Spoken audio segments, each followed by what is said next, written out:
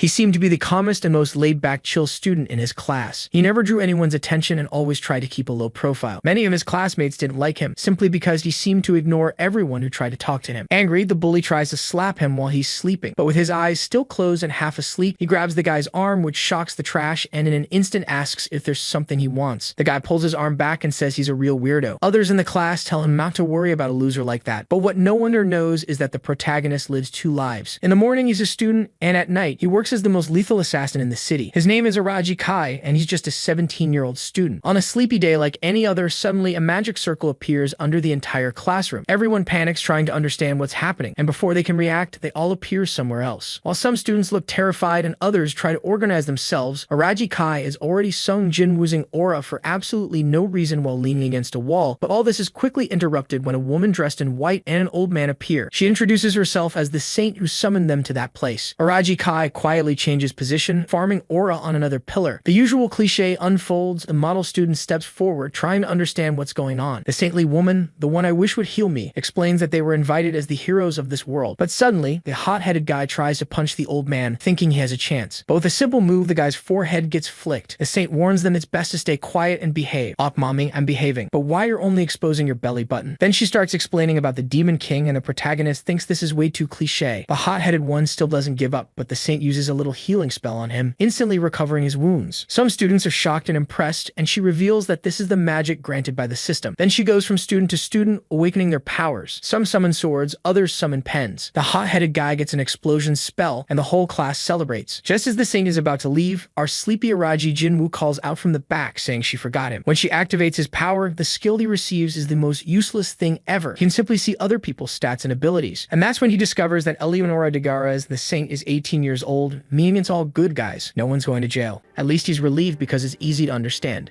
Then he feels something at his side. It's Arashi, punching him into the ground. Apparently, he tried to hit the protagonist and asks, "Hey, idiot, what'd you think of my explosion, huh? What did that little red eye of yours see?" The others laugh at him just because he has a red eye. They treat him like the class loser. "You guys want to pick a fight with our aura farmer?" Naga says that's what he gets for thinking he's special and being last to receive a talent. Araji, though, doesn't understand why they're acting like that. They don't even have enough info to know what will be useful. Besides, the divine protection feels like a borrowed power. Who knows when it might be taken away? And he's sure there are countless other ways to kill people. The saint cuts through the chatter, saying that now that they've received protection, it's time to start learning how to use these powers to kill the Demon King. She asks that for today, everyone rest. Later that night, each of them is taken to their rooms. Araji, however, decides it's time to start the second shift of work. He's going to gather information. Some guards are patrolling around the castle, complaining, "Damn, why the hell are we walking back and forth out here?" Another one answers it's because the so-called heroes showed up and they can't be allowed to escape.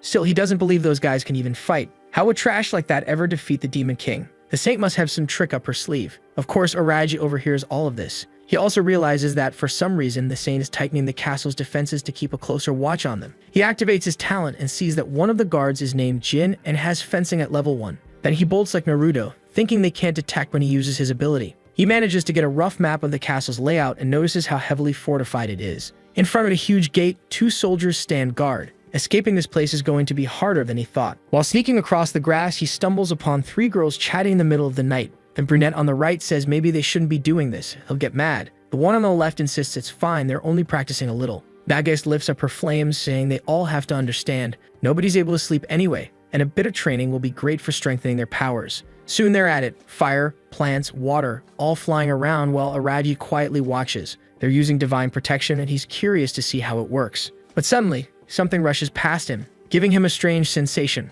One of the girls glances sideways, wondering what that weird noise was. Before they can figure it out, a huge beast bursts out of the bushes in front of them. The 3 freeze in confusion while Araji wonders what kind of lizard this is. He's never seen this species before. He uses his power and learns it's a 4-year-old lizard Val, aggressive but without any special abilities. The problem is that its stats are way higher than the girls. The monster raises its head, inhales, and unleashes a roar. The girls start running, but the creature charges right after them, while Araji observes from a distance. Its aggressive nature drives it to attack without hesitation. It moves quickly, but its legs only carry it straight forward. No strategy, no real intelligence. Araji decides to test its skin's durability, so he throws a knife. It hits, drawing only a shallow cut. The beast halts for a moment, and Araji notes the throw was effective, though the wound wasn't deep. The trio is sprinting in panic when Nagata stumbles on a rock and falls. She's scrambling to get up, but the lizard is already closing in. Seeing how near it is, she screams desperately, but the creature is already swinging its claw. She raises her arm and cries out for help, when suddenly,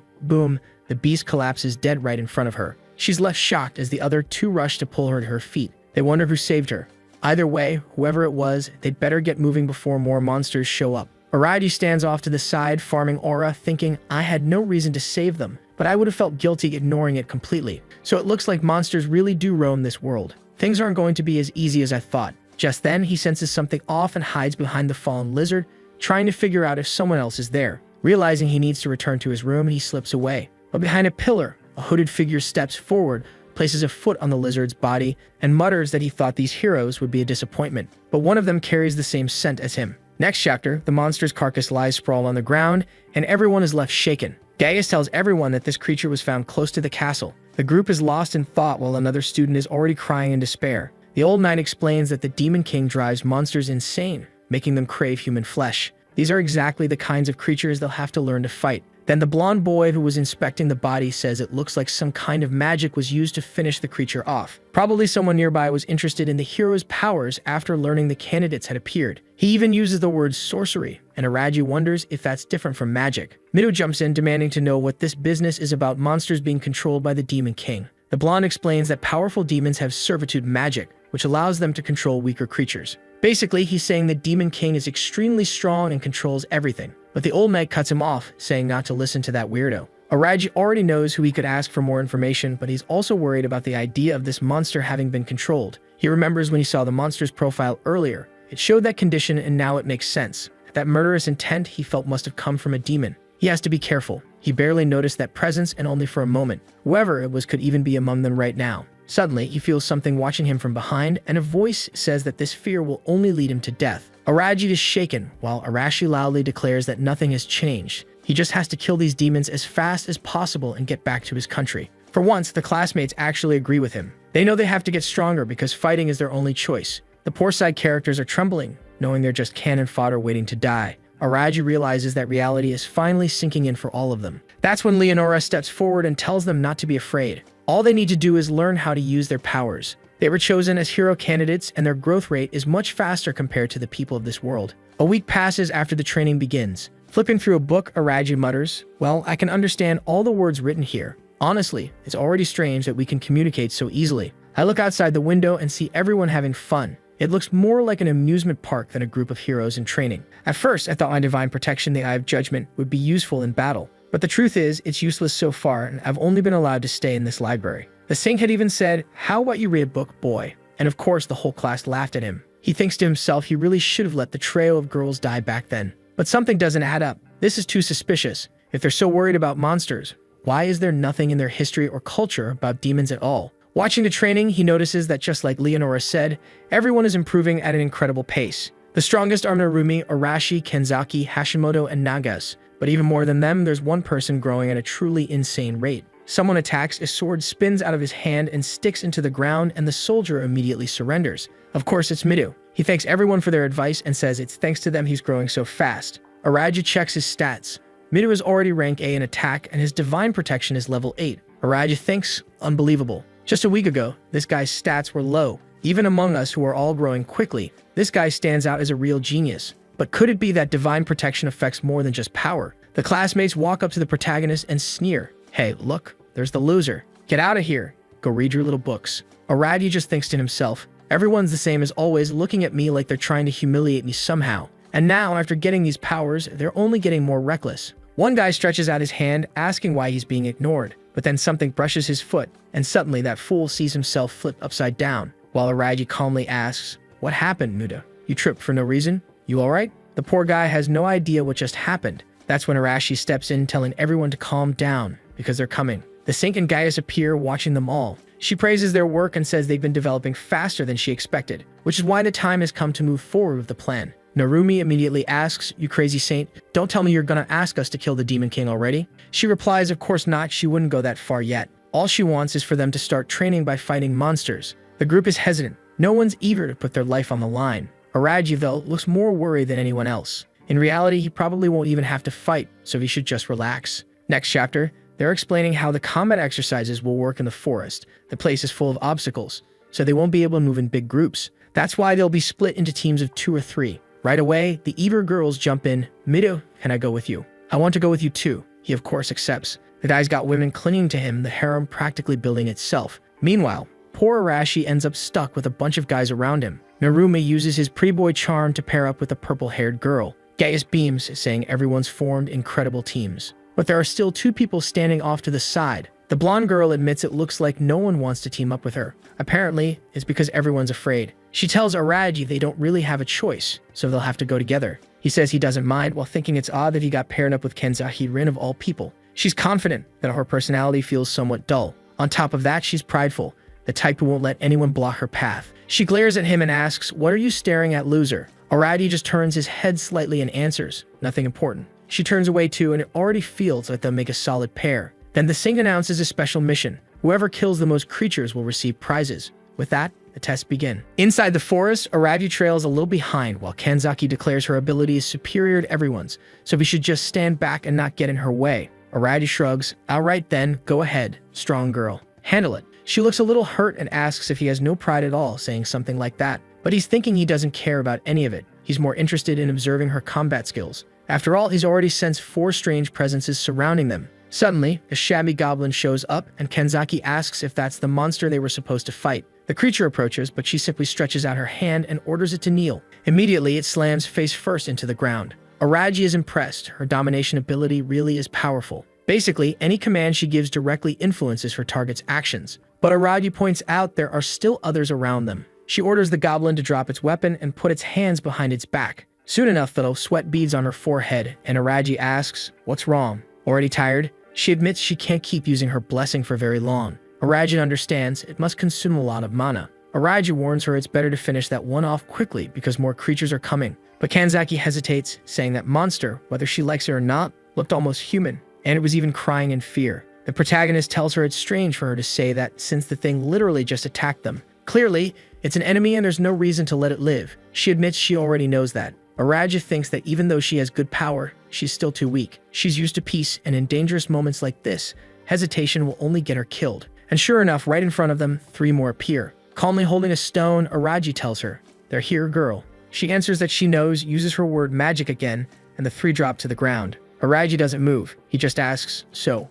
what are you going to do now? Tell me." She snaps at him to stop standing around and do something to help her. But he replies, "Wait, weren't you the one who told me not to do anything at all?" Realizing she's contradicting herself, she says, "Fine then. She'll do whatever it takes." She orders the monsters to snap their own necks, and incredibly, it works. Araji thought they'd hesitate and she'd have to improvise somehow, but no, it actually worked. Even he's impressed. "You can force a command like that?" She admits she can, but unfortunately, it's harder and the success rate is low. Now that she's felt how it works, she realizes it won't be easy. Araji reminds her that these monsters are enemies who attack them. Whether they're creatures or even humans, they have to kill anyone who tries to kill them, unless she's not interested in staying alive. Kanzaki frowns, asking why he's so calm when he doesn't even have a power. He tells her not to worry, staying calm is one of his better traits. Then he asks, "So, what now? You want to head back since you're scared?" Kanzaki freezes for a second, but turns away, saying, "No way, we're moving forward." Araji thinks that since she's this motivated, maybe their team will work out after all. They start wondering how the others are doing. Narumi is sprinting through the forest in a panic with the only girl who agreed to team up with him. He asks what they should do, and she admits she has no idea. She thought the monsters would be weaker. Suddenly, Narumi stops and declares it's all or nothing. At the same time, he unleashes a burst of wind, she launches a rock bullet, and they combine the attacks to hurl a massive stone. But when it crashes into the creature, it doesn't do a thing. Narumi stumbles back, terrified at what they've run into. Turns out they're up against an armored bear. That's just cruel, throwing side characters against something like that. Next chapter, Kanzaki is thinking she has to give everything she has so she can return to her world and see her grandfather. She's sure he must be very sad without her right now. Araji, however, asks, "So, what's the plan, girl? Feels like we're kind of lost, don't you think?" She tells him not to worry. They're moving in a straight line, so all they need to do is keep going and then head back. But Araji responds that she's underestimating this forest. She snaps at him to shut up, and he realizes her biggest flaw is that she's overly confident and full of herself. He tells her to stop staring at him, when suddenly they both hear a scream. Kanzaki instantly recognizes it as Hashimoto's voice. When Araji asks what they should do, she says they're going to help. He finds it odd. Why is she suddenly acting so kind? She tells him to quit nagging and hurry up. Elsewhere in the forest, Hashimoto is being slammed to the ground, completely battered. Narumi shouts, asking if she's okay, and she answers yes, but begs him to just run. He grabs her, saying there's no way he's leaving her behind alone. Nice words, but when he looks back and sees that armored bear's paw coming down, he nearly soils himself. Then suddenly, some power freezes the monster in place. It's Kanzaki using her command ability. Narumi asks what they're doing there, and she warns it won't last long. Araji glances over and realizes, of course, her power is weaker against stronger creatures. He asks if Hashimoto can move, and Narumi says she's in a lot of pain but at least still breathing. Araji tells him to throw her over his back and get out of there. Narumi insists he wants to help, but the protagonist snaps that he's risking her life by staying. That's all it takes. Narumi slings her over his shoulder and says, "Thanks man, I'm out. Later, bear." Now the problem is Aravi's to handle. He activates the Eye of Judgment and it reveals the beast's defense is rank A. Its fur is thick, and the armor looks impenetrable. On top of that, it has the odd trait of being a mutant species. Kanzaki warns she can't hold it any longer. Arati says that's fine. It's enough. They'll run too. But as she turns, she suddenly collapses, legs trembling from overusing her energy. The bear starts lumbering closer, and Araji realizes he'll have to act. And out of nowhere, the kid pulls out a smoke grenade. Where the hell did that come from? The boy looks up his soldier. He tosses it, clouding the beast's vision, then scoops the grenade casing back up and tells her, "Relax, I'll handle this." He tells her to keep quiet. She covers her mouth, confused, asking what kind of smoke bomb that was. He explains casually, it's one he made while everyone else was training. But that's a lie. The truth is, he always came to school loaded. Weapons, knives, a smaller knife, grenades, everything. Kanzaki apologizes, calling him the stereotypical American civilian, and he asks why. She admits that she was the one talking big about saving everyone, but in the end, she was the one saved. He tells her not to worry about it, but she's blushing, saying she wants to thank him properly. He waves it off, telling her she's too soft-hearted. That's probably why so many people like her. She's about to say something else, but he tells her again to shut it before the bear comes back. She asks if they should run, but he says, no way. That bear's still nearby and will just get spotted again. Sure enough, the armored beast crashes into the path of the fake protagonists of this story. And that silly guy really did gather a harem already. First mission, and it's starting like this. He activates the evil-slaying sword and charges forward, or at least he activates it, freezes up for a second, then rushes in. The bear lunges to bite, he dodges, grips the sword tight and hacks at its arm, managing to land a blow outside the armor. But the skin underneath is tougher than expected. Then Naga's hurls a blazing fireball, screaming for the monster to die. The attack hits hard, actually tearing into it. That girl came in hot. Mido praises her, but the bear lets out a roar that snuffs out her flames. It fixes her with a glare, and she stammers in disbelief, asking how that's possible. He tells her to calm down, reminding her that her attack worked. The beast is clearly moving slower now. If they keep pushing and fighting together, they can take it down. She nods, and the trio of trouble continues the fight. But from the shadows, a sharp-toothed figure watches, muttering that it's only a matter of time. He's the veteran assassin known as Demon Delphus. Unfortunately, the armored bear won't be able to beat them. Their rapid growth and composure are astonishing, especially that boy. This was supposed to be a simple patrol mission, but now the plan is going to change. This has to end right now. Mido slashes again, and the giant bear is already shredded. He shouts that it's time to finish it and drives his sword deep into the beast. Meanwhile, the demon watching mutters that the boy will take this lesson to the next world. The most dangerous moment in a fight is when you think you've already won. He's about to strike when suddenly, there's a knife right at his face. He freezes, trembling with an overwhelming sense of death creeping over him. Araji steps out, aura flaring, and says his parents taught him the biggest mistake an assassin can make is believing their enemy is dead. The demon drops his dagger awkwardly, thanking Araji for the lesson, saying he'll remember it. But inside, he's shaken. How did this kid get so close? And worse, that wasn't even supposed to be the focus here. He needs to find a way to escape. But that chance vanishes when a blade slices into his calf, dropping him instantly. Araji approaches calmly, warning him not to scream. If he does, he'll die much faster than Araji wants. He says he'll ask some questions, and the demon had better answer truthfully. Any lie means instant death. First question, who is he? But instead, the demon snarls, who the hell are you, kid? Araji drops a cringeworthy line. I am one who lives in the shadows, someone from another world. The vampire-like demon is rattled. What kind of ominous presence is this?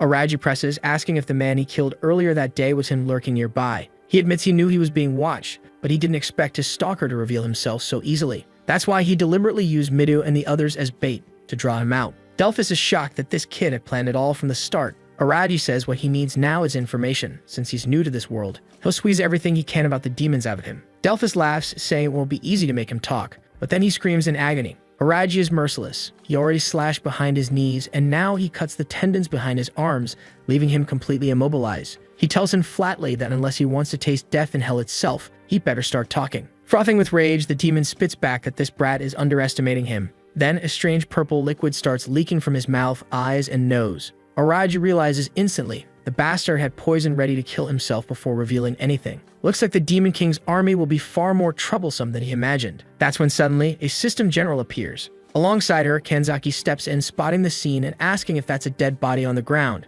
Araji clearly didn't want anyone knowing about his abilities. He immediately demands, since when rewatching. She admits she'd been there since the moment the demon hit the ground. So Araji explains the truth, that this guy was an assassin from the Demon King's army, and the strange power emanating from the bear was connected to him. Kanzaki asks if he's saying this person was trying to kill them. He answers that it's more than obvious. Of course they'd be targeted. They're the hero candidates. Did she really think they'd just live an easy life? She admits she was being naive, but asks how he noticed the assassin without being noticed himself. Strangely, Araji decides there's no reason to hide it, and reveals his family were assassins. That's why he can easily detect people in the same line of work. The claim is so outrageous that Kanzaki is stunned, blurting out that he must be insane. Araji simply replies that whether she believes it or not doesn't matter. What does matter is the corpse lying at their feet, that he's certain of. Besides that, he warns her not to tell anyone what she just saw. The class will already be shaken enough because of Hashimoto's condition. Kanzaki agrees, saying it's fine since he actually seems like a good person.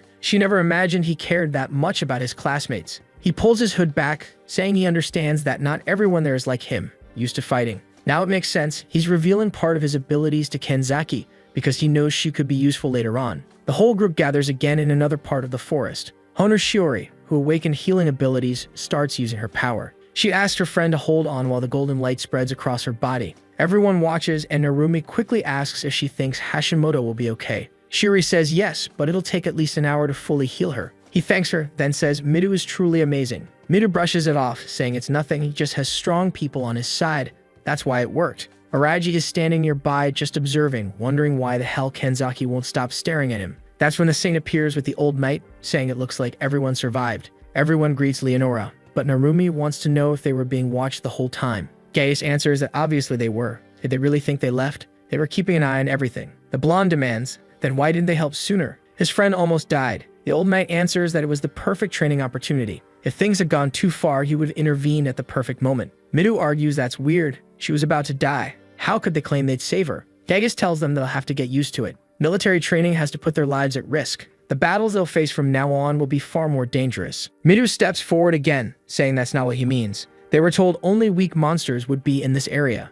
Leonora steps forward and explains that it was the work of a demonic assassin. Of course, nobody understands what that means. She clarifies that armored beasts don't normally live here, so most likely the assassin was scouting their strength as hero candidates. The old knight adds that if that's the case, then the assassin is still hiding somewhere. Leonora agrees, saying they truly need to strengthen their defenses. She urges them to understand that this is actually a good sign. They need to get stronger, or soon every one of them will die. The students look uncertain. How could they possibly get stronger than this? They were already training hard every day and risking their lives. Midu tells her to stop. This is going too far. Everyone is shaken after that fight. She admits maybe it is too much, but if they don't grow stronger, they'll die. Of course, this doesn't sit well with the so-called hero, who thinks this woman clearly doesn't care about them. That's when Arashi finally reappears after so long, shouting that she summoned them here just to throw them to their deaths. In a flash, Gaius steps in front of Leonora, warning Arashi to watch how he speaks to Lady Leonora. Everyone realizes it. If they keep mouthing off, the old knight will beat them down. Midu tries to calm things, but Arashi keeps going, saying that woman must have a death wish,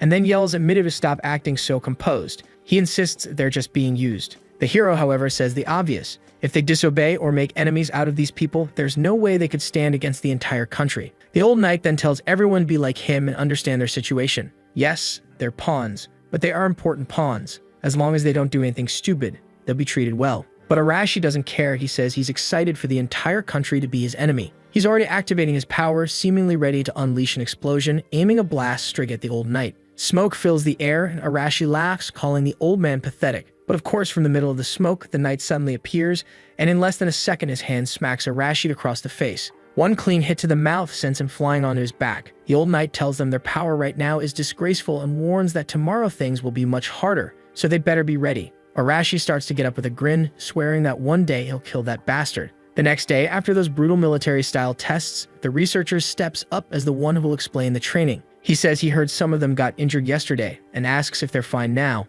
Hashimoto says yes, she was wrecked yesterday, but after being healed, she's doing okay. The blonde asks about the guy who got punched in the face. He doesn't answer, but it's clear he's fine. The blonde remarks they're lucky to have someone nearby with divine protection. Now it's time for him to explain today's training. They're standing in his research area, and he's bringing out monsters for them to practice against. Midu asks if the monsters are inside that building. The blonde just puts his hand to his eye and says it'll be easier if they take a look. The doors open, and inside the cages are tired goblins. Oh my god, put those poor things down already. They don't even deserve to live. There's also a starving lizard. And great, at least one ogre. Okay, so it's basically a whole prison full of creatures, and they're walking around observing them. The blonde explains that all of them are monsters he created himself for his experiments. And honestly, he doesn't give off good vibes at all. The saint says this is Steady's laboratory. He's supposedly perfect for training soldiers. He answers cheerfully that he's glad to help, collecting data on the monsters. But Midu already notices something feels very wrong here. Not long after, they're standing in the middle of an arena, and the monster tests begin. From above, Araji watches, noticing that everyone's surprisingly calm. They're being forced to fight, but it seems the experience in the forest yesterday toughened them a bit. Still, when he sees Nagas fall to the ground, he realizes they're still afraid deep down. She gets up exhausted, while the ogre in front of her looks more like a puppet, huge, deadly, yet barely moving. Midu complains to Steady that this monster is way too strong for her. Steady just smiles and says he doesn't think that's the case. Besides, Leonora told him to keep training strict, and Midu is wrong. Since they have divine protection, they shouldn't be losing to a monster of this level. That's when Nagas snaps, shouting she's sick of this. She conjures a massive fireball, declaring that the most important thing in battle is willpower. Well, that's actually Steady's line, saying that's exactly why they can't hesitate, because hesitation could mean death. Midu asks if they really stand a chance. The blonde says of course they do. Thanks to divine protection, they can unlock new derivatives, new skills. At that moment, Araji passes by and Midu asks if something's wrong with him. Araji tells him that with the Eye of Judgment, he can see the boy gained a new skill, something called Divine Attack of the Kamikaze Monster, Protection Level 1. What a terrible name, he thinks.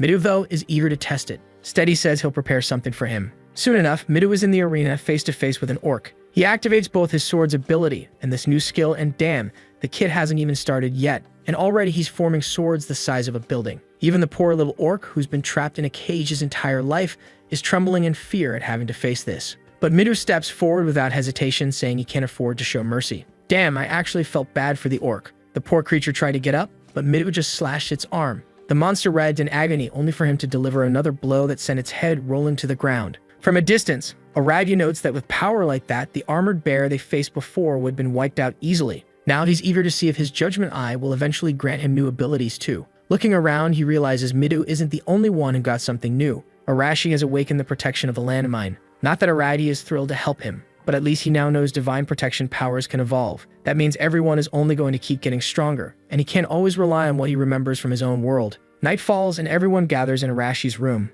Narumi asks if he's serious, and Arashi confirms. The plan is to kill Gaius. After that, they'll tie up Leonora and force her to reveal how they can return to their world. To be honest, their chances are slim to none, but it's not the worst plan since clearly this world isn't treating them well. The idiots are fired up, shouting things like, "Yeah, it'll work, let's kill them all." Arashi asks Narumi for help too, saying he must be sick of those people's attitudes. Narumi asks if he really thinks they stand a chance. Arashi admits he's not sure, but insists that if everyone works together, their chances improve. Narumi is afraid of dying, but he also realizes the missions they're being sent on are far from safe. After some thought, he agrees to join the plan. Next chapter, training continues. Midu shows off his massive sword while everyone else practices honestly. Araji can't stop watching, thinking about how hard the guy works, trains tirelessly. Midu responds that he's still weak, so he has to keep getting stronger. But Araji points out that he could probably already beat half the knights in the country. Midu, however, says that's not enough. To defeat Gaia, he needs overwhelming destructive power,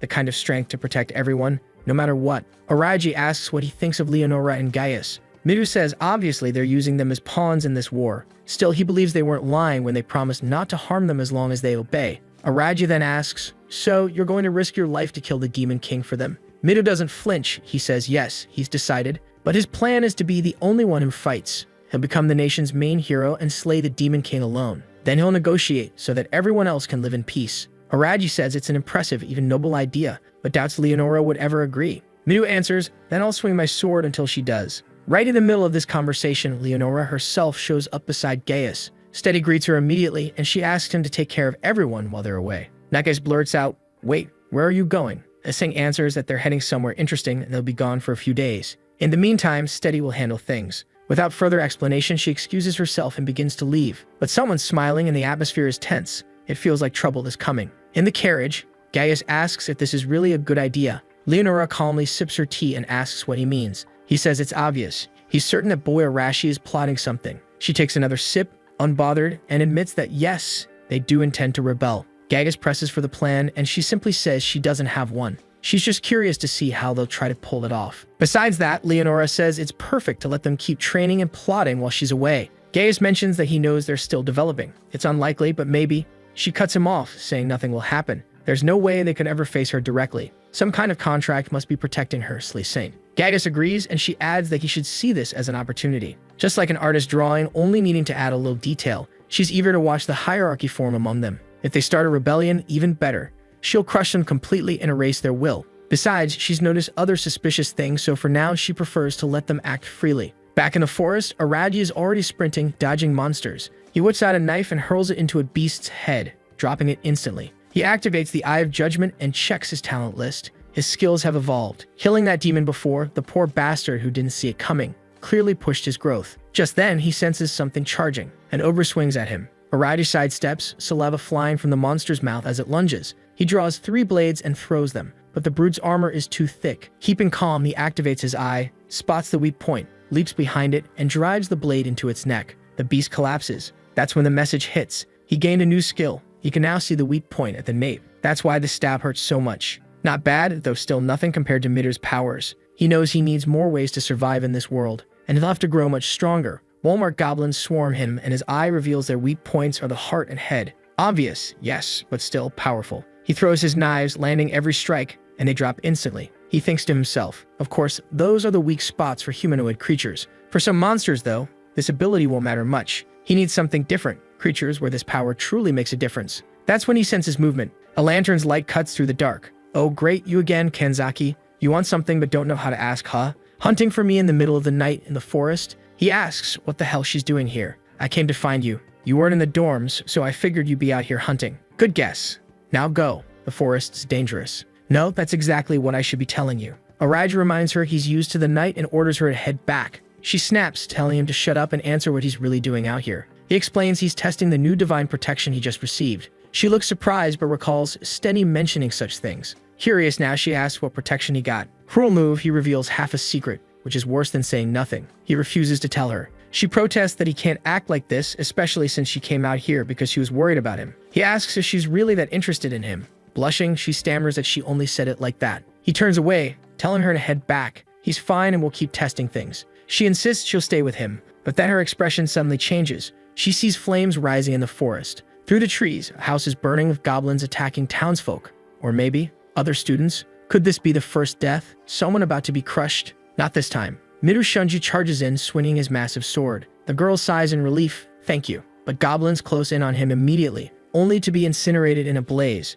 Nagas, irritated after being woken up, mutters that she was having such a nice night's sleep. So, what's going on here? Arashi says it doesn't matter. They don't have time to complain, only time to deal with it. While the fire rages, our protagonist and his partner rush forward, trying to figure out why the dorms are in flames. Monsters are everywhere, and Narumi breathes a sigh of relief seeing they're both okay too. Araji demands to know what happened. I was gone for 10 seconds and now everything's burning. What the hell went down? But no one has an answer. Araji, though, already suspects this is the work of a human. They need to track this person down fast. Suddenly, a voice remarks that his judgment is sharp. It's steady. Knew it? Could never trust that blonde. No normal person runs a lab breeding monsters for experiments. Araji asks if these creatures weren't the ones he'd been raising. Steady admits they are his little cuties he's been preparing. On top of that, he gave them medicine to toughen them up a bit. Otherwise, they'd be useless. Araji presses him, asking why he'd do this. Was he trying to kill the hero candidates? Steady explains that, unfortunately, those were orders from above. He was told to wipe out the candidates, even if it meant sacrificing his current position. He insists he has nothing against anyone there, but this was his mission, and he has to see it through. Kanzaki, confused, asks if he's saying the order came from Leonora. Steady scoffs. No, not from a viper like her. The order came directly from the Demon King. Now everyone's shaken. What kind of connection does he have with that guy? Steady says it's not hard to understand. He's been given a role as a researcher for the Demon King, which is a far better deal for him. Araji calls him out for giving himself over to darkness, betraying everyone just to run twisted experiments. But Steady spreads his arms wide, proclaiming that humanity will never understand the beauty of these creatures. He lives only to study the magnificent nature of monsters. Meanwhile, flames roar, chaos spreads, and he's standing there with arms wide open. Then he orders his creatures to attack. Goblins charge forward. Araji calls for Kanzaki, who immediately activates her power, freezing the monsters in place. She commands them to see Steady as their enemy. But Steady just laughs, saying it's useless. With a single command, her influence vanishes. Of course, he's a scientist, as if he wouldn't know how to handle rebellious monsters. The Walmart goblins rush them. Araji draws his blade, telling her to get back. One slash to the neck, another, 3 down. Steady claps, praising the scene, saying there are plenty more where those came from. Another wave of creatures comes barreling at him, but Araji stays calm. A slash across the stomach, a stab to the head, done. A golem lumbers up behind him, but Araji swings his leg in a brutal kick. The beast stiffens and collapses to the ground instantly. The kids carrying the whole team, and now the monsters themselves are in shock. But where's that so-called hero Midu, the mighty one? Nowhere in sight. Clearly, no one knows about Araji's true power because even Steady is baffled, wondering why his monsters are falling to this boy without divine protection. Araji activates the Eye of Judgment, scanning Steady's stats. Every offensive attribute is ranked F pathetic, but then he notices the condition, half demon, and the domination skill. That's why Kanzaki's powers weren't working on the creatures. Suddenly, Steady says he didn't want to resort to this, but he has no choice. He lets out a sharp whistle. Araji narrows his eyes, asking what the hell he's doing. Steady just smiles and says, "You'll find out soon enough." Suddenly, the protagonist flinches and has to dodge to the side as a fireball slams into the ground at his feet. And just like that, damn, the guy summons a dragon. The beast immediately inhales, preparing another fiery breath, while Steady smugly declares that yes, he has a red dragon. That's his trump card. The creature charges forward, smashing through houses, sending stones flying everywhere. Kenzaki freezes in shock, saying there's no way to dodge that, but Araji reacts fast. So fast, it's almost ridiculous. Just a single step back and he's clear. He asks if she's alright and orders Narumi to take care of her while he handles this. But seriously, where's the so-called hero? Did he die? Where the hell is he? The dragon bears down on him, ready to finish him off, and that's when Araji spots it, the weak point beneath its neck. Finally, his ability has found a real purpose. As the beast swoops past, he ducks under and slashes at the spot, but his cheap dagger snaps on the first strike. The dragon barrels past, its bulk crashing down, and Araji realizes that with his current power, there's no way he can end this fight alone. Just as he wonders what to do, Arashi makes his flashy entrance. He leaps from a rooftop, smashes the dragon across the face, and lands near its knee, grinning, asking what the lizard thinks of that. The dragon answers with a fire blast to his face. Surprisingly, instead of being roasted, he just ends up singed, a little smoky but standing strong. Seeing this, Araji thinks to himself, this bastard really did get solid powers, strong and tough. Arashi smirks, saying it hurt. But before he gets carried away, Araji steps up and tells him to listen. They'll have to work together to bring this beast down. Of course, Arashi scoffs, asking why he'd ever need help from trash like him. Araji stays calm and admits it's because he can see the weak points, but he doesn't have the strength to hit them properly. Arashi sneers, saying it sounds like the rookie's begging for help, not that he's interested. But Araji just warns him an attack is coming. And sure enough, the two of them leap aside as the dragon's massive tail sweeps past. In midair, though, the beast is already preparing another breath, and this time Arashi takes the full blast. He's scorched badly, almost done for. Araji asks him flat out, "So, you think you can do this alone?" Arashi, surprisingly, doesn't hesitate. He admits he can't. He asks where the weak point is. Araji explains it's in the scales just under the neck. Strike that exact spot, and it'll take far more damage. If he combines it with his destructive explosion, the beast will fall. Arashi nods, saying fine, and he'll trust him this time. From a distance, Steady shouts, confused why the dragon has stopped moving. Then he raises his voice like it's a duel in Yu-Gi-Oh, commanding the red dragon to kill him. The beast roars, the wind alone knocking them off balance, sparks filling the air as his voice shakes the ground. Araji dashes sideways, throwing knives to draw its attention, trying to create an opening for Arashi. The dragon snaps at him, but he keeps slipping just out of reach, forcing it to follow. Meanwhile, Arashi circles toward the neck, sliding into position with a smirk, saying he knows what needs to be done. He ducks low, activates his destructive explosion, and slams the strike right into the weak point. The dragon shrieks in agony before crashing to the ground, defeated. Steady can't believe his monster has fallen. Arashi grins, boasting it was too easy. Araji, unimpressed, tells him for someone who just got roasted, he sure talks a lot. Then he turns to Steady and asks if he still wants to keep going now that his trump card is gone. Steady insists yes, he still has countless other creatures, until he realizes every last one he brought is already lying dead on the ground. And of course the missing hero Mido finally shows up, not from fighting the dragon, but surrounded by 4 girls. He smugly says, "Looks like the only one left is that bastard." Steady thinks about running, but just then Narumi appears at his side, saying he's not going anywhere. Startled, the fool stumbles like a complete idiot, nearly falls flat, but gets caught by a water spell. As soon as he lifts his head, a sword is already pressed to his face. Araji glares at him, saying this bastard wasted the whole night that should have been for resting on a pointless fight like this. Steady panics, begging for calm, promising to tell them everything if they don't kill him. But suddenly, his eyes turn red. No one understands what's happening. Then purple tears stream down his face, and just like that, he's dead. Araji comments that he must have been under some kind of curse. Mido guesses it's because he was about to spill information. Meanwhile, Araji's mind lingers on the Demon King. The enemy never stops, always sending someone after them. A day after the incident, someone says it's unbelievable. It's the Saint Leonora looking troubled, saying she's deeply concerned that something like this happened while she was away. Narumi shoots back that she should take responsibility, since she was the one who left Steady in charge of everything. Leonora laughs softly, apologizes, calling it a misunderstanding. She explains she never thought a demon tamer that weak could cause so much trouble. That's all she meant. The meaning is obvious enough. Nagase asks if she already knew he was a spy and still allowed him to act. Leonora only repeats that she warned them training would grow harsher, and this was part of it. One of the students snaps back, calling her a witch, asking if she realizes most of them nearly died in their sleep. Gaius cuts him off, telling the child to control himself and blaming him for being careless while sleeping. Araji knows it's insane, but in a way, they're not wrong. He reacted too late to the monsters and only stepped in when things were already dire.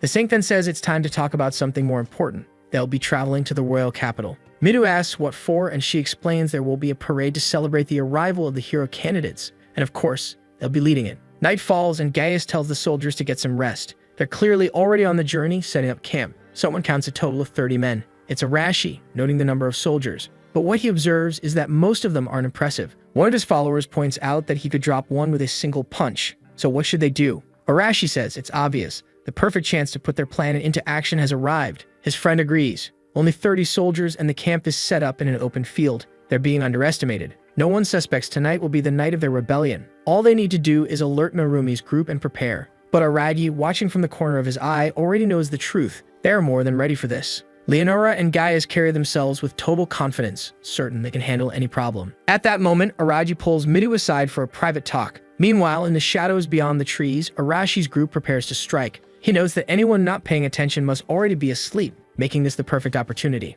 Narumi agrees, giving the order to begin. But just as they move, Midu and his group step into view. He takes a step forward, declaring that he heard about their plan to kill Leonora and Gaius. Naturally, Arashi demands to know who the bastard was that revealed it. Midu just says he overheard while passing by. Nagas asks if they're really plotting something this insane. Sure, Leonora and Gaius are a pain, but this crosses the line. Arashi snaps back that the insane ones are them, for seriously thinking they keep obeying and serving as lapdogs for those two. Midu admits the situation isn't exactly good for them, but insists they need to find another solution. Arashi snaps back, telling him to come up with a better plan then. Midu says his plan is to become strong enough to defeat the Demon King alone. In exchange, he'll demand safety for everyone else. Arashi laughs, telling him to wake up like Leonora would ever listen to something that ridiculous. But Midu insists that once he has the strength to make it happen, he'll also have the strength to negotiate. Even so, Arashi responds that it's out of the question. He doesn't want some so-called hero protecting him. So Midu better step aside because he's not taking back what he said.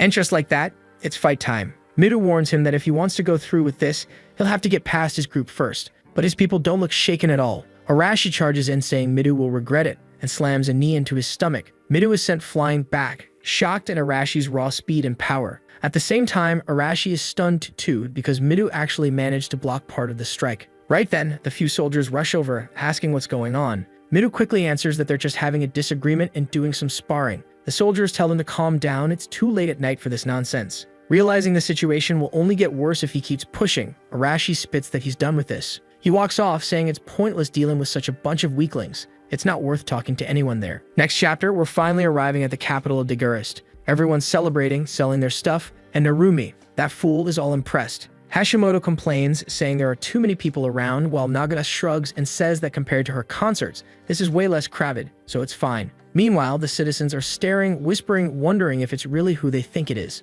Gaius shouts for everyone to clear the way, announcing that the candidates for heroes have arrived. The crowd raises their arms, yelling, "These are God's chosen ones. They're incredible." The heroes of Team 1 stand there confused while everyone cheers wildly. Except for Midu, of course, acting like a tough guy again. Honestly, he's getting tiring, really looking like he deserves a good beating at this point, strutting around with his arm raised like he owns the place. Naturally, Arashi isn't thrilled, while the protagonist realizes that people actually put a lot of faith in these so-called heroes. Kenzaki feels uncomfortable with the thought of so many lives depending on them like this. Araji, meanwhile, notices the castle towering over the city. At the very top, King Rains welcomes everyone, telling them to rest after their long journey, and that's exactly what they do. Some collapse straight into bed, others go off to heat things up. But later that night, there's a grand feast, and by the next morning, Mido's already out training again. The protagonist, as always, is off farming aura and gathering information about the region. He notices a heavily guarded gate, realizing it's riskier than he thought to move around inside the castle. By the way, when I said Rains was the king of the kingdom, I misspoke. He's actually a holy knight. Anaraji quickly sees that this man has serious influence in the city. He observes him talking to soldiers asking, "Where are the hero candidates?" Rains calmly replies that the kids are resting in their rooms. The soldiers want to know if they're truly the ones chosen by the creator and God. Rains answers that he's already noticed they're far more powerful than children have any right to be. The knight admits he knows this, but he's worried about the Demon King's followers. Allowing the heroes to enter the capital so openly will definitely stir those people into action. Some mustached fellow agrees, saying there's been too much suspicious activity lately.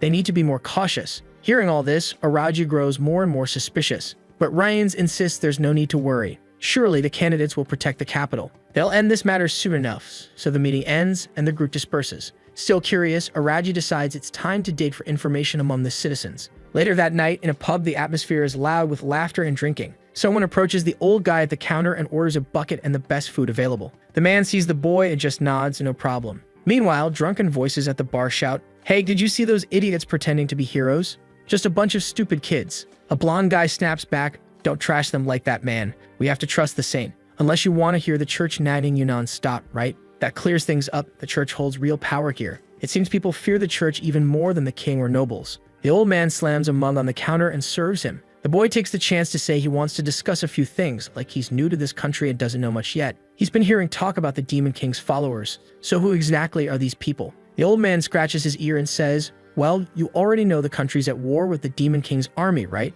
And from what they say, that guy is terrible. He's got powers that easily tempt greedy humans, so a lot of people end up corrupted. From the looks of it, some of those working for the Demon King are even among the nobles." Araji says that's truly awful, while thinking to himself that this place feels like it has some kind of terrorist organization. Walking through the city, he realizes that everyone genuinely believes the heroes will defeat the Demon King. That faith, along with the existence of his followers, is exactly why the hero's presence makes everyone restless. Suddenly, Kenzaki shows up, saying she found him again. Seriously, this girl must have a bloodhound's nose. There's no other explanation. She asks what he's doing, and he replies that he's gathering information. They're in an unfamiliar place, so that's just basic. Hesitant, she admits she understands, but warns him it's dangerous to be wandering alone. On top of that, if he ever needs help, he can just ask her. You can already tell he's stringing her along with his aura farming act. He waves her off again, saying, "I'm fine, really. Just go stay with the other students." But she insists he stands still right there. Looks like she's not actually leaving. She pushes him to accept the help she's offering. Araji says fine, he'll accept. He's rushing too much into digging up information about the royal capital anyway, so why not? Let her talk with the townsfolk. The poor girl falls right into his trick, leaves happily humming, while a hooded figure nearby chuckles quietly. Back home, he realizes he didn't manage to learn anything useful, but he did discover the existence of a new enemy. Just then, a loud commotion breaks out, making him wonder what's going on so late at night. He arrives in a hall where all the candidates are gathered. He asks what's happening, and they explain Kanzaki has gone missing. Ronia was the first to notice, since they're roommates and now everyone's out searching for her. Araji realizes that no one noticed he'd been gone except Kenzaki herself. Really? No one cares about the boy. But whatever. That's when Midu wants to know if he has any idea what happened. He says no. Unfortunately, he doesn't know anything. He was sleeping in his room. Midu looks downcast, then tells everyone it's obvious she isn't in the castle. With dawn about to break, they'll have to start searching for her. Honestly, they should be searching at night. The girl could be suffering all kinds of cruelty right now, and they're going to wait for the sunrise. Nivese agrees, while the protagonist thinks it'll be too late. Still, he understands that most people must be asleep at this hour, though deep down he knows delaying is the worst thing they can do. So he heads outside to search. They go back to where he had run into her earlier and find her student ID card lying on the ground. As he bends down to pick it up, 4 men suddenly appear, coming at him from all sides. The protagonist dodges the first, stares him down, startling him, then grabs his arm and pulls him into another, making them crash into each other. Spinning around, he kicks another one straight in the face, sending him to the ground. A brawl breaks out, and within seconds, the last one left is trembling. Araji tells them they're poorly trained as spies and lousy soldiers on top of that. They all seem like ordinary humans, so what are they doing here? The man hesitates, but Araji warns that now he'll have to spill everything. Meanwhile, somewhere else in the city, Kenzaki is tied up with her arms stretched out, furious, while her captors mock her, saying she looks fisty. From the look of it, she still intends to fight. She says her answer will always be the same. She's not going to reveal a single thing. The man asks her not to be so cruel. They just want to learn a little more about the candidates. And obviously, right? Villain in a Japanese story, what do? They immediately go for the cut. asking how long she can keep her mouth shut. But while they're plotting, they're already being watched by the king of the pillar, who once again notes that these guys were just ordinary humans. Hard to believe Kanzaki was even captured. The strike comes sharp. 2 knives fly and pierce both their skulls. Their bodies drop lifeless to the floor while she's left stunned. Then the tough guy appears, saying, "Hey, are you okay?" She's still in shock, apologizing, but he just tells her to keep quiet, not make too much noise, and need to get out without drawing attention. She thanks him again, but right then, Araji feels that strange sensation once more. He stands and glances between the pillars, where something seems to be approaching. In an instant, a knight steps in and strikes the ground hard. And doesn't he look like Rains? The man rises, saying it's impressive he managed to dodge. Of course, it's that bastard declaring that Araji needs to be killed, calling him far too dangerous a candidate. The protagonist remembers, so this bastard really is from the Knight Order. What's he doing here? Rains admits it, yes, he is, or maybe it's better to call him a general of the Demon King's army. The protagonist prepares himself, thinking this cursed capital is crawling with enemies. Truly, this country was on the verge of collapse. Rains tells him to give up. The end is inevitable, because all the candidates will be killed. As Rains gets ready, Araji activates his eye. Rains Walter, 28 years old. And as always, something feels off. He didn't have any ability suggesting demonic possession. Plus, all his stats were rank B. Definitely not someone to underestimate. Rains glares again and charges, swinging his blade. Araji dodges, but in midair, the man locks eyes with him, activates a magic circle, and fires all 3 fireballs. The protagonist hadn't expected this bastard to use magic too. As he leaps away from the fireballs, trapped midair, Rains rushes in, declaring that his end has come. Araji tries to throw another knife, but the man sneers that it's useless. He activates the eternal flame on his sword and says it's over for the candidate. He raises his weapon for the final cut, when suddenly bang! The silver one pulls out a Glock and shoots him right in the forehead. Rains tries to form a magic circle, but the protagonist just formed an American circle instead. Poor guy drops dead instantly. I'd almost forgotten that bastard still had that Glock in his pocket.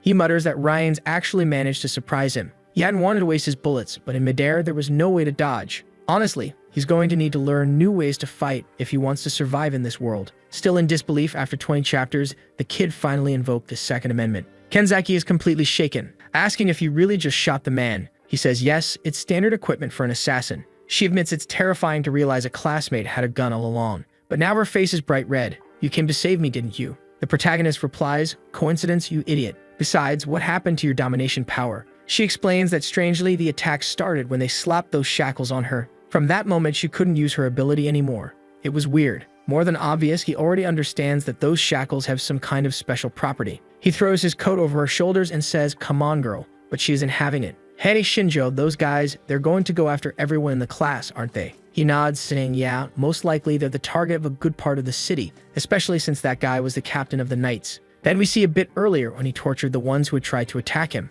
The man was begging to live, but Araji told him it would depend on what he revealed. The guy dropped to his knees, saying, I'm just following orders. Everyone said the candidates are enemies of the Demon King, and we had to kill them. Araji pressed him, asking if they had killed Kanzaki. The man replied, no. Of course she was still alive. They were planning to keep her captive for a while to lure the other heroes and get information. That made it clear to the protagonist that these people were everywhere, in large numbers. The sun was rising, right? And that's exactly when the others would have started searching for her. Luckily, Araji went out during the night and saved her. The protagonist also notes that this man who gave information didn't die from a curse, unlike Steady before. Kanzaki realizes that these people were Demon King worshippers, even without any demonic powers. She had thought the people of this world were all allies.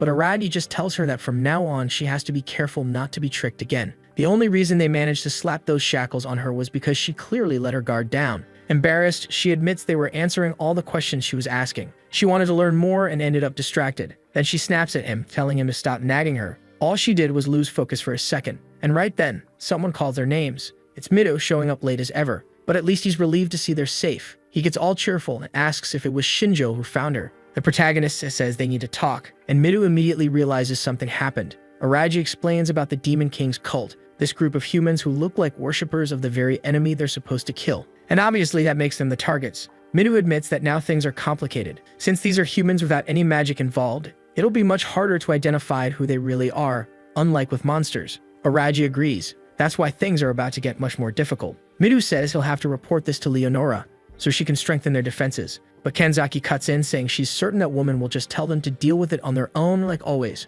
Mido pauses, thinks, and admits she's probably right. She won't want to help, so it'll be better if they join forces and decide for themselves how to act. Meanwhile, the entire class is still out looking for Kenzaki. But then their talk is cut short by the sound of an explosion echoing through the whole city. In the distance, smoke rises and they immediately dash toward it. At the same time, they find themselves surrounded. Hooded figures all around snickering. Midu realizes it's exactly the bastards they've been hunting. Arati says it looks like they don't have a choice and tells everyone to get ready. Those guys don't stand a chance anyway, not with the three strongest right here. At the same time, Arashi's group and Nagasa's group are also surrounded. Poor totally spies, huh? They'll probably all get wiped out. Arashi must be thrilled, since he loves a fight. Meanwhile, the protagonist scans their stats. As usual, hostile, but nothing showing demonic traits. Most of them ranked around D and F. Strangely, Araju mutters that these guys are a real problem. They were trained fighters, maybe not a big deal, but we'll see. Then the order is given and the whole group charges. At that moment, the protagonist calls out to Kenzaki, who activates her power, freezing 5 of them in place for a second. He throws 5 knives with deadly accuracy, and it's over. Truly, tough fighters. Midu's there shouting, "You guys are amazing." But then, what the hell, people? They're humans. You can't just go around attacking them like that. Araju, though, says he doesn't care. Enemies need to die. Midu's trying to play that knightly hero act. No, you've got to save people from evil. Suddenly, another attacker comes from behind, and Araju has to defend himself. Still insisting on being the good guy, Midu shouts, "Why are you doing this? We're all human. Why are you helping the Demon King?" The attacker just answers that they do everything for their master. Kenzaki reaches out, but the protagonist tells her not to. He wants Midu to handle it. Midu attacks, breaking the man's sword. "Damn, you broke my blade." Midu says, "Buddy, drop that little sword and surrender, or you're gonna get your ass handed to you." The guy just laughs and screams that he'll never surrender to a filthy hero like him. He lunges for another strike. The cut sprays blood, and my god, Midu chose to get torn up rather than kill that idiot. The attacker is enjoying it, laughing like a psychopath. Then Midu moves in, "You son of a bitch," and hits him straight in the middle. Done. Tired of it. "Is that what you wanted, you bastard?" There he is, ripped open on the ground. But the weirdo on the side begs for more, saying that's not enough. Araju tells Midu to finish him because he replies that he can just leave the guy to die on the ground, right? But our protagonist says that's not how the world works. You have to make sure threats are eliminated. The attacker's terrified. How can a classmate speak so calmly about this? He's just human too. The protagonist says it's a matter of choice. At that moment, their classmates are probably under attack across the city. Is he going to leave this guy and put everyone's lives at risk? He asks Midu to decide what's more important, the life of this guy on the ground or the lives of their classmates. This kid really convinced the hero on the psychological level, huh? Midu says he understands and plunges his blade in. He swears he'll save everyone and won't let anyone die at the hands of those people. Elsewhere in the city, it's a bloodbath. They go pick a fight with Arashi, who's thrilled. He's beating everyone up, collecting information with a grin. He gets everything he needs, thanks the informant, tells him to die, punches a blast straight into his chest. The man is scorched, his body falls charred while the heroes celebrate. At the Totally Spy scene, Nagaki's swinging around, throwing fireballs and roasting everybody. This is way too easy. Surely some enemies coming that they can't handle. She can't figure out why there are so many of them. She tells her friends to do something instead of standing there watching, but they're all like, they're humans. I can't kill them. They're human. Nagaki snaps, asking if they want to die, when suddenly one of them gets kicked in the back, another sliced. She can't understand why these two girls can't do anything. And of course, behind all this, the Saint's wondering whether everyone will actually pass the test. Yikes. In the little group of 5 girls, they're completely surrounded. Then the Saint appears and says maybe everyone's passed. I thought those guys were part of her plan, but they're actually angry at her, shouting that the Dan Saint showed up. She says it's cruel to attack the people she wants to protect. She clearly has to step in and save everyone. The attackers say it's the perfect chance to kill that idiot. She came without her escort. The Saint just laughs, saying it's funny to see a bunch of fools seduced by the power of a demon king think they stand a chance against her. They shout at her to shut up and rush in from all sides. Everyone's about to stab her when the Saint stays calm and suddenly smiles. She activates the prostratus power, basically a stance, and instantly everyone's on the ground. She walks through them, saying it's funny it thought her ability would be stopped so easily. Her aura spreads everywhere. She warns that her domination is superior in every way.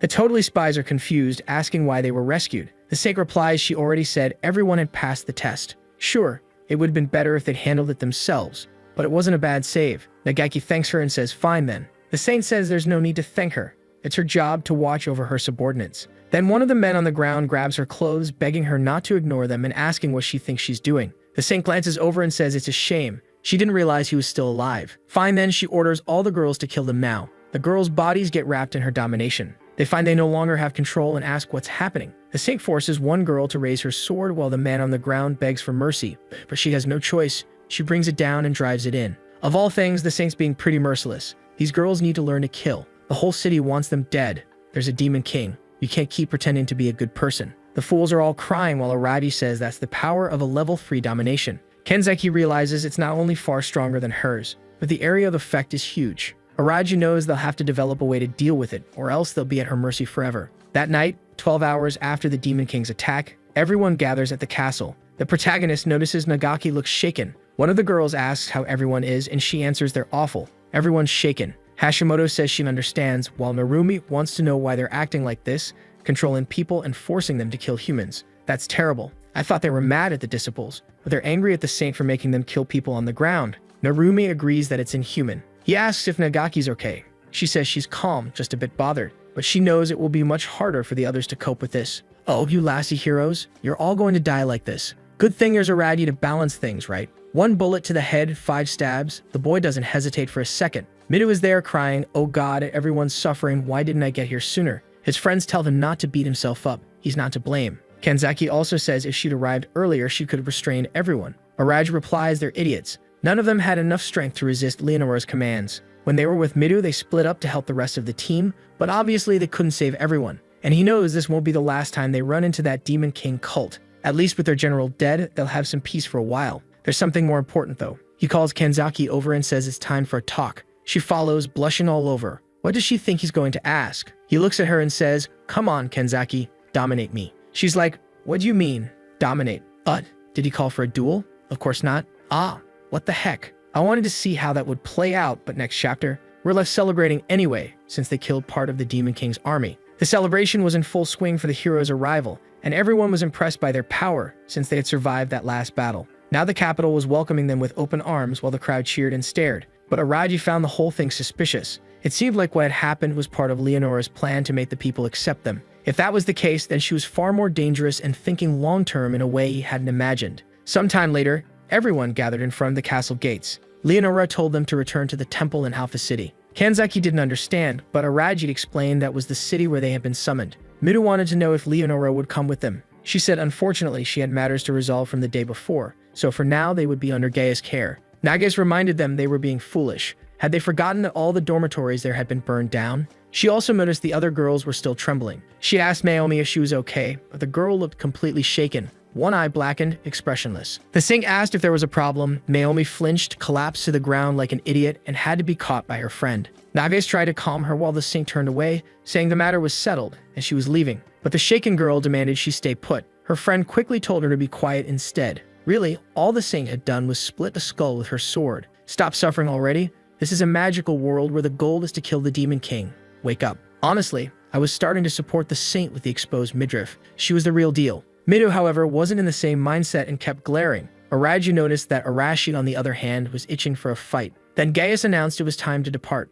Night fell, and they camped in the forest. Once again, that little gang gathered behind the trees. As Araji already suspected, they were planning something. Kenzeki guessed the same, but the protagonist confirmed it. Of course they were. Leonora wasn't around, and only about 30 soldiers remained, most of them weak compared to the heroes. It was the perfect chance to kill Gaius. Under those circumstances, he wasn't about to stop them. He'd just watch and see what happened. In the forest, Gaius asked if the monster that looked like a dragon was really nearby. Narumi said yes, come with him. He had seen something strange in the area. Was Gaius being tricked, or was he just playing dumb? He warned that this road led to the royal capital and would be dangerous if a dragon actually lived there. At that moment, Narumi cried out in alarm, saying the beast had appeared. Was that it? When Gaius turned to look, Arashi was already at his back. He unleashed a destructive explosion that looked like it landed full on. Narumi activated his legs and flew clear. Gaius managed to dodge, but his head was scorched and his forehead was bleeding. Arashi laughed, saying it was funny. Even his maximum explosion wasn't enough. This guy was one tough bastard. But judging by his condition, he clearly wasn't at 100%.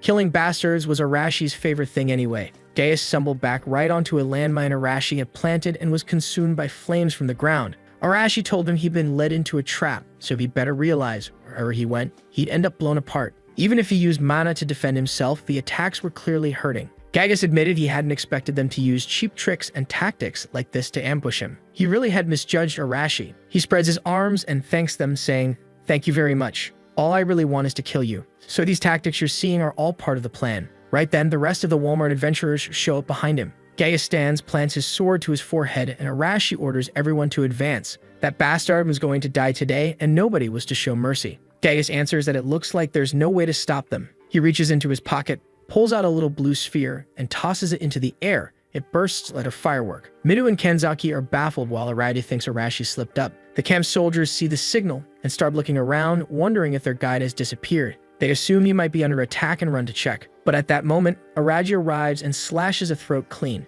One guy tries to fight back, but Araji gets close and tells him it's nothing personal. Unfortunately, they have to die. Damn, Araji really gets involved. The attackers curse at him, but he dodges another strike and delivers a brutal blow under a chin. He throws one body onto another, so his survivor has to grab his friend, then stabs under the armpit as he passes. The attackers can't understand why the candidates are doing this, and Araji just replies it's not the time to ask questions. It's a brutal sequence. Back in the forest, Vayas is surrounded and everyone assaults him from the sides. He defends against a straight-on attack and blocks a punch from another. Narumi creates a wind spear and throws it, striking a man dead. Meanwhile, another kid channels power into his allies to make them stronger. Gaius realizes it's too dangerous and has to back off to dodge. But another kid comes in to hammer him from the side. Gaius says the kid's slow, but the attacker laughs and says that's useless. The kid's sword hits Gaius in the chest and nearly breaks. The knight can't believe these divine protections are really this strong. Then he senses something coming from his left. Arashi lands another explosive punch and hurls him back. Wow, he defended himself, but where's his arm now? Arashi laughs that the old bastard is persistent. Narumi says he's sure that signal was a call for help, trying to buy time. But Gaius says there's no need for that anymore. Look who showed up. The fierce one herself appears, the saint with the exposed midriff, saying Gaius looks cornered. Oh boy, you're screwed. Back at the camp, everyone else is tied up. Midu asks what they're doing. It was Kanzaki helping our guide, who says she's simply following orders. Midu's confused and Nagase says it's unexpected. Normally, Kanzaki ignores people. Then Arashi shows up and says, sadly for Midu, that Kanzaki is following his orders. Midu is stunned. Kanzaki says she captured 7, although some escaped. She tells him not to worry. The rest are taken care of. Right then, Midu steps in and asks what she means by taken care of. Arashi just says, yeah, I killed them all except those soldiers over there. None of the others are standing. Kanzaki comments that, as always, he showed no mercy while Midu asks why. The protagonist explains Arashi and his group were confronting Gaius, and to help, he decided to deal with the guys who would be easy targets. Now Midu understands why he hadn't seen Arashi that night. Naga says this rebellion might turn into something more serious than they expected. Is he really going to go through with a plan like this? Araji just tells her to take a look at what's going on and she'll get her answer. Midu, though, doesn't get it. Why is he teaming up with Arashi? He thought they were allies. The protagonist just says there are things he needs to do. Besides, if Midu wants to complain to someone, he can complain to Arashi. Don't bother him. The hero admits Midu's right. He doesn't have time to talk and orders them to move. They need to stop this lunatics group. The saint with the exposed midriff says it's impressive that Gaius lost. He answers that it's shameful. No escape. His time is up. From above, Narumi asks what they're going to do. Arashi replies they have no choice. There's no way he'll tuck his tail and run after coming this far. The others hesitate. They know she can control people. The saint herself explains there are limits to her ability. If someone has too much mana, even she has trouble controlling them. But these folks always rely on divine protection and barely know how to handle their own mana, so they're failures. That's why she can easily control everyone here. Arashi calls her a coward and says if she tried to face him head-on, she'd have no chance. The saint laughs and says their taunts are cheap. Since that's the case, she'll deal with him and break those claws of his. Even Gaius looks frightened and begs her not to use that enslavement magic. This would be over the top. The queen of the belly button tells Gaius to calm down. After all, she's the saint. She's way more beloved by God than any of them. Arashi charges and tells her to come at him with everything. Gaius is scared, but the saint simply reaches out,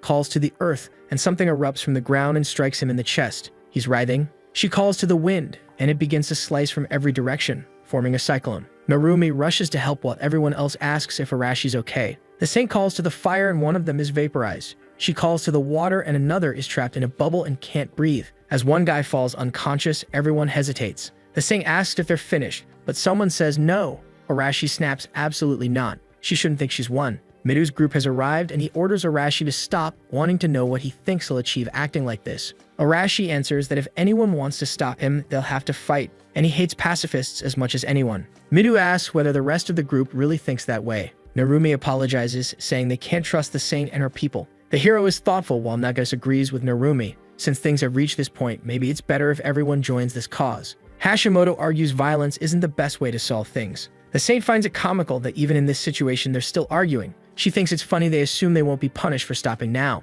The vibe is bad for everyone. No one can escape this. The saint stretches out her arms and orders the wind to destroy their enemies. Narumi says he won't let that happen and seems to try to summon a tornado to counter hers. But from the side you can see the saint's storm is much bigger. Poor Narumi is thrown around, spinning helplessly with everyone else. Midu steps back. The dorm room crew is all down on the ground. He asks if they're okay. Arashi tells Midu to calm down. No one's dead. If he wants to help, he should start fighting instead of just watching. He readies his sword and says there really is no other option. Someone in the back agrees. Naga says she's also tired of holding back her patience. Hashimoto adds that it looks like this is their only choice, and with that, everyone gets ready. The saint says fine, today she'll show them the distance between them. Behind a tree, Kenzaki asks Araji what they should do. As always, he's leaning against something with his arms crossed, saying that the moment she uses her magic to enslave them is when they'll step in. Until then, all they can do is trust their friends. The fight is about to begin when suddenly someone calls out to Leonora. It's Gaius, saying that even though he's not in the best condition, he's still her knight. The saint tells him not to worry and says she'll bless him with healing. In an instant, he's back at 100%, his arm restored. They get ready to face the heroes while Narumi is stunned. They went through all that to kill Gaius, and in a second, he's completely fine again. Nagais tells him not to worry. Everyone's here and they'll manage. Now all I can see is the saint's exposed stomach for some reason, and she says they can attack anytime. In her eyes, this battle is perfect to test them. After all, if they never defeat her, they'll never become true heroes. Midu charges in, asking for cover, and goes for the first strike. Gaius steps in front, blocks his attack, and they clash sword to sword. But Midu's blade is cutting right through his. Gaius is forced to retreat, realizing this kid really is powerful. Meanwhile, the saint calls upon ice, shaping it into spears to pierce her enemies. She launches them at Midu, but Naganes forms a fireball that intercepts them midair. The saint just says that's not enough, as shards continue forward. Midu has to cut them down, though some still pierce him. Narumi calls out to him, telling him to brace himself. At the same time, Hashimoto raises stones, vowing she won't let the saint strike their leader. Turns out this girl has telekinesis. Narumi channels his wind line to slice through the stones, and together they launch a combined attack. But the belly button queen just stands there as the powers land full on, doing absolutely nothing. The rocks crash to the ground as she says she is loved by God. The divine protection and powers they've received have no effect on her. From a distance, the protagonist realizes this must be the saint's protection. Even though her defense stats are relatively low, she doesn't even need to use them, and any physical attack will probably be handled by Gaius anyway. Arashi charges again, throwing a kick. Gaius blocks and asks where that explosive power went. Was he getting tired? Arashi replies he doesn't need to waste that on an old man like him. He tells Midu to take on the saint while he handles this guy. Midu agrees, though he wonders how he's supposed to kill a woman immune to divine protection. Even the energy blade he's using shouldn't work. Then suddenly, the sword lands in his hand. One of the boys says this one will serve him better. He thanks him, while the saint watches with interest, saying this is getting exciting. It looks like the two of them are about to face each other. Midu says, unfortunately, yes, because there are people depending on him. And that's why Leonora must be defeated. He charges while she keeps smiling, slashing arcs like Street Fighter half-moons.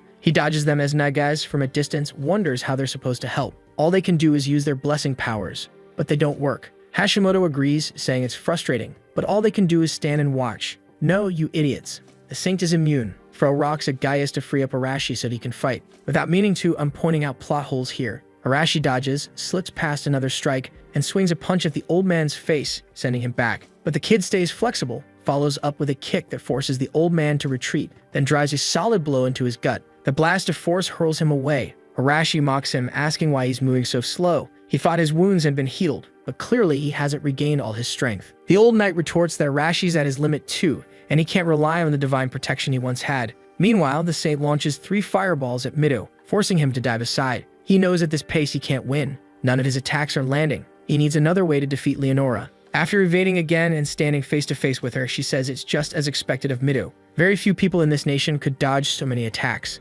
Midu knows dodging alone isn't enough, but the fight feels completely one-sided. He needs to close the distance, yet her attacks never stop. His friends are useless here since they can only attack from afar. He has no choice but to push harder, risk everything, and close in. Leonora looks surprised as Midu suddenly dashes forward. He summons spears behind him as his body shoots like lightning. She slams her hand into the ground, turning it into quicksand beneath his feet. Before he can react, she ignites flames in her palm and scorches the boy's head. Nagai screams his name while Leonora realizes he had been storing energy the whole time, waiting for the perfect moment to release it all at once. His talent is terrifying, but even then, she's still above him. The poor kid collapses. Arashi is still locked with Gaius, wondering how he'll win without using his explosion. Gaius doesn't give him a moment's rest and presses forward, saying he's hesitating far too much. The blade slashes, blood sprays, and Arashi stumbles back, asking himself how he ended up in this mess. He's beaten this old man before, so why is he losing now? Gaius rests his sword on his shoulder and says that in the end, the boy's still an amateur. This is what happens when trash like him can't use divine protection anymore. But Arashi thinks differently. He was never that kind of person.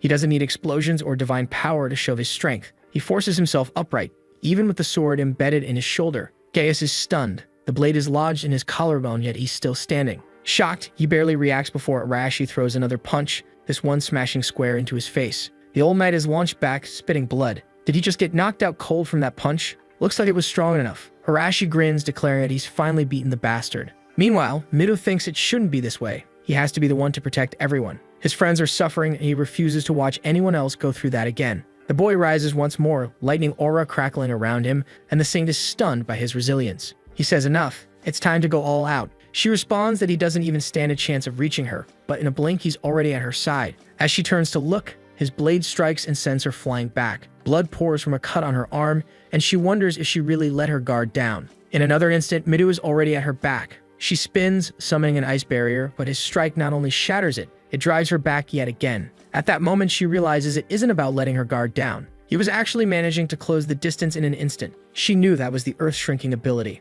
a power only given to those favored by the gods. Mido said all he ever asked for was something that would help him protect people. In the same second, he drove his sword into her neck. The saint said that still wouldn't be enough to beat her. She activated Prostratus again, and Mido went face first into the dirt. She smiled, saying he'd made his choice. Now that the trump card had been used, Arati said it was their turn to move. Poor Mido was kissing the ground while the saint blushed, admitting she hadn't expected to need that technique yet. She was impressed with Mido. The dorm crew started to advance, but the saint told everyone to freeze. In a heartbeat, nobody could move a muscle. She told them they had done a fine job and everyone had passed the test. She hadn't expected Gaius to fall so quickly. Apparently, as a knight, he could be replaced easily, and everything could remain under control so long as those candidates were under her power. Narumi realized from the start, this was a fight they couldn't win. Mido understood that if they couldn't stop that ability, they'd never have a chance. The Sink admitted she was the one who performed the summoning, and therefore she could control them whenever she wanted. Otherwise, they'd be too large a threat to the world. Suddenly, 3 daggers flew in, and she raised an earthen barrier to defend herself. The knives clattered to the ground, and the saint said she'd been wondering where the boy had been hiding. She knew her dear subordinate had been killed by him. Araji appeared, saying he was impressed. A simple person like him had caught her attention. The saint replied that he'd been strange from the day he arrived. He'd received a worthless divine blessing like that, and yet had been unnaturally calm. He didn't seem like someone without information, and she was disappointed she hadn't expected him to throw himself into a battle he could only lose. Araji said that if this was about winning or losing, he'd decide. The saint told him to prove it, and immediately froze his body. Araji stayed calm, and said this must be that subordinate type ability she used. The saint asked if now he understood how her technique worked. Boom. He takes a shot to the arm and then another. The soldier takes him down and the saint is left baffled. Araji, meanwhile, was impressed she protected her vital areas. She wanted to know how he was still moving. He'd used the subordinate technique, but the protagonist was going all out, landing another hit, another to the leg, right beside her midriff. What the heck? Wrecking the girl's look now. The Sink demanded to know what power made her defenses useless. The protagonist said this was a deadly little piece from Bjork. He didn't want to use it often, so she better start obeying. The Sink calmed herself and went on the offensive. Even if he didn't obey her techniques, she could still attack him. She sent a blast of fire to burn him, saying he'd let his guard down. Her expression changed when she realized the only thing left was his shirt on the ground. Araji was behind her, saying if she moved, she'd die. Classic. He'd noticed from Midu's fight that she wasn't physically strong. She relied too much on that subordinate technique, so she should give up now. The Saint still wanted to know how this was possible. He told her she likely never imagined it would work, but it did. Then we go back to that moment when he asked Kenzaki for that bold favor, brought her to the room and said, "Come on, dominate me." She turned completely red. "But what do you mean? I've never done this. Are we just going to start like this?" Araji was totally confused. The truth was that he had been studying information about the techniques of this world and hadn't found anything about this subordinate business. But he did find something that looked interesting. If 2 domination-type techniques are applied to one person, the first one placed keeps working. Kenzaki understood immediately. If she dominated him, it would mean another technique couldn't control him. He replied that maybe it was a possibility, but there was a risk her divine protection was weaker, and the other would still work. She pointed out exactly that. The Saint's power was far greater. Araji answered that the difference was in the skill level. Kenzaki's domination was level 1, while the Saint's was level 3. Kenzaki admitted that if that's the case, she probably couldn't evolve that far. That's when Araji revealed what he'd really noticed. When they fought steady, he didn't even have divine domination at all, just a simple domination over monsters. Even so, she with her divine power couldn't take control. His technique was lower level, but because he applied it first, she couldn't break it. If her divine skill followed that logic, then maybe the Saint would also be bound by it. He believed it was worth trying. Back with the saint, she said it could only be Kanzaki. The protagonist with the Glock asked if she finally figured out how it worked. That was exactly it. At that moment, he was under control. The saint bit her lip in anger, and Araji told her this was the end. Click. He cocked the Glock. But surely it must be empty, right? Actually, no. What he did was put the same shackles on her that had sealed Kanzaki's powers. Now the saint couldn't do anything, and the boy said he borrowed them from the demon cult. The saint asked what he thought he was going to do. The protagonist said she could be released if she sent them back to their world. She revealed, however, that it was impossible. The only power she had was summoning. To return to Earth required very different techniques. Araji thought she didn't seem to be lying. Nothing in her profile suggested she had such powers. He then wanted to know why she told them they would go back to Earth after killing the Demon King. She explained that bringing humans from another world consumes an absurd amount of power. All she did was pray to God using her ability, and it worked thanks to the Lord's will. She believes it's exactly because of that connection, their mission to kill the Demon King, that when they finish, they'll be sent back. Araji looked unsure and asked if she was sure. She said yes, she'd summoned countless candidates like them. The only problem was that none had ever come close to defeating the Demon King. Araji asked why he'd never heard of these people. She explained that most had died, and the few survivors were hiding somewhere. The protagonist said now he understood why no one told them anything. It really didn't look like a hopeful future. The saint then asked if they planned to stay there forever. Sooner or later, the Demon King would attack, and they'd have to fight him. This proved they had no choice in the end. She said if they wanted to survive, the only way was to help this country. She was willing to pretend nothing had happened if they would simply release her. Araji said unfortunately she would have to die, and he raised the knife. But of course, Mido grabbed his arm and told him to stop. Araji wants to know why he's acting like this. As far as he knew, Mido had already abandoned those foolish ideals. Mido replies that he agreed because he thought the saint had a way to send them back home. But now he knows they can't kill her, because doing so might risk them losing their hero candidate attribute. The protagonist says they've already started a rebellion. At that moment, the saint herself says Mido is right. She let herself go too far, but they still need her to maintain their powers. Araji admits it makes sense, but there's no way he's letting such a dangerous woman escape. The plan wouldn't work twice, and all she has to do is kill Kanzaki, and then she's untouchable again. Mido, however, insists that all they need to do is force the saint to make an oath that she'll take better care of them, and then they can release her. Predictably, the rest of his group agrees, saying none of them are fighters. Plus, if they become criminals, how could they ever hope to defeat the Demon King? Even Nages agrees, saying it's better to have her on their side than against them. Just force the oath. On the other hand, Narumi says absolutely not. He doesn't agree with trusting this woman. She's far too dangerous and should be eliminated. Mido says he knows she's dangerous, but if they kill her here, it's the end for all of them. The protagonist can only think that Mido is acting like this because he's worried about the whole class. He himself, on the other hand, is confident he can survive alone, though at the same time he knows it's reckless not to think about the future. Suddenly, his thoughts about being alone turn into action. Bang! He shoots the saint. Just like that, the belly button queen is dead, her head hitting the floor as everyone panics. Shido demands to know what Arati just did. The protagonist went full crazy, threw down a smoke grenade and told them they'd see him later. Wild. He really is insane. What a clean hit. The guy's American through and through. Of course, Mido was furious. Hashimoto said that bastard killed her when they had already decided. Nages agreed, saying he only ever thought of himself. Narumi wanted to know why his friend did this, calling him a bastard too. Kanzaki, meanwhile, was in shock, unable to believe he really killed her. In the end, everything went exactly as he'd said. We see a little earlier when he explained how the plan would work. The main plan was to capture Leonora and figure out how to return to their world. If they discovered she had no way of doing it, then they would kill her. She agreed, and he said the moment they found out there was no way back,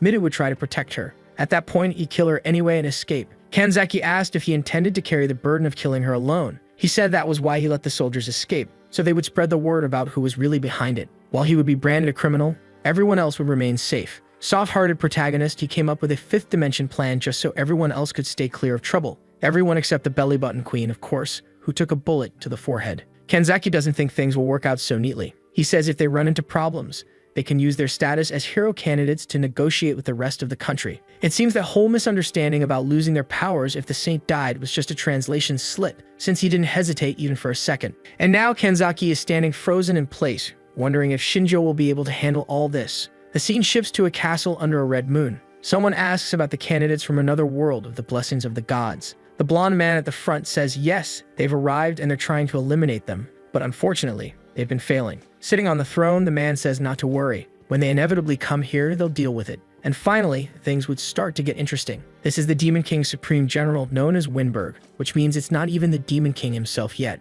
Now we're back in the forest, and our boy is wandering alone, drinking water from the river. We lost the belly button queen, lost the only waifu who was really into him. All he can do now is keep moving. Oh look, he spots a little town ahead. At night, as he gets closer, he figures since it's so late, sneaking into a place like this shouldn't be a problem. He reaches the wall, throws a grappling hook, climbs up, and starts wondering how he's going to make money. What he got from the soldiers is enough to survive for a bit, but nowhere near enough. He notices a tavern nearby, maybe a good place to find some way of earning. Everyone's smiling, having fun, when suddenly the room goes quiet, and someone asks what he's doing there. The protagonist walks up to the counter and asks for a mug to fill his belly. A guy beside him wants to know who he is. A traveler?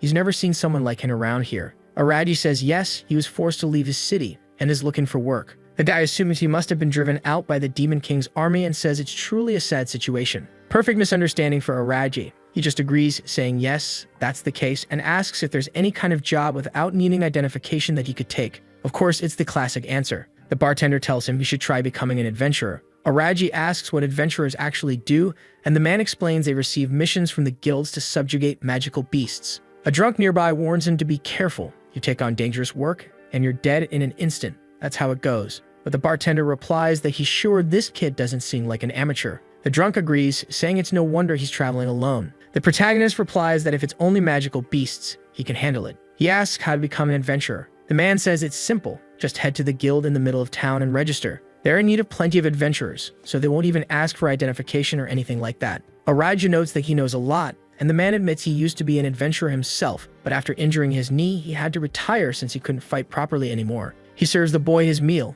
and with that Araja gets dinner, and then the next day wakes up in his room. Wait, what's this? Showing off that belly, trying to seduce someone? Come on, man, even the belly button saint never saw his stomach, and now he's flashing it like that. At reception, he tells the clerk he'll be staying a few more days, and the girl thanks him. He notices she didn't react strangely to his face, which means probably no one really knows what the heroes look like. That's good. It lowers the number of people wanting to kill him. Soon after, he spots the crest. That's the Adventurers Guild. He pushes the door open with swagger, seeing girls in hats, guys with axes, others bent over maps. He notices the reception desk in the back, heads there, and says he wants to register. He pays a silver coin, and the woman asks for his name and origin. He decides to hide his real name. No need to have people tracking down an Aragi, and says his name is Siren, a 17-year-old boy. His city was invaded by demons, and he fled here. The woman thanks him and begins the registration. Stamped down, she says she'll explain how the guild works. Of course, it's got the classic ranking system from rank A down to rank F. The stronger you are, the better the rewards, but also the harder the missions. And since he just started, obviously at this moment he's rank F and can check out the mission board to see what catches his eye. He takes a look and sees that most are about gathering different kinds of medicinal herbs and plants, and only one is about subjugating kobolds. That was a type of beast he had never even heard of, but he decides to accept it. Right then, though, someone calls out to him. The Walmart gang pipes up, "Hey, old man, never seen your face around here. You're thinking of taking on kobolds? Forget it. Trash like you can't do it." Arabi's already pissed at these clowns, wondering who the hell they even are. He glances back, thanks them for the warning, but says he's not in the mood to chat. The guys get mad at being ignored, while the rest of the guild knows those bastards are always looking for trouble. One of them yells at the protagonist, saying he needs to be taught how things work around here. He swings a big fist, but Arabi just raises an arm and blocks it easily. The guy shouts for him to let go, but then suddenly he feels something strange and starts desperately calling for his buddies. Another one charges with a bear-like strike as the first stumbles aside. A punch comes from Arabi's left, but just a few seconds later, all of them are lying unconscious on the ground. He walks away calmly, mission paper in hand,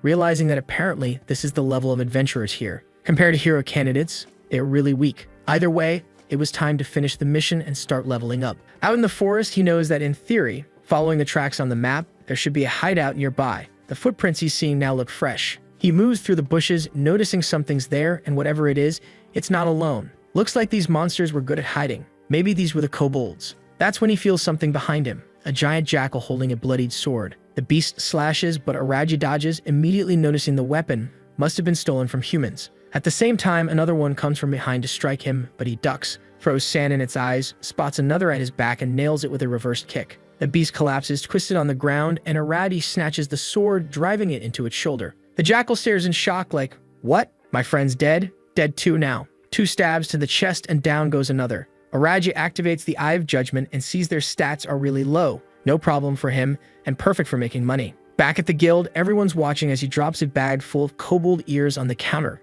asking if that's enough. The receptionist, confused, says yes, but wants to confirm he really hunted them alone. He says yes. Finding them was harder than killing them, since they were good at hiding and his exploration skill is still low. The people around start whispering, asking if kobold hunting is really that easy. Some say he must be an amateur. Others don't believe someone could stir things up like this so soon. The receptionist stands up and says she'll get his reward. Later that night, our boy's got a bag of money in hand. He actually earned more than he expected hunting magical beasts. For now, securing money to survive was most important, so he planned to stay in this city for a while. He needed to learn more about what was going on and gather as much information as possible. But suddenly, someone stops in front of him. Araji asks immediately if the guy wants something. The blonde bowl cut introduces himself as Lyle, a rank B adventurer, and says he's the one responsible for managing the guild in this city. The protagonist asks what the problem is, and the guy just wants to know if he's really Siren, the one who supposedly gave his men such trouble today. Araji calmly replies that he wasn't the one who started it, but Lyle tells him to quit lying,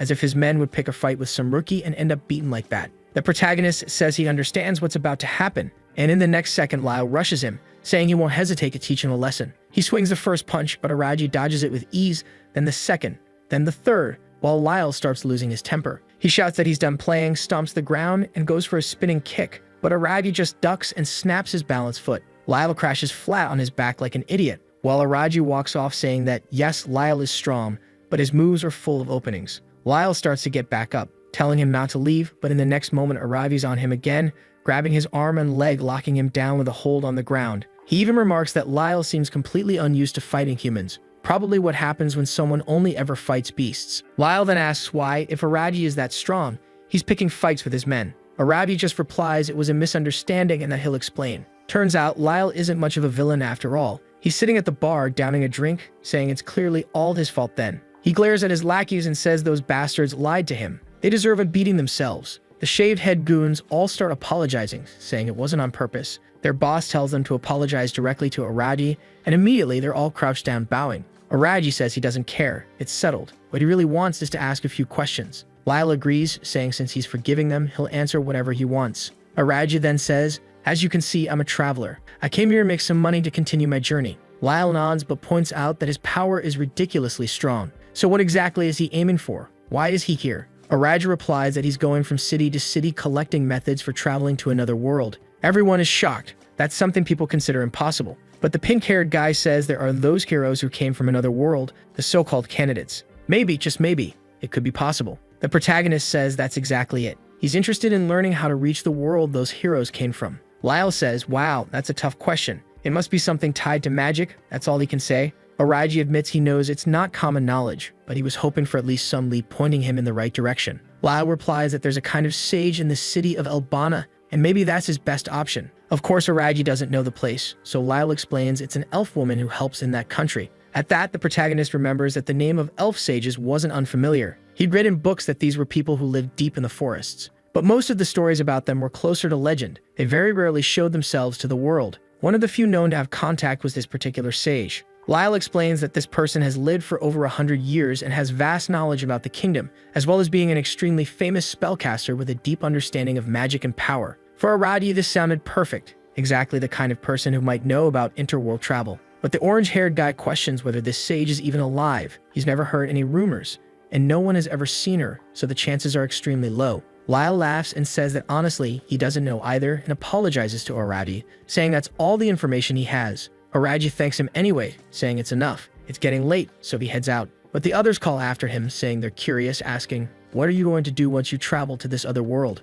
Araji just says that'll be left to their imagination, then walks away. The next day, he's already getting a handful of silver coins for completing another mission. It's been a week since he arrived, and he's been stacking up money. The guys at the guild are all friendly with him now, inviting him out for drinks. He apologizes, saying not tonight. They think he's kind of a buzzkill, but say they'll see him later. During that week, he's been gathering information about the so-called sage. The name seems to be Albana Carrot. About a decade ago, she was one of the kingdom's advisors, but now she's retired and lives out on the eastern border, right where the country is currently clashing with the Demon King's army. He no longer has a reason to stay here. It's time to seek out this person. Meanwhile, in the Holy City, a meeting is underway. The purple-haired man says that for the next month, he'll be the one responsible for treating the heroes. He asks if there's anything they want to complain about. He's a knight of the 8th Order, known as Captain Heinrich. Midu says they've had no problems so far thanks to him, that he's done a great job. The captain thanks him, saying those words make him happy, since the heroes are precious to this country. Hashimoto also thanks him while thinking he really is quite different from Leonora, even if he still comes across a little suspicious. Heinrich then says it's time to move to the main topic. It was decided in yesterday's council meeting that the hero candidates will be mobilized. Immediately, Midu asks if they'll be sent to the front lines. The captain answers yes and adds that there are countless battles happening now along the eastern border, and they'll be placed directly at the fortress on the front line. Midu says he understands, but asks Heinrich to keep his promise. Heinrich replies that yes, those not suited for combat won't just be thrown into it. Midu is relieved and happy to hear it. The captain adds, however, that in the meantime they'll need to do other work. The country can't just keep supporting everyone for free. They'll have to work for their food and drink. Midu remembers the poor girl still shaken up and says it makes sense. Hashimoto asks what the next steps are and Heinrich explains it's urgent. Everyone will be leaving tomorrow morning, so they should prepare. Walking through the halls, she's cheerful, saying it's good that they agreed to the requests. He agrees, saying he thought they would demand far more difficult conditions. Hashimoto is sure things will improve now that Leonora is gone. These people are much more modest and there's less to worry about. What she's curious about, though, is what that boy is doing right now. Midu looks thoughtful and it feels like their lives are about to get complicated very soon. We see the moment when the heroes group meets with the king and some priest or bishop, and they report that the Singh has been killed. The man immediately asks who did it. Nagas quickly reveals it was that bastard Araji Kai, one of the hero candidates who possessed a strange power. The old man asks where that boy is now. She replies that the traitor ran away. The knights consider it, saying if that's true, they need an inquisitor to deal with the matter quickly. The old man, however, says it's an interesting story, and that it seems awfully convenient for all the heroes. Arashi immediately demanded the old man explain what he was thinking. The bishop replied that he didn't want to deny their story, but there was still the possibility that all of them together had come up with a plan to kill Leonora. One of the knights interrupted and said, "Bishop, that's not what happened. I was there and saw everything. The candidates were trying to stop the fighting, trying to protect the saint, even discussing keeping her alive when Aradi suddenly killed her out of nowhere." Other knights nearby agreed, saying they saw the same thing. With so many voices confirming it, the bishop said that since most of her knights were reporting the same, it made sense.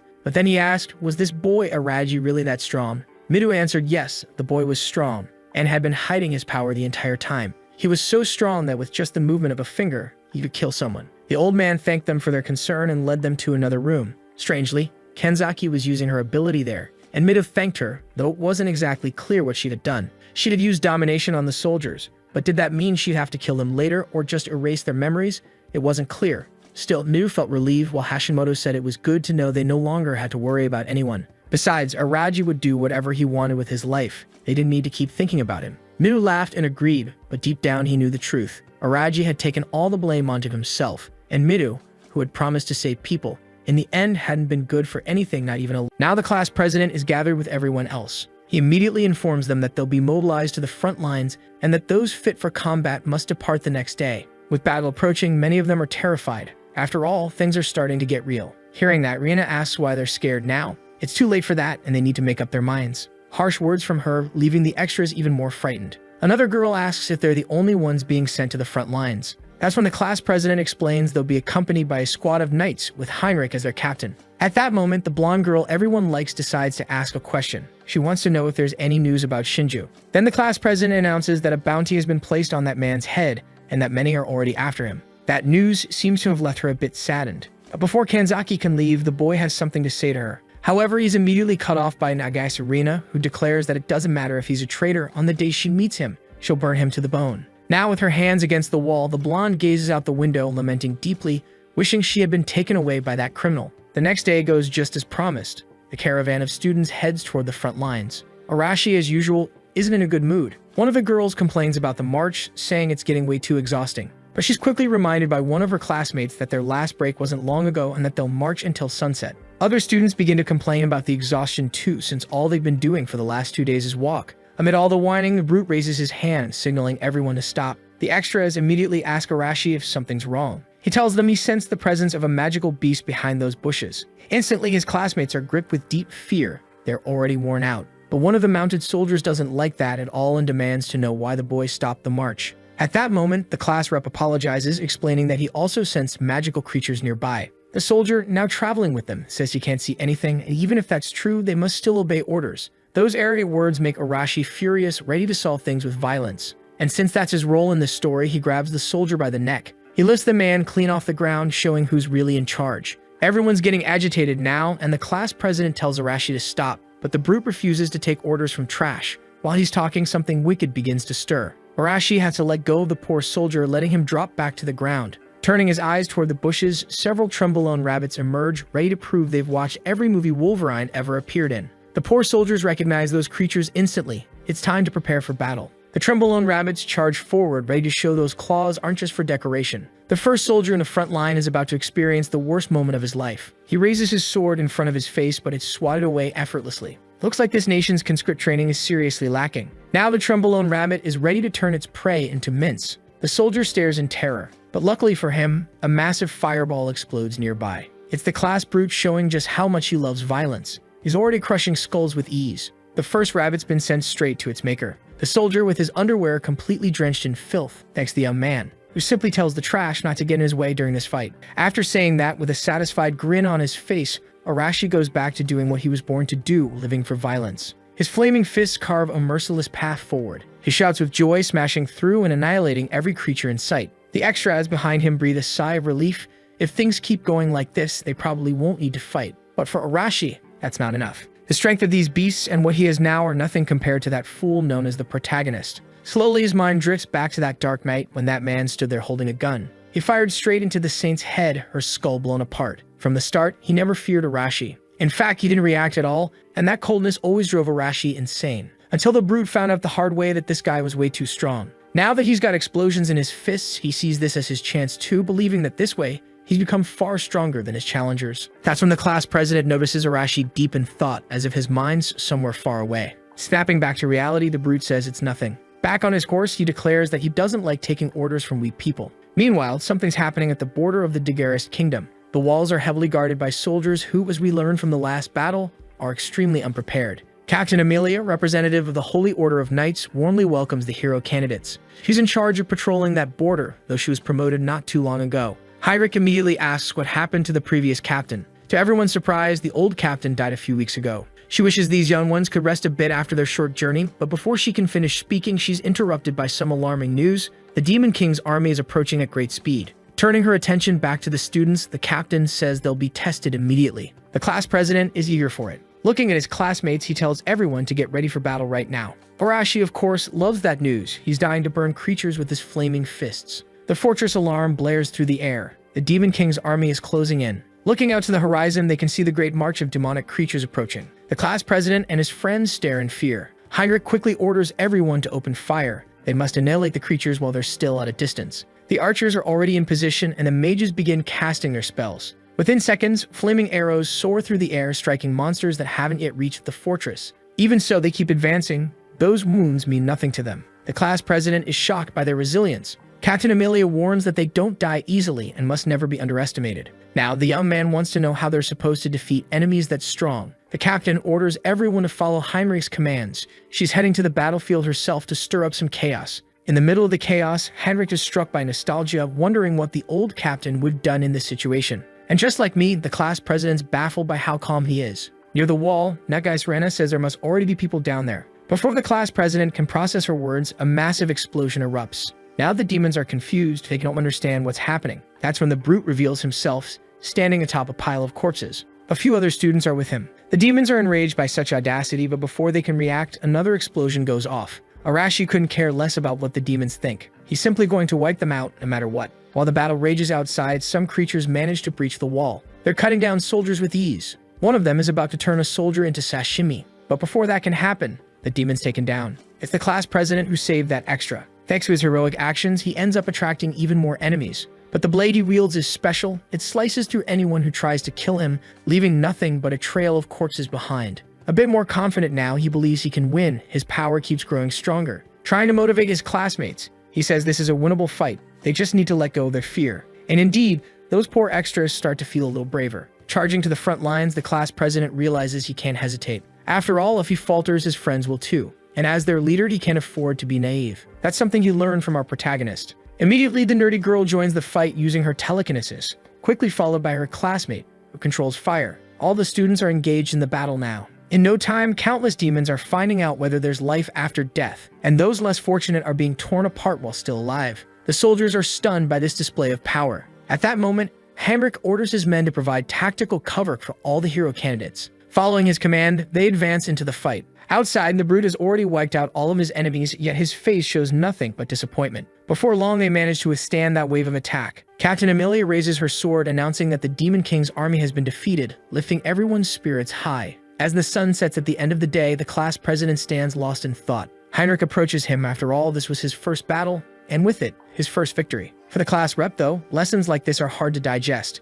A battle of that scale carries immense risk. Even so, the captain tells him he led his classmates well. But still, he must never lower his guard because their enemies are cunning. Though the demons' numbers have dwindled, those of higher rank pose an entirely different level of threat. The young man promises to keep that in mind. Far away in the demons' refuge, they gather once again. The survivors return to report to their leader the crushing defeat they've suffered. The great demon Stonegaya is furious, vowing to crush his enemy's bones as vengeance. Meanwhile, our protagonist continues walking through the forest. Soon his journey to find the sage will come to an end. On the way, he's suddenly ambushed. Several tentacles lash out toward him, but the boy's reflexes are incredible. He dodges every strike. Watching closely, he realizes those tentacles look a lot like some kind of creature's tongue. Scanning the forest, he spots several monkeys that resemble baboons. Immediately, he activates the power of his eyes, something like an AliExpress version of the Sharingan. By analyzing the baboons, you can see all their abilities. The creatures are mediocre, so he grips his dagger, ready to handle this fast. Once again, the monkey tries to strike him with its tongue. Again, the monkey whips its tongue at him.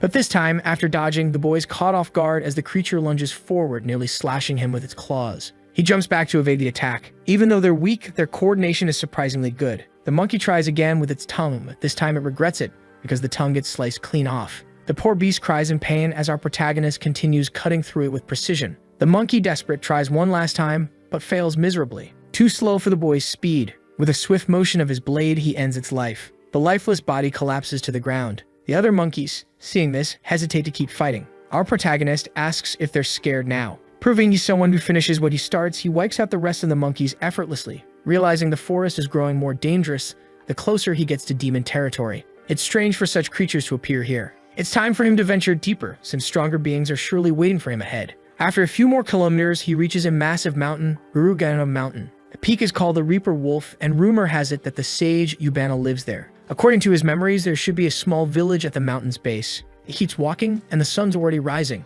Then his eyes catch something horrific. The village is in flames. He rushes there, panicking, thinking it must have been attacked by the Demon King's army. And indeed, what he finds is a massacre. Demons are slaughtering people. This place was supposed to be far from the battlefield, so the protagonist realizes he needs to tread carefully. Watching from the shadows, he overhears some demons talking. Apparently, the massacre is going perfectly according to plan. Their leader says they can stop here and enslave the surviving humans. However, he wants to know if his subordinates have found any information about Yubana. One of them reports that the sage resides at the mountain's summit, right at the peak of the Reaper Wolf. To the demon commander, that's terribly inconvenient. Their top priority is to capture the sage no matter what it takes. After resting tonight, they'll begin climbing. But the demons are clearly uneasy because they know that peak is home to countless deadly wolves. Even in battles against highly intelligent magical beasts, their technique is somewhat lacking. It's said that the 4 divine kings once managed to tame a dragon, but for ordinary demons that's impossible. The commander himself isn't skilled in magic either. That's why he tells them not to think too much. There's only one option: make it work. With that, his entire army becomes far more motivated. Our protagonist realizes that the demon's military organization is truly impressive, but he focuses his attention on that demon named Hector, since he's a high-ranking one. There are very few like him in the entire army. It would be difficult to face him in battle. Hector suddenly senses that someone is watching him. He turns his gaze toward the rooftop where our protagonist is hiding, but finds nothing. Even so, he remains suspicious and orders his soldiers to search the whole area. Our protagonist is impressed by the sharp instincts of this enemy. Meanwhile, the demons move through the village streets, searching for the intruder. But the boy has already begun his escape, moving quietly and swiftly as always. Then his eyes catch another grim sight. Several people have been taken hostage, including women and children. He hesitates for a few seconds, deep in thought, but he has to leave the village. He must stay focused on his main goal. Now he needs to climb the mountain and meet the sage. It takes some time, but he finally reaches the upper path. It's a difficult climb, and now he must follow the tracks of wild beasts. He can already feel that the ground isn't very stable. He's in a hurry, but he has to stay careful. It doesn't take long for him to sense another presence nearby. Maybe the rumors were true. There really are dangerous wolves here. And as he walks through the forest, their presence grows stronger. The pressure they give off is overwhelming. Then, from the darkness, he hears the distinct howl of his enemies. Several Reaper wolves charge toward him. Fortunately, he dodges the first attack, leaping up into a tree. These magical beasts are the infamous Reaper wolves of this mountain, and many who vanish here are devoured by them. Once again, our protagonist activates the analysis power of his AliExpress Sharingan, watching each of those creatures closely, identifying all of their attributes. While he's doing that, one of the wolves rams the tree, shattering it completely. As he falls, the boy quickly plans his next move. He channels magic into a small leaf, strengthens it entirely with mana, then throws it straight at one of the wolves. The strike hits perfectly. The beast won't be moving its neck again. The boy lands on the ground, radiating fierce energy, completely in his element. Now the other creatures charge at him, only to meet the same fate as their first comrade. No matter what the wolves try, they keep getting beaten down. Some are already on the ground, barely able to move, while the ones that haven't joined the fight hesitate in fear. The boy realizes that reinforcing his body with mana is incredibly effective. He just needs to do it consciously. He learned that from Leonora. Those who depend on divine protection usually have poor mana control. That's why they couldn't resist the slavery spell she cast back then.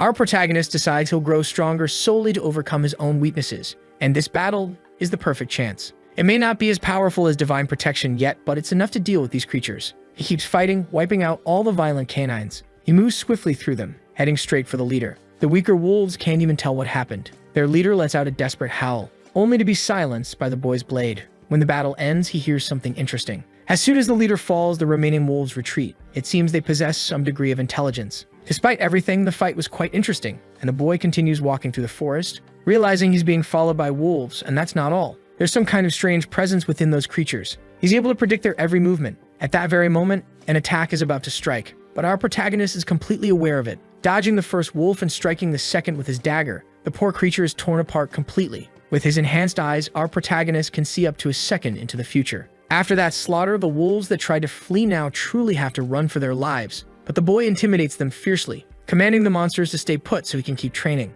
A few minutes pass and no wolves remain alive anywhere near him. After that, he uses his appraisal skill on himself, realizing that his divine protection is only at level 1. His appraisal ability, however, keeps growing stronger, and it's what allows him to glimpse flashes of the future. But after that battle and all the walking, the boy's exhausted. He sits down trying to recover, certain he's getting close to his destination. Just as he lets his guard down, something stirs in the forest. From the sound of it, he thinks the Demon King's army might be approaching. He immediately steels himself to keep moving. It's not time to rest. Near the mountain's peak, several demons have gathered. On their way to find the sage, they come across an elven girl. They assume she must be the great sage's disciple. Hearing that, the girl becomes visibly anxious. But the demon commander doesn't care. He orders his troops to eliminate her at once. The girl is badly wounded and exhausted. She can't believe her end will come that day. The demons advance toward her with wicked excitement. Certain the worst is coming, the elf closes her eyes. That's when our protagonist appears, holding her in his arms. She can't make sense of what's happening, but she's been saved by a stranger. And to her surprise, he's human. The boy, calm yet intense, is already analyzing the battlefield. The demons are shocked by the appearance of this new enemy, while our protagonist coolly assesses the situation. Aside from the leader, a high-ranking demon, there are 10 lackeys ready to fight. The elf girl doesn't understand why he saved her, but he ignores her questions completely. All he needs to know is whether she's truly the disciple of the great sage Ubana. The girl nods in confirmation. For our protagonist, that's all he needed. Meeting a sage is essential. He's already used his appraisal skill on her. She's a half-elf capable of casting enchantments. The demon captain, furious at the interruption, declares that nothing has changed. Both of them will die. Our protagonist wants to help the girl, so the sage will owe him a favor. That's why defeating all these enemies has become necessary. The demons charge at him, but the boy activates his red eyes again, seeing into the future, easily dodging their attacks. For him, this is child's play. Now it's time to show the demons that life only gives you one chance. He grabs one of the creatures by the arm, leaving the others terrified, and strikes repeatedly with his dagger, turning the demons into messy humanoid puzzles. The remaining ones, still alive, are speechless and terrified. As long as he can see the future, close combat isn't his weakness. The demon commander orders his troops to use magic and stop being idiots. Immediately, the survivors obey, launching multiple energy spheres at the boy. Seeing the attack, our protagonist is genuinely surprised. The difficulty has gone up fast. However, the elf girl isn't completely helpless. She casts one of her enchantments to protect them, creating a wind barrier that destroys all the incoming energy projectiles, clearing the battlefield to our protagonist's surprise. The elf thanks him for stepping in, saying that because of those few seconds he bought, she was able to reorganize the forest spirits. But the demon chief remains furious. This is going to make his mission much harder. Our protagonist senses that the true enemy is about to enter the fight. He tells the girl to handle the lackeys so he can focus entirely on the commander. Since he's the only one capable of facing someone that formidable, the girl obeys his command, but she doesn't like being called elf. She insists her name is Mare. With that, the boy launches his attack, fighting alongside the great sage's disciple. The problem is, the elf girl feels ignored since he still didn't call her by name. Trading blows with the high-level demon, our protagonist has to stay focused. Their strikes are powerful, and the demon's sword swings toward him with tremendous force, boosted by sheer muscle power. Both of them are drenched in sweat and exhaustion. Finally, the boy spots an opening. But the truth is, his opponent is extremely fast. He almost landed a fatal strike during that last exchange, and the demon is shocked that his attack didn't kill him outright. Even so, he's sure he inflicted a serious wound on the human's body. At last, our protagonist gets a taste of what it's really like to fight a high-ranking demon. The commander doesn't even look impressed, though he admits that if it were an ordinary human, he'd already be dead. Our protagonist now needs to think coldly and strategically. He appraises his enemy again, realizing the demon's swordsmanship is decent. Since he no longer holds the technical advantage, the boy decides to try something new, something that might turn things around. Seeing his hesitation, the demon assumes he's going to attack and charges forward like a speeding locomotive. Fortunately, the boy's red eyes let him see the future. He dodges the strike that would have surely killed him, but the demon keeps pressing the assault with brutal force, slashing shallow wounds across his body. That's when the protagonist realizes that seeing the future doesn't help much if he keeps getting hurt. Confident in his victory, the demon mocks him again, only to be caught off guard by the sight of a metallic object, 9mm caliber, unleashing 15 rapid shots. The bullets slice through the air toward the demon, who manages to block them using his quick reflexes. For our protagonist, that's genuinely impressive. Even so, the enemy is now badly wounded. Racked by pain, the demon gives into his rage, charging forward again, this time to end the fight for good. The boy fires off a few more rounds, but the demon's speed surpasses that of the bullets. Unfortunately, the protagonist runs out of ammo, and creating distance, he decides to throw several knives instead. None of them manage to pierce the creature. Only then does the demon notice something unusual approaching. A grenade has been thrown straight at him. The boy waits for the result while the demon tenses up. The explosive lands on the ground, and moments later, flames engulf the grotesque creature. The onlookers panic, fearing the worst might have happened, but their captain orders them not to interfere in that battle. Even the elf girl was astonished. She wanted to know more about who this boy really was, someone with such mysterious abilities who, despite being human, could stand on equal ground against a high-level demon. Now, our protagonist switches back to his knives since he's out of ammo and grenades.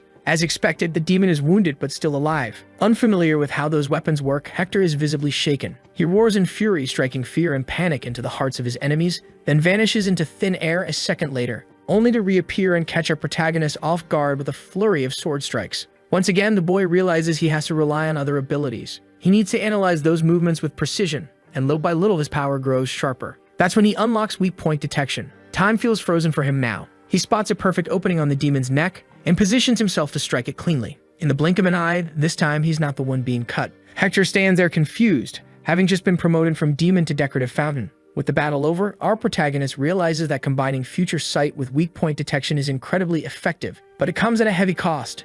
His body collapses from the strain. The lesser demons are trying to figure out if their captain has really been defeated. One of them suggests finishing off the human now that he's drained of energy. The elf girl wants to help, but the spirits are disoriented again after her earlier interference. The demons charge forward in rage, but before they can reach the boy, they're engulfed in flames, completely incinerated by a mysterious power. Our protagonist, witnessing the magnitude of that attack, realizes it's far stronger than Nagasa's. At that moment, a woman appears on the battlefield, apologizing to the elf girl for arriving late. With a bright smile, Mare calls her master. At last, our protagonist has found what he's been searching for. The beautiful woman standing before him is none other than the sage Ubana. She thanks him for saving her disciple's life. The sage seems genuinely grateful for what he's done. The boy replies that it was just a coincidence, but he still wants to confirm if she truly is the sage Ubana. She immediately affirms it, saying that compared to her younger days, she's just an old lady now. Unfortunately, our protagonist doesn't have enough mana left to use his appraisal skill, but one thing he knows for sure, this woman is powerful. There's no way he could defeat her in battle, not in his current condition.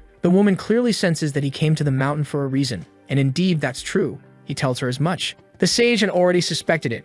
After all, no one comes to a place this dangerous without a purpose. She thanks him once more for saving her disciple. The elf then suggests they return home, since the corpses could attract wolves. The sage agrees and invites the boy to come with them, saying he could use a place to rest. Clearly worn out, he accepts. Now that he's in the sage's company, he realizes the situation turned out favorably. It was worth the risk of that battle. Before long, they arrive at the women's home. There's nothing remarkable about it. It's a simple dwelling. Inside, the elf excuses herself to take a bath. Our protagonist asks why the sage lives in such a remote place. She says there are many reasons, but mainly because she enjoys being close to nature, and too many humans have tried to take advantage of her. Now the boy understands why she lives in isolation. It's nearly impossible to reach this place. Even so, the sage says few people as skilled as this young man ever managed to find her. Still, she's not heartless enough to turn away unexpected guests. Sitting together on the sofa, she asks what the boy is looking for. The truth is, he wants to find a way to return to his original world. The sage is immediately intrigued by those words, realizing he's someone summoned from another realm. He explains that he's one of the hero candidates tasked with defeating the Demon King.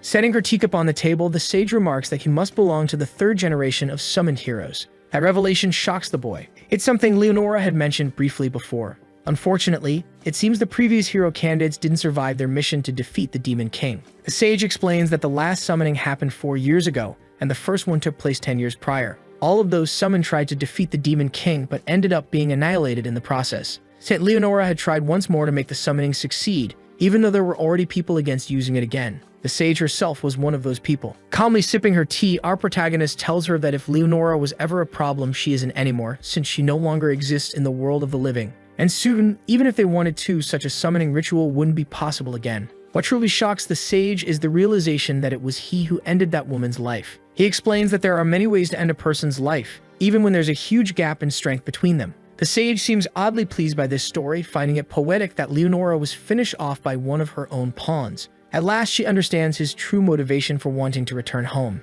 Getting straight to the point, she tells him it's impossible. After the initial shock, the boy tries to come to terms with that truth. Curious and unwilling to give up, he asks if the sage knows of any clue he could investigate. But she tells him that the knowledge needed for something like that has long been lost to time. It's information he'd already heard from Leonora. Now, all that's left for him is to defeat the Demon King. Standing up and walking to her bookshelf, the sage agrees perhaps demonic arts could help him in some way. Taking that as a potential lead, our protagonist decides to pursue the subject further. As the conversation nears its end, the sage apologizes for not being able to help more. She acknowledges that she still owes him a debt for saving her disciple's life. Even so, she believes he has what it takes to defeat the Demon King. Letting out a deep sigh, the boy admits that he doesn't actually want to take on such a burdensome task. Still, if there's no other option, that's what he'll do. The sheer coldness and conviction in his tone send a chill through the sage's spine. She feels a visceral fear. She realizes this young man is unlike anyone she's ever met. Regardless, the boy stands up and thanks her for all the information. He only asks that if she discovers anything new, she contact the Adventurers Guild.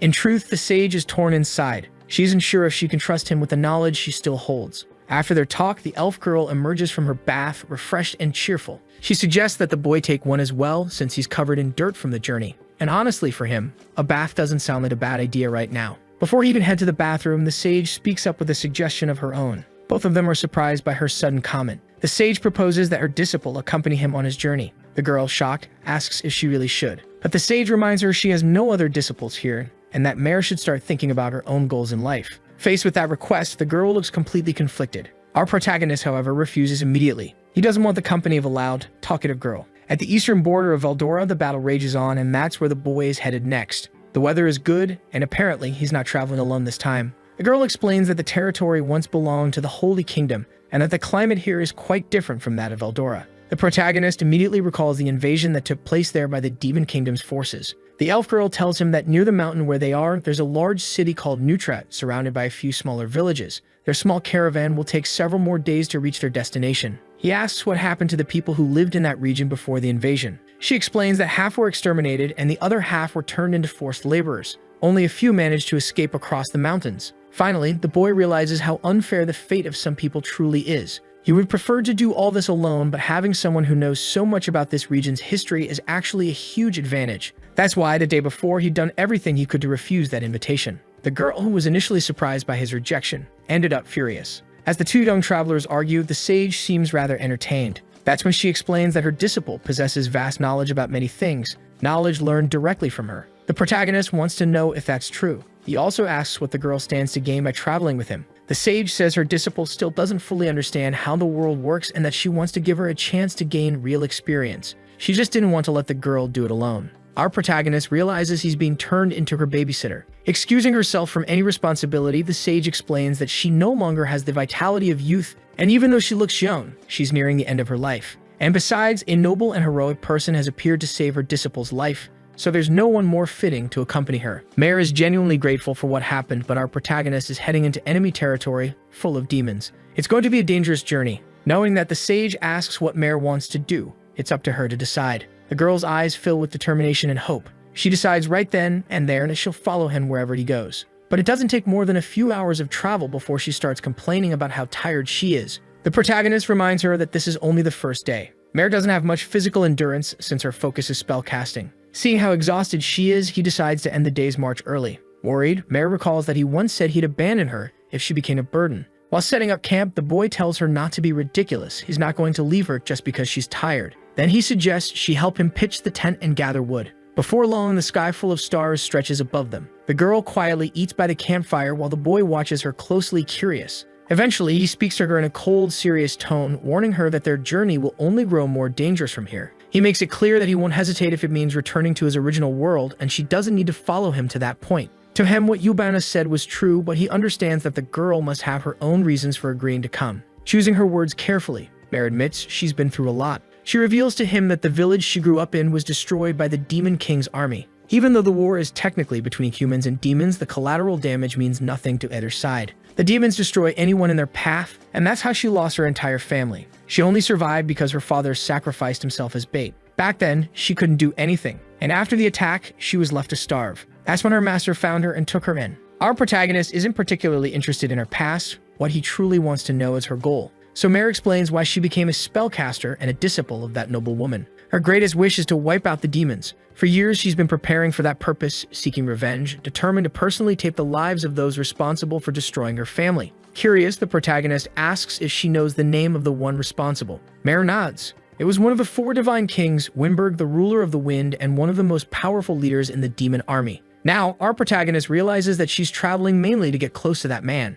However, the boy himself has no interest in engaging directly with such enemies. Mare explains that Yubana had never allowed her to go on a journey alone. This is the first permission she's ever been given in her entire life, and she still doesn't understand why her master was so lenient this time. Because of that, she decided to place her full trust in the guidance of our protagonist. Receiving that kind of trust from her leaves him genuinely puzzled. He immediately recalls the conversation he had with Yubana, how that girl's obsession with revenge was so consuming that, if left alone, she would have rushed straight toward her own death. Noticing that the boy has gone quiet, Mare apologizes for bringing up such a sensitive subject. She tells him there's no need to worry, she has no intention of dragging him into her personal revenge. That was the confirmation he needed. She plans to handle this on her own. With that settled, he decides to end the conversation since they need to sleep. The girl stands up, bids him goodnight, and says she'll have the forest spirits watch over their camp. Once the fire burns out, the boy sits there thinking. He knows the 4 divine kings are incredibly powerful, but his thoughts are soon interrupted by the sound of the girl snoring beside him. Stepping outside, he looks up at the stars. The last battle against a high-level demon hadn't been easy, and the ones ahead will be even tougher.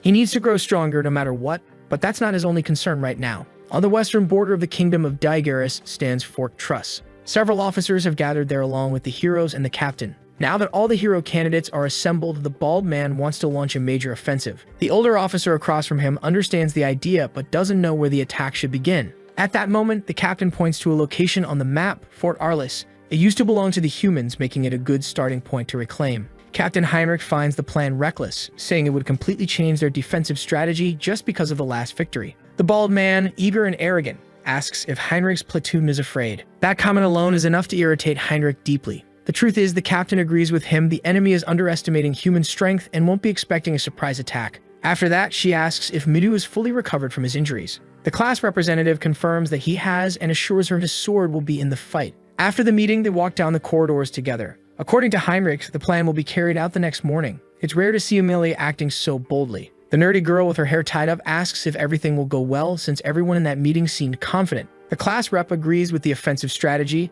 It's the best chance to strike while the enemy is still reorganizing. The captain reminds them that the entire operation depends on their execution. They're placing complete trust in the hero candidates. At that moment, the girl realizes there's no choice but to fight. The captain says he'll provide support however they need, but those young fighters are essential to the mission's success. Right then, the class representative gets a bad feeling about what's coming. The next morning, just as planned, the army marches forward, concealed by the early mist. Seeing that, Magas asks why they're advancing at this hour, since the sunlight might expose their surprise attack. That's when the captain explains that demons can see perfectly in the dark. The shadows only hinder humans. Midu then says he wants to confirm something once more. Their small squad's mission is to eliminate the enemy commander while the main force draws the attention of the demon army. On the brink of battle, he assured everyone that he would lead the platoon, but they would need to buy enough time for the rest of the group. His classmates immediately understood that they needed to cooperate. A soldier approached, delivering a message for the captain. He came from the main force. The operation had already begun. Filling himself with courage, Heinrich announced that they would advance right away. He and the hero candidates began marching at full speed.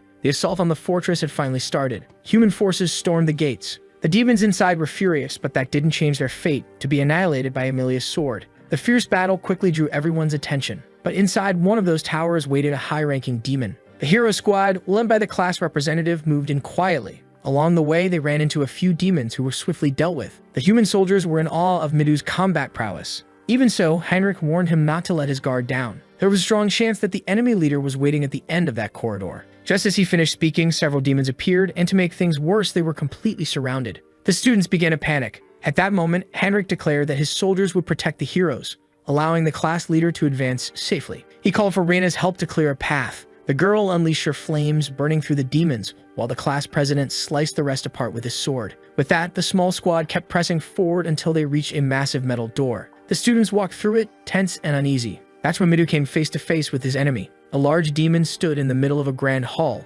calmly waiting for his visitors. The students immediately felt something off about the situation. At that moment, Arashi asked if the old man before them was the leader of all demons. The demon, Stonagaya, replied that he was one of the 4 divine kings. The very mention of that title filled the students with terror. Midou, leading the operation, could feel that this opponent's presence was unlike anything he'd ever encountered. Slamming his massive shield into the ground, the demon showed no sign of intimidation. Instead, he looked eager to test each of their strengths. Midou raised his sword and ordered his team to prepare. He knew he couldn't afford to show fear. If they failed here, everything they'd accomplished would be for nothing. While some trembled with dread, Arashi was genuinely thrilled by the challenge. With all the heroes gathered, the demon crouched down and placed his hand on the floor, tracing a massive magic circle. Instantly, the humans grew tense as the ground beneath them began to shift. Earth rose from below, taking on humanoid form. The sight of it left the students horrified. They were golems. Dozens of them emerged, an army of living stone ready to crush everything in their path. Stonagaya grinned wickedly, commanding his summons to wipe out the arrogant young heroes.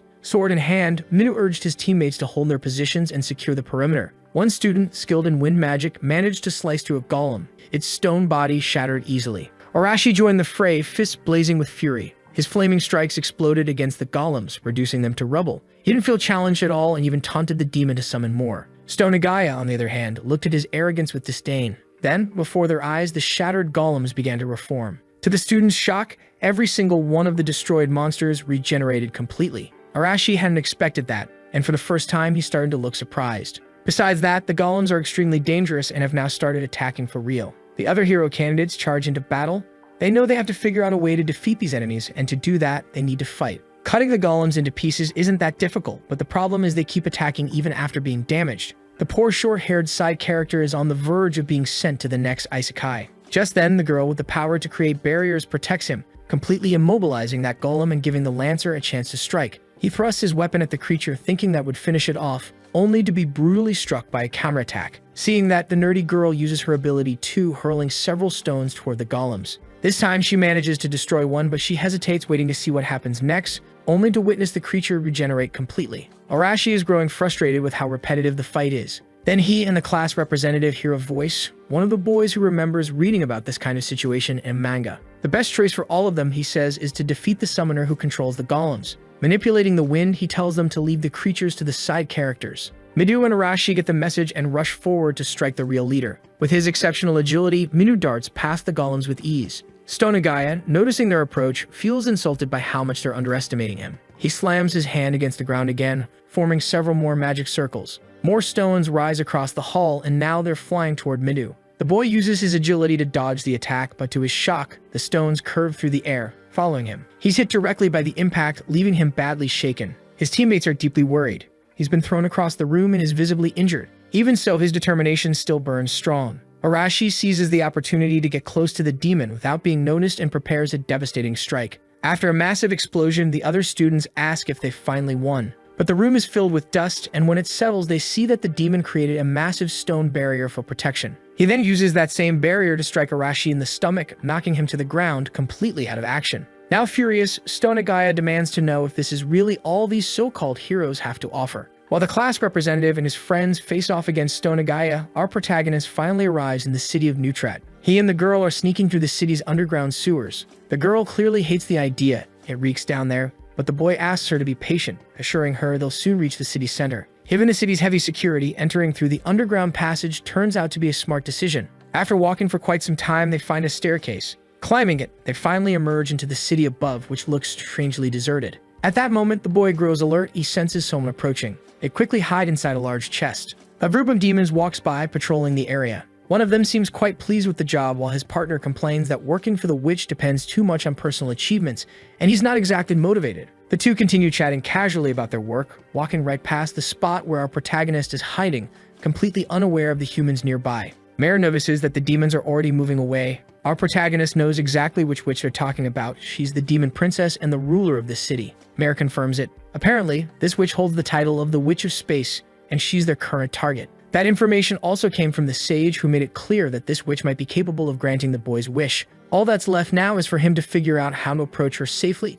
since without a solid plan, he could easily end up in multiple battles. Mare doesn't know what to suggest either, and the boy decides they should gather more information first. He orders Mare not to act alone. The girl promises she'll obey. Sneaking quietly through the city, they notice the place is crawling with demons. Hiding inside a building, they can finally observe everything more closely. Mare is stunned to see how the demons seem to be living normal lives. It's almost disappointing. From the protagonist, it makes perfect sense. Since they have intelligence, it's natural that demons would live in a society similar to humans. He immediately points to something in the distance. Mare looks over and sees that among the demons are human slaves, people being treated horribly by their masters. Witnessing that shocks her deeply. The boy, on the other hand, finds her reaction strange. From a logical standpoint, anyone with common sense would expect demons to behave like that. And indeed, Mare already knew this kind of cruelty existed, but seeing it with her own eyes fills her with anger and disgust. The protagonist realizes she's losing control of herself. Before either of them can react, they're caught off guard by a mysterious girl asking whether they're demons or not. He has no idea when she appeared, he hadn't sensed her presence at all.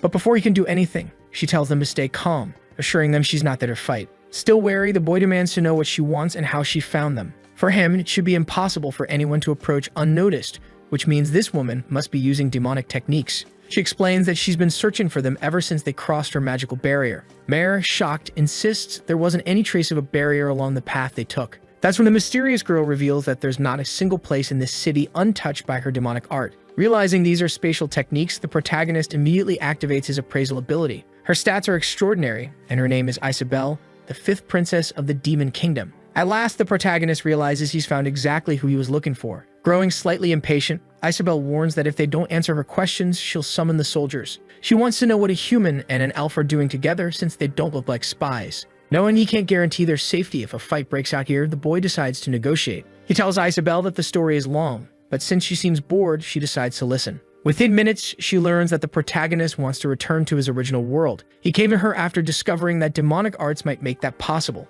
And indeed, Isabelle confirms that the information he received from the sage is true. The boy becomes visibly excited and hopeful. He never imagined he'd be so lucky as to find the city's witch this quickly. What surprises him even more is how different she is from the other demons. Isabelle explains that the technique could work, but only if she knows the coordinates of the boy's original world. Right now, however, she admits she doesn't know where that planet is. As soon as he heard that, the boy grew confused. The truth is, without the coordinates, it's basically impossible to send him back to his original world. Still, determined not to lose hope, he looked at Isabelle closely. He wanted to know if there was any way to discover the coordinates of his home planet. The witch explained that there are countless parallel worlds, and pinpointing the right one among so many variables is extremely difficult. Thanks to the Eye of Truth, the protagonist could tell Isabelle wasn't lying. His appraisal skill had leveled up several times, and now it was showing some very intriguing effects. The witch also mentioned that there's a limitation caused by his body itself. Since he came here with divine protection, it would be impossible. Her demonic magic couldn't pierce through that barrier. The boy realized that maybe this was the will of that god, that he wouldn't be allowed to return home until the Demon King was defeated. Isabelle agreed that it sounded like a reasonable theory, though she didn't have the knowledge to say whether it was truly possible. The protagonist now understood that he had no other choice. He really would have to fulfill his purpose in this world. Isabelle could see the determination in his eyes. The boy understood that returning home wouldn't be easy, even with help from demonic arts. Finally, Mare decided to join the conversation, asking why the witch was being so cooperative if she was a princess of the Demon Kingdom. Isabelle answered that the kingdom was divided into several factions, and that there was something she herself desired. Right after saying that, a wave of dark energy spread through the room, making both the boy and Mare tremble. Isabelle opened a portal to leave, warning them to be cautious, because escaping this city would be very, very dangerous. Then she vanished, leaving the two alone again. Letting out a deep sigh, Mare admitted that she was terrified. She truly thought that might have been her last day alive. The boy realized that the Demon King's bloodline was indeed powerful, and in his current state, he had no chance against them. Mare thanked God that the witch hadn't been hostile. For the protagonist, having such unexpected luck could only mean that something worse was bound to happen next, which immediately made Mare uneasy. Moments later, they heard noises coming from outside and rushed to the window. The city was in chaos. The demons were panicking. They already knew that humans were inside their territory spying. Frightened, Mare thought they had been discovered. And the boy knew this happened right after the witch left, meaning she must have alerted her subordinates. Mare couldn't understand why the witch would do that, but for him, it did matter. Trying to figure out her motives was irrelevant. The priority was getting out of there alive. A few minutes later, they were sprinting across rooftops at high speed. The demons below couldn't spot them, but the protagonist noticed that everyone was now on high alert, and the individual power of those demons was remarkably strong. Suddenly, he stopped, startling Mare. They both crouched low. He told her not to move, no matter what happened. His eyes were fixed on something fascinating. The mana signature he sensed was the same as the witch's, maybe even stronger. The boy spotted a peculiar figure among several demons, someone who clearly held authority. Mare recognized him immediately. That was Wimberg. The boy was taken aback by the name, but the girl was completely focused on that figure. She hadn't expected to find him here, and it confirmed that following the boy had been the right choice. The protagonist asked if that was the target of her revenge. Furious, Mare confirmed it. He was one of the 4 divine kings. Upon hearing that, the boy used his appraisal skill, confirming that Wimberg was indeed an incredibly strong and formidable enemy. Right after that, he tried to calm his companion down. If they fought here, they wouldn't stand a chance. Mare understood that perfectly well. That was the divine king of wind, and his element made him an expert at scouting and detecting enemies, so they needed to be extremely careful. Quietly, the two began climbing down from the rooftop. Leading the demons, Wimberg was searching for the intruders. Believing them to be weak, he didn't take the task too seriously. But one thing he was sure of, once he found them, he would crush them with his own hands. He also knew that the human hero candidates were fighting on the front lines, and that during moments like this, they'd be trying to stabilize their nation. One of the demons asked if it was really alright for a divine king to be there with them, saying it would be better if Wimberg were on the front lines as well. The king replied that his position here benefited him greatly, and that manual labor could be left to the other units. Using his ability, he felt something carried by the wind. Wimberg had confirmed the presence of intruders. The demon accompanying him was shocked, and the divine king explained that he'd learned their position through the wind itself. They were moving carefully, but they wouldn't be able to escape his detection. The demon was amazed that Wimberg could sense anything just from shifts in the air. It was truly incredible. Annoyed by all the praise, Wimberg ordered his troops to prepare for pursuit, though he was quite entertained by the thought that these intruders had entered the city under the witch's permission. Trying to escape the city, the boy and Mare ran at full speed until he suddenly ordered her to stop. Nearby, demons were searching the area with determination. The protagonist realized they had already been located. Even if the enemies couldn't pinpoint their exact position, he could feel the wind moving unnaturally for a while now. Mare mentioned that the spirits were restless. For the boy, that could only mean an elemental tracking ability was at play. The situation was turning dangerous. Mare could disrupt that technique with her magic, but doing so would reveal their exact location. He realized they shouldn't do that. Instead, they needed to keep moving. Demons were roaming through the city streets while the boy dashed desperately through the alleys. Unfortunately, they were found. Mare apologized, saying it was her fault, but the protagonist told her they could still use the terrain to their advantage. For that, though, he needed her to act as bait. The girl didn't like that idea at all. While she hesitated, the boy leaped between the walls, climbing back onto the rooftops. Mare panicked. She didn't have the agility to move like that. The boy asked if she truly wanted her revenge because crying like a child wouldn't help in this situation. After that, he slipped back into hiding. The demons soon realized the intruders had split up. Some began searching for Mare, while others went after the boy. With her staff in hand, Mare understood she only needed to act once. She'd unleash a massive fire spell. The demons, seeing that, went into a frenzy. Those who had split up quickly realized their comrades had been burned alive. In the chaos that followed, the boy appeared suddenly among them. With swift, precise movements, he began cutting down his enemies. The demons didn't understand what was happening. All they could hear were the sounds of blades slicing through the air. One of the creatures turned around, wondering what the noise was, only to see all his allies already defeated, right before his own neck met the edge of the boy's blade. Desperate, the demon called him a coward, but that didn't change his fate. Mare kept fighting, but this time she changed her spell, summoning a massive surge of water to block the advancing demons. She tried to push them back as best as she could. All she managed to do was slow them down a little, and at that rate, they'd soon catch up to her. That's when she noticed something strange. The number of demons was decreasing rapidly. One of them turned around in panic, only to be struck in the face by the knife of the boy who had been working from the shadows to silently eliminate their pursuers. Retrieving his weapon, the protagonist thanked Mare for her effort. She had been an excellent distraction. The girl, however, was still upset about the situation, realizing how dangerously close she'd come to death. Elsewhere, the Divine King was furious. The intruders had still not been captured. One of the demons tried to apologize, saying he would send more troops immediately. But to the Divine King, that was pointless. It would only lead to more casualties. He decided to hunt the intruders down himself. Meanwhile, the boy and Mare continued trying to escape. They began to notice the wind growing stronger around them, and to make things worse, they could feel mana gathering in their direction. Mare immediately summoned the Spirit of Wind. At that moment, the boy realized their enemy had arrived. Hovering above the city, the Divine King was watching them intently. To him, these intruders were nothing more than lost rats. Mare looked up at Wimberg with hatred burning in her eyes. Her long-awaited chance for revenge had finally appeared before her. The boy asked if she was ready, and she answered that she'd been prepared for this ever since her life had changed forever. The two of them braced themselves for the battle that was about to begin. He whispered to her that they couldn't win a long-range fight. They would have to use everything they had right from the start and finish it quickly. Mare agreed with the plan. She immediately called upon the spirit of wind again, sending several fierce gusts toward their enemy. The demon watched carefully as the attacks approached, thinking his opponents were foolish to use wind against him. He was completely surrounded by that energy, yet every one of Mare's attacks failed to hit. Each blast was deflected with ease. The boy noticed that the demon had partially blocked his own vision with his defense. Just as he realized this, he had to dodge an incoming strike. He couldn't understand how it had been possible for the enemy to attack while hidden within that barrier. The demon had already predicted that his enemies would try to close the distance, thinking they could find an opening in his elemental control. But with his sensitivity to the wind, he would never lose. The boy understood now how dire the situation was. Even if he managed to find his opponent's blind spot, the demon's arts would stop him. But Mare was still there, and she promised she'd fix this. She used wind again, but this time with greater force. At first, the demon wasn't alarmed, until he sensed something unusual coming from her spell. Mare knew that demonic arts relied on precise manipulation of wind. All she had to do was disrupt that control with her own techniques. The demon quickly realized that he couldn't handle the wind as finely as before. The boy could now see that Mare had been planning her revenge her entire life. He seized the opportunity to move closer, but the demon was still watching carefully. The boy rushed forward, blade in hand, yet he couldn't reach him. The enemy simply used the wind to soar through the air, leaving the boy seething with frustration. That's when someone told him he just needed to jump. Following that advice, the boy stepped onto the wind and was suddenly propelled straight toward his enemy. The demon had no idea how that was even possible, while the protagonist was determined to finish this once and for all, pouring every bit of his strength into it. Now close enough to strike, he used his eye ability to predict exactly where the demon would move next. But to his surprise, the enemy's weak points started to fade away. He didn't expect something like that, and before he could strike, a massive sword materialized in the demon's hands. The creature had never imagined he'd be forced to draw his weapon against such intruders. The boy realized that he was no longer on the offensive. He now had to focus entirely on defending himself. His agility wasn't good enough to keep his guard up against all those attacks.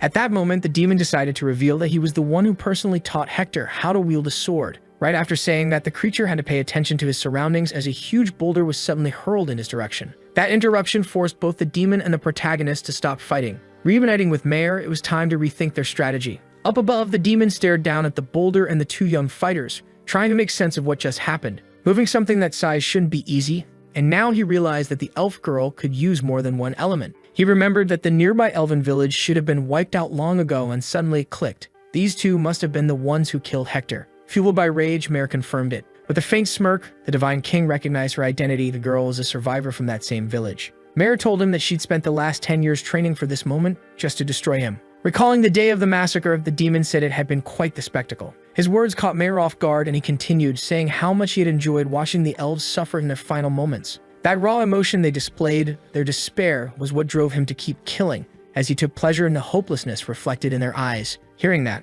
Mare completely lost control. The protagonist had to remind her not to give in to the demon's provocations, since her abilities were crucial for their victory. Regaining her composure, Mare decided to listen to him. Now it was up to the boy to analyze every variable. He was the kind of person who would do whatever it took to win. The demon, on the other hand, understood that his opponents were far more troublesome than he'd expected, and that the human he fought was still standing, something that shouldn't even be possible. There was only one explanation. That boy must be one of the summoned candidates. With his eyes glowing, the protagonist said they were being underestimated in this fight. The Divine King replied that he always kept the strongest warriors of enemy nations in mind, and that red-eyed boy wasn't among them. That could only mean one thing: he wasn't from this world. Floating above them, the demon realized he still had the strategic advantage. There was no need for him to rush. The protagonist, however, knew he'd only had about 3 minutes left before the power of his eyes would fade, and once it did, victory would become impossible. Mare then told him she had an idea for how they could turn the tide of the battle. Knowing that she might actually be useful, the boy told her not to slow things down. Offended, Mare snapped back that she should have been the one saying that.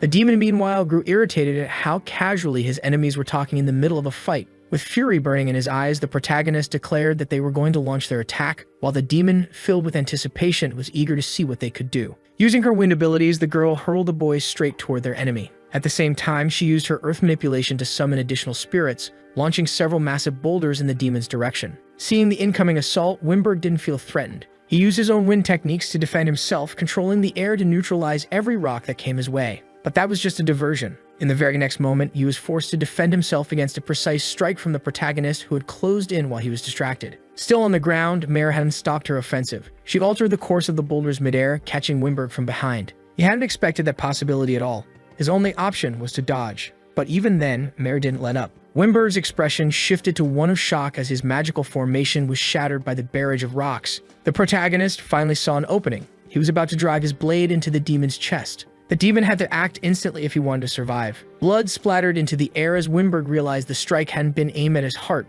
but at the hilt of his sword. The boy seized the moment, disarming him and claiming the weapon for himself before quickly retreating. Wimberg glared at the boy in rage, only to be struck by more of Mare's boulders. The demon was surprised that their strategy had worked at all, though he made it clear that someone of his level wouldn't be defeated so easily. Mare was terrified. Their coordinated attack had been perfect, yet the enemy remained unscathed. But to the protagonist, everything was still going according to plan. Mare had mentioned that Wimberg's wind technique, while powerful, had a weakness. It couldn't handle heavy attacks from the earth element. If they couldn't break through his defense, she could still use her wind magic to disrupt his control over it. The boy knew Mare had spent her entire life preparing for this moment. Even so, their combined techniques still weren't enough. Resolutely asked her for just one thing, to create another opening for him to strike. Now that he had stolen Wimberg's weapon, his determination flared even stronger. With that sword in his hands, his next attacks would be far more devastating. Mare wanted to know what he intended to do. Trying to provoke him, Wimberg said he wasn't a swordsman and couldn't possibly win just because he'd stolen the weapon. But the boy, completely unfazed, stated that things were going to unfold exactly as he said. He charged forward again, only to be met with a barrage of wind spears.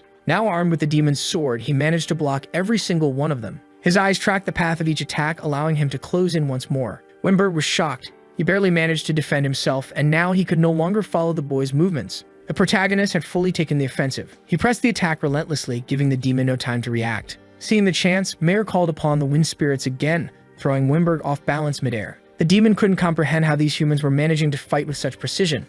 And then the boy appeared right in front of him, to finish the battle once and for all. Wimberg felt deeply insulted by those words. Channeling all of his remaining energy, he formed a massive wind spear to pierce his enemy. But that final act of desperation amounted to nothing. The protagonist swung his blade and severed the demon's head, ending the fight instantly. Drained of all his mana, the boy could barely stand. Wimberg never imagined that he would fall that day. My god, the guy's head is gone and he's still talking. Yeah, he's definitely a demon. Only then did the protagonist reveal that his eyes allow him to copy his opponent's abilities. He'd been replicating Wimberg's sword techniques all along. At first, he wasn't familiar with those moves, which made him hesitant to use them. But once Wimberg understood that, he realized the hero candidates were humanity's true trump card. The protagonist explained that he gained this power after defeating Hector. Amused, Wimberg admitted that his disciple had been a fool. He ended up helping his own enemy grow stronger by losing to him. Now that the battle was over, the boy needed time to recover. He'd just gotten a first-hand taste of the strength of one of the Demon Empire's 4 divine kings. There were still 3 others of that same rank, and without a doubt, the Demon King himself had to be far stronger. Not to mention the Demon King's descendants, who were said to rival Isabel in power. His current strength wasn't nearly enough to overcome all of those threats. As he was deep in thought, he noticed Mare walking toward him. She wanted to make sure the demon was truly dead. That's when the boy asked her how she felt now that she'd finally gotten her revenge. She said that after everything, she didn't feel anything at all. She'd risked her life to reach this point, and now that it was over, she just felt empty, but still relieved in a way. The people of her village had finally been avenged, and she was free from the past that had haunted her for so long. The protagonist admitted that having her by his side was invaluable. Without Mare's help, he never could have defeated Wimberg. That feeling was mutual. She knew her revenge was only possible because of him. Because of that, she thanked him. He'd helped her fulfill one of her lifelong dreams. The boy brushed it off, saying it was just coincidence, nothing worth so much gratitude. But Mare didn't agree. She was content with the choice she'd made to follow him. If not for this journey, she admitted she probably would have lost control and rushed to her death without meaning. The protagonist asked what she planned to do now. She hadn't thought about it and confessed she felt lost. He told her that she should create new goals for her life. After all, elves lived for a very long time. Still, since she was half human, she wouldn't live as long as her master. For now, she decided to continue traveling with him. He asked if she was sure about that, since his goal was to defeat the Demon King. But to her, that was exactly why she should stay. If the Demon King fell, there would be fewer people like her, fewer tragic stories born from his reign. That made her journey worth following. Even if he told her not to, she'd still stay by his side. As they set off again, the protagonist said they needed to find more clues soon. Reinforcements would arrive in the city before long, and that would become a serious problem. Mare understood what he meant. She'd been accepted by him, and now they were walking the same path. As the two made their way toward the outskirts, someone was watching them from above. It was the witch, Isabel, surprised by how well this unlikely pair had done. Their victory over Wimberg had made her next moves much easier. After that grueling battle, their journey continued. The protagonist eventually returned to Ubana. The wise woman was relieved that both of them had come back safely, admitting she hadn't expected it to happen so soon. Mare had something to say to her, but Yubana already knew what it was. She could tell her disciple wanted to travel alongside the boy. Because of that, the sage wished them both an excellent journey. Yubana's enthusiasm was so genuine that Mare actually felt embarrassed. As they sat together drinking tea, the sage asked the protagonist if he'd heard the latest news from the front lines. Hearing that, the boy immediately asked what had happened. From what it seemed, the hero candidates had been defeated, Midu included. Now the protagonist wanted to know who the enemy was. Yubana explained that the one responsible for that crushing loss was one of the Demon King's highest-ranking executives, Stonagaya. Mare guessed he must be just as strong as Wimberg had been, which made him an extremely dangerous opponent. The boy, however, wanted to know whether his former companions were still alive. Yubana told him that somehow they had managed to survive, but their defeat had completely shattered their morale. Because of that, the protagonist wanted to understand what would happen from here on. His goal was still to defeat the Demon King, and to do that, he needed to gradually weaken the enemy's forces. Mare asked if the other hero candidates were as powerful as he was. The boy said he couldn't say for sure, but even if they possessed great strength, it wouldn't matter much if they couldn't use it properly. Back at the human fortress, several soldiers were being treated, including the hero candidates. Midu tried to reject the excessive attention, saying his companion shouldn't use her healing technique for too long. She knew that, but insisted on helping everyone as much as she could. After saying that, she went back to focusing her energy on healing Midu's wounds. During that battle, thanks to Heinrich's auxiliary forces, they had managed to retreat safely. Still, the injuries suffered by his team were severe, and the worst of all wasn't physical but psychological. After their defeat, the hero candidates were in shambles. Midu was deeply frustrated, blaming himself entirely for what had happened. High above in the Arliss fortress, Stonagaya was surveying the perimeter. Far away, someone had already located him. It was the protagonist, using his AliExpress-grade eyes. Mare asked how he could see things from such a distance. The boy explained that ever since his appraisal skill leveled up, it had been providing him with extra benefits. Mare was amazed. It was an incredibly convenient ability at times. Even from that far, the boy could tell that the demon's stats were formidable. Deciding to push further, he used the advanced version of his appraisal skill to analyze Stonagaya in more detail. He discovered that the demon's defense could multiply based on his base attributes. Since the boy's appraisal had reached level 4, he could now use the enhanced version of the ability, granting him access to deeper insight about his opponents. He took the opportunity to search for a weak point, yet Stonagaya remained motionless, and the boy couldn't identify a single one. It was a clear sign that he was still too weak to perceive the demon's vulnerabilities. If he could only access that information, the fight would be far easier. From what he'd learned so far, Stonagaya was skilled with a sword capable of using earth elemental magic and possessed a special ability that greatly enhanced his defense. Mare had already expected such an impressive description, considering he was one of the 4 divine kings. She also mentioned that the earth element was weak against water. That made the boy ask whether there was any compatibility system between the elements. Mare explained that it depended entirely on the abilities being used. Even if Stonagaya had mastered many forms of demonic arts, there was no way he had perfected every single one. If she could identify which technique he planned to use, she'd be able to determine its weakness. The protagonist then decided to visit the fortress personally to gather more information. Meanwhile, not far from there, Midu stood staring at the horizon. He wondered what would happen if the protagonist were there, but quickly pushed the thought away. He had already taken it upon himself to bear the responsibilities of the heroes. His companions had gathered around him that day, wanting to know what was on his mind. Reina pointed out that he kept trying to shoulder the burden of everyone all by himself, which only made the class representative even more uneasy. The blonde boy told him not to make that kind of face. Then the short-haired nerd reminded him that he wasn't alone in that fight. Midu was surprised that his companions still trusted him after everything. At that moment, Reina stepped closer, asking if they shouldn't act together like before. As she passed by Midu, she told him he was really an idiot sometimes. Right after that, the blonde boy wrapped an arm around his shoulders, saying he needed to trust his friends more. Midu was still confused by everything happening around him. The truth was, he had never thought about depending on those people before. The blonde boy said that everyone had been getting stronger, which was exactly why Midu shouldn't carry the weight alone. After hearing those words, Arashi decided to join them as well, and several other students came along with him. Arashi wanted to know why Midu had such a pathetic look on his face, since they needed to recover and crush their enemies. The class representative was stunned by Arashi's sudden appearance, which only made the guy more irritated. After all, he hated realizing during the battle that their strength hadn't been enough. That's why he was now waiting for Midu's command so they could go back and destroy that enemy.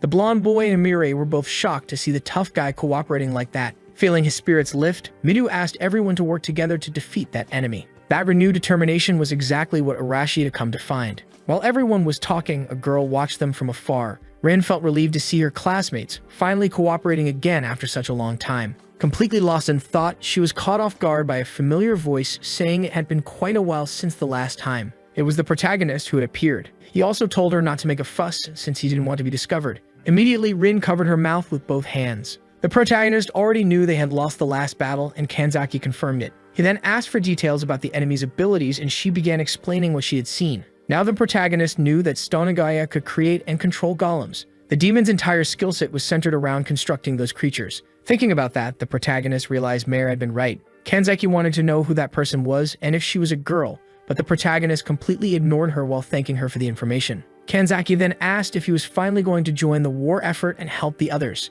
He had considered it for a moment, but after seeing that his former companions had regained their morale, he decided to keep operating in the shadows, just like always. At Fort Arliss, several demons were guarding the perimeter, and not far away, the hero candidates were taking their positions. The short-haired girl mentioned that they now had an army of hundreds of soldiers with them, which made the pink-haired girl visibly happy. Among them was Yaomi, who promised to give her all this time. She was joining the combat unit. Rina asked what made her decide that, and Yaomi said she had heard her friends were in trouble, and since she was a hero too, she couldn't just stand by. Still, she wasn't entirely sure it would work out. 5 days earlier, she had been busy with household chores, which had left her completely exhausted. It had been a while since Kinoshita last saw the protagonist. She actually agreed with what he said, but once she realized who she was talking to, she was completely shocked and asked how he had managed to get into that building, and if he was really the same Shinju she knew. The protagonist noticed she had come back to her senses, but she was furious that he had infiltrated straight into her room. Getting straight to the point, he told her that the other heroes were struggling on the front lines and needed her divine protection ability to win.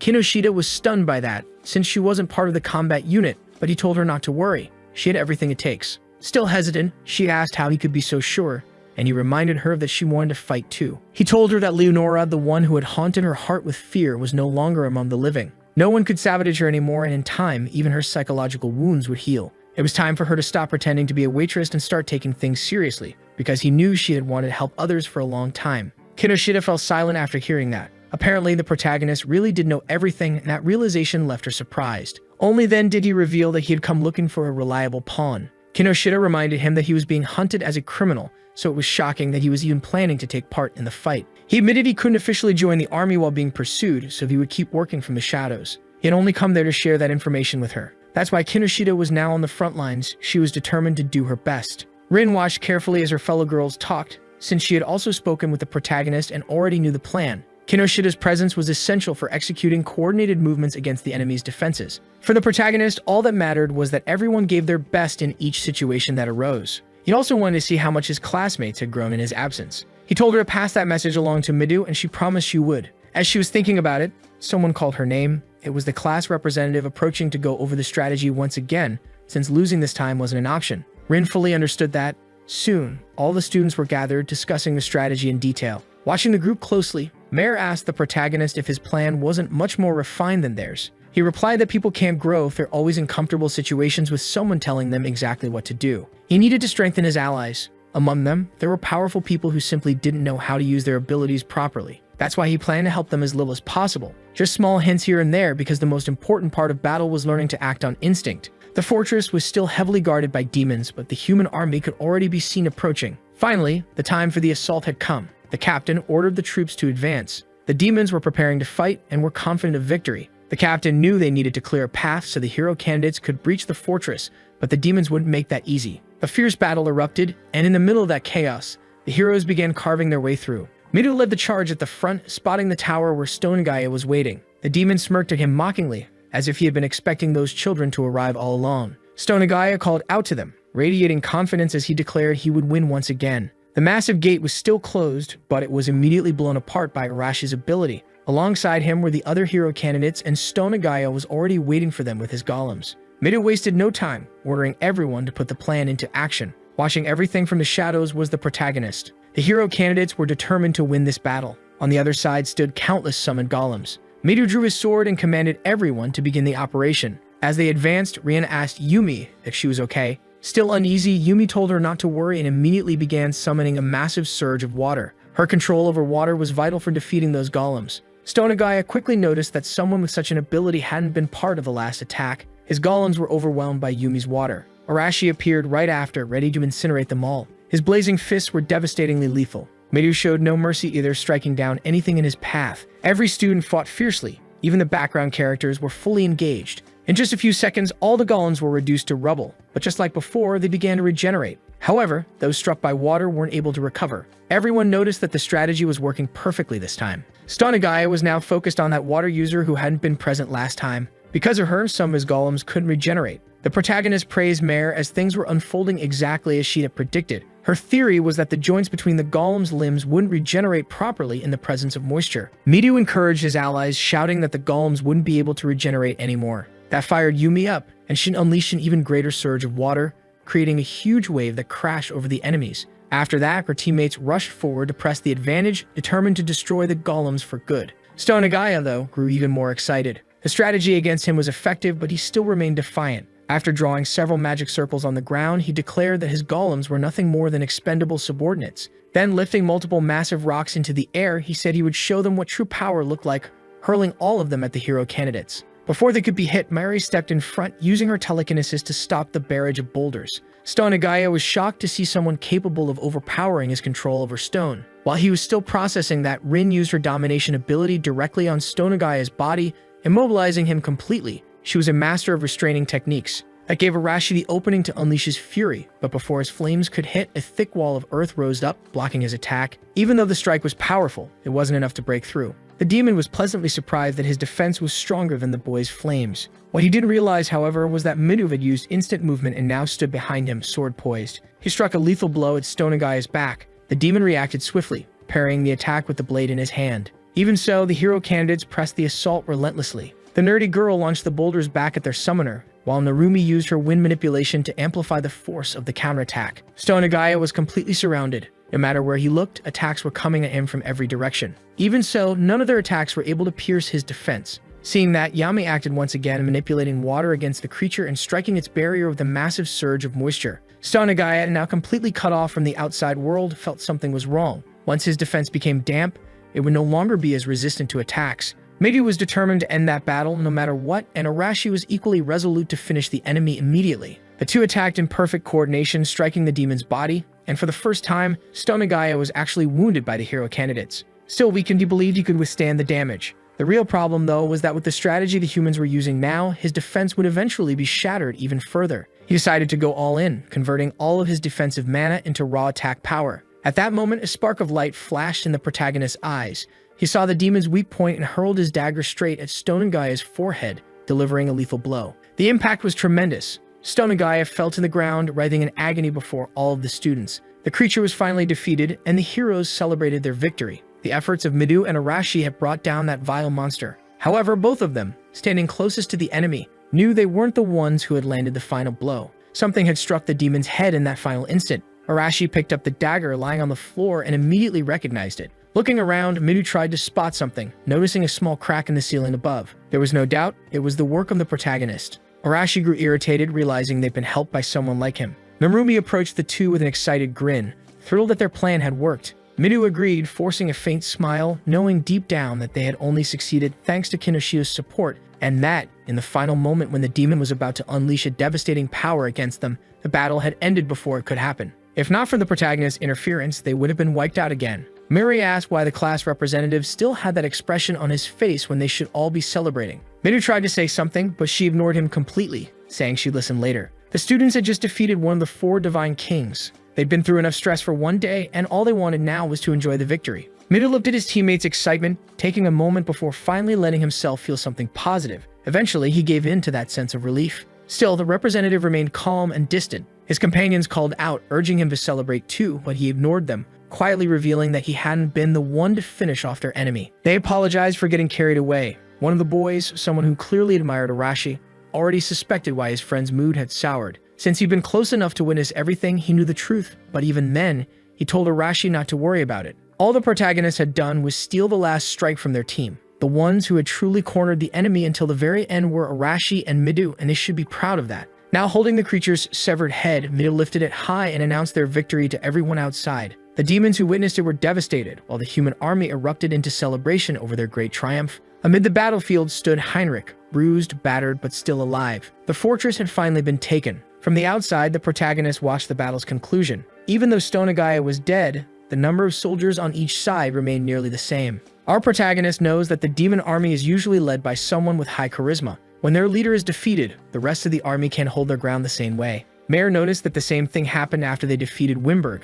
No demon tried to chase them after that victory. While pouring himself a cup of tea, the protagonist said that this is the greatest weakness of the demon army. Concerned, Mayer asked if it was really alright for him to have done that. After all, he was the one truly responsible for the victory, and she believes his real goal is to train his companions. He explained that he sensed an intense killing intent coming from that creature in its final moments, and he couldn't allow his allies to get hurt. The primary duty of an assassin, after all, is to prevent the worst from happening. Mayer thought he was being overly protective of his comrades, which slightly irritated him. He asked her to start calling him by his name. Embarrassed by the sudden closeness, she hesitated and asked if she could just call him K, a shortened form of his long full name. He told her that was fine, but then asked why her face was turning so red. After that, he started reflecting on their recent victory. 2 of the celestial kings had already been defeated. Even so, there were still powerful enemies remaining like Isabel. His journey to defeat the demon king was only just beginning. Meanwhile, somewhere else, a girl seemed to have been defeated, and someone commented that she had done it on purpose. She stood up furiously, while the demon responsible for her downfall was impressed that her willpower still had been broken. He ordered one of his soldiers to deliver a message to the auxiliary forces.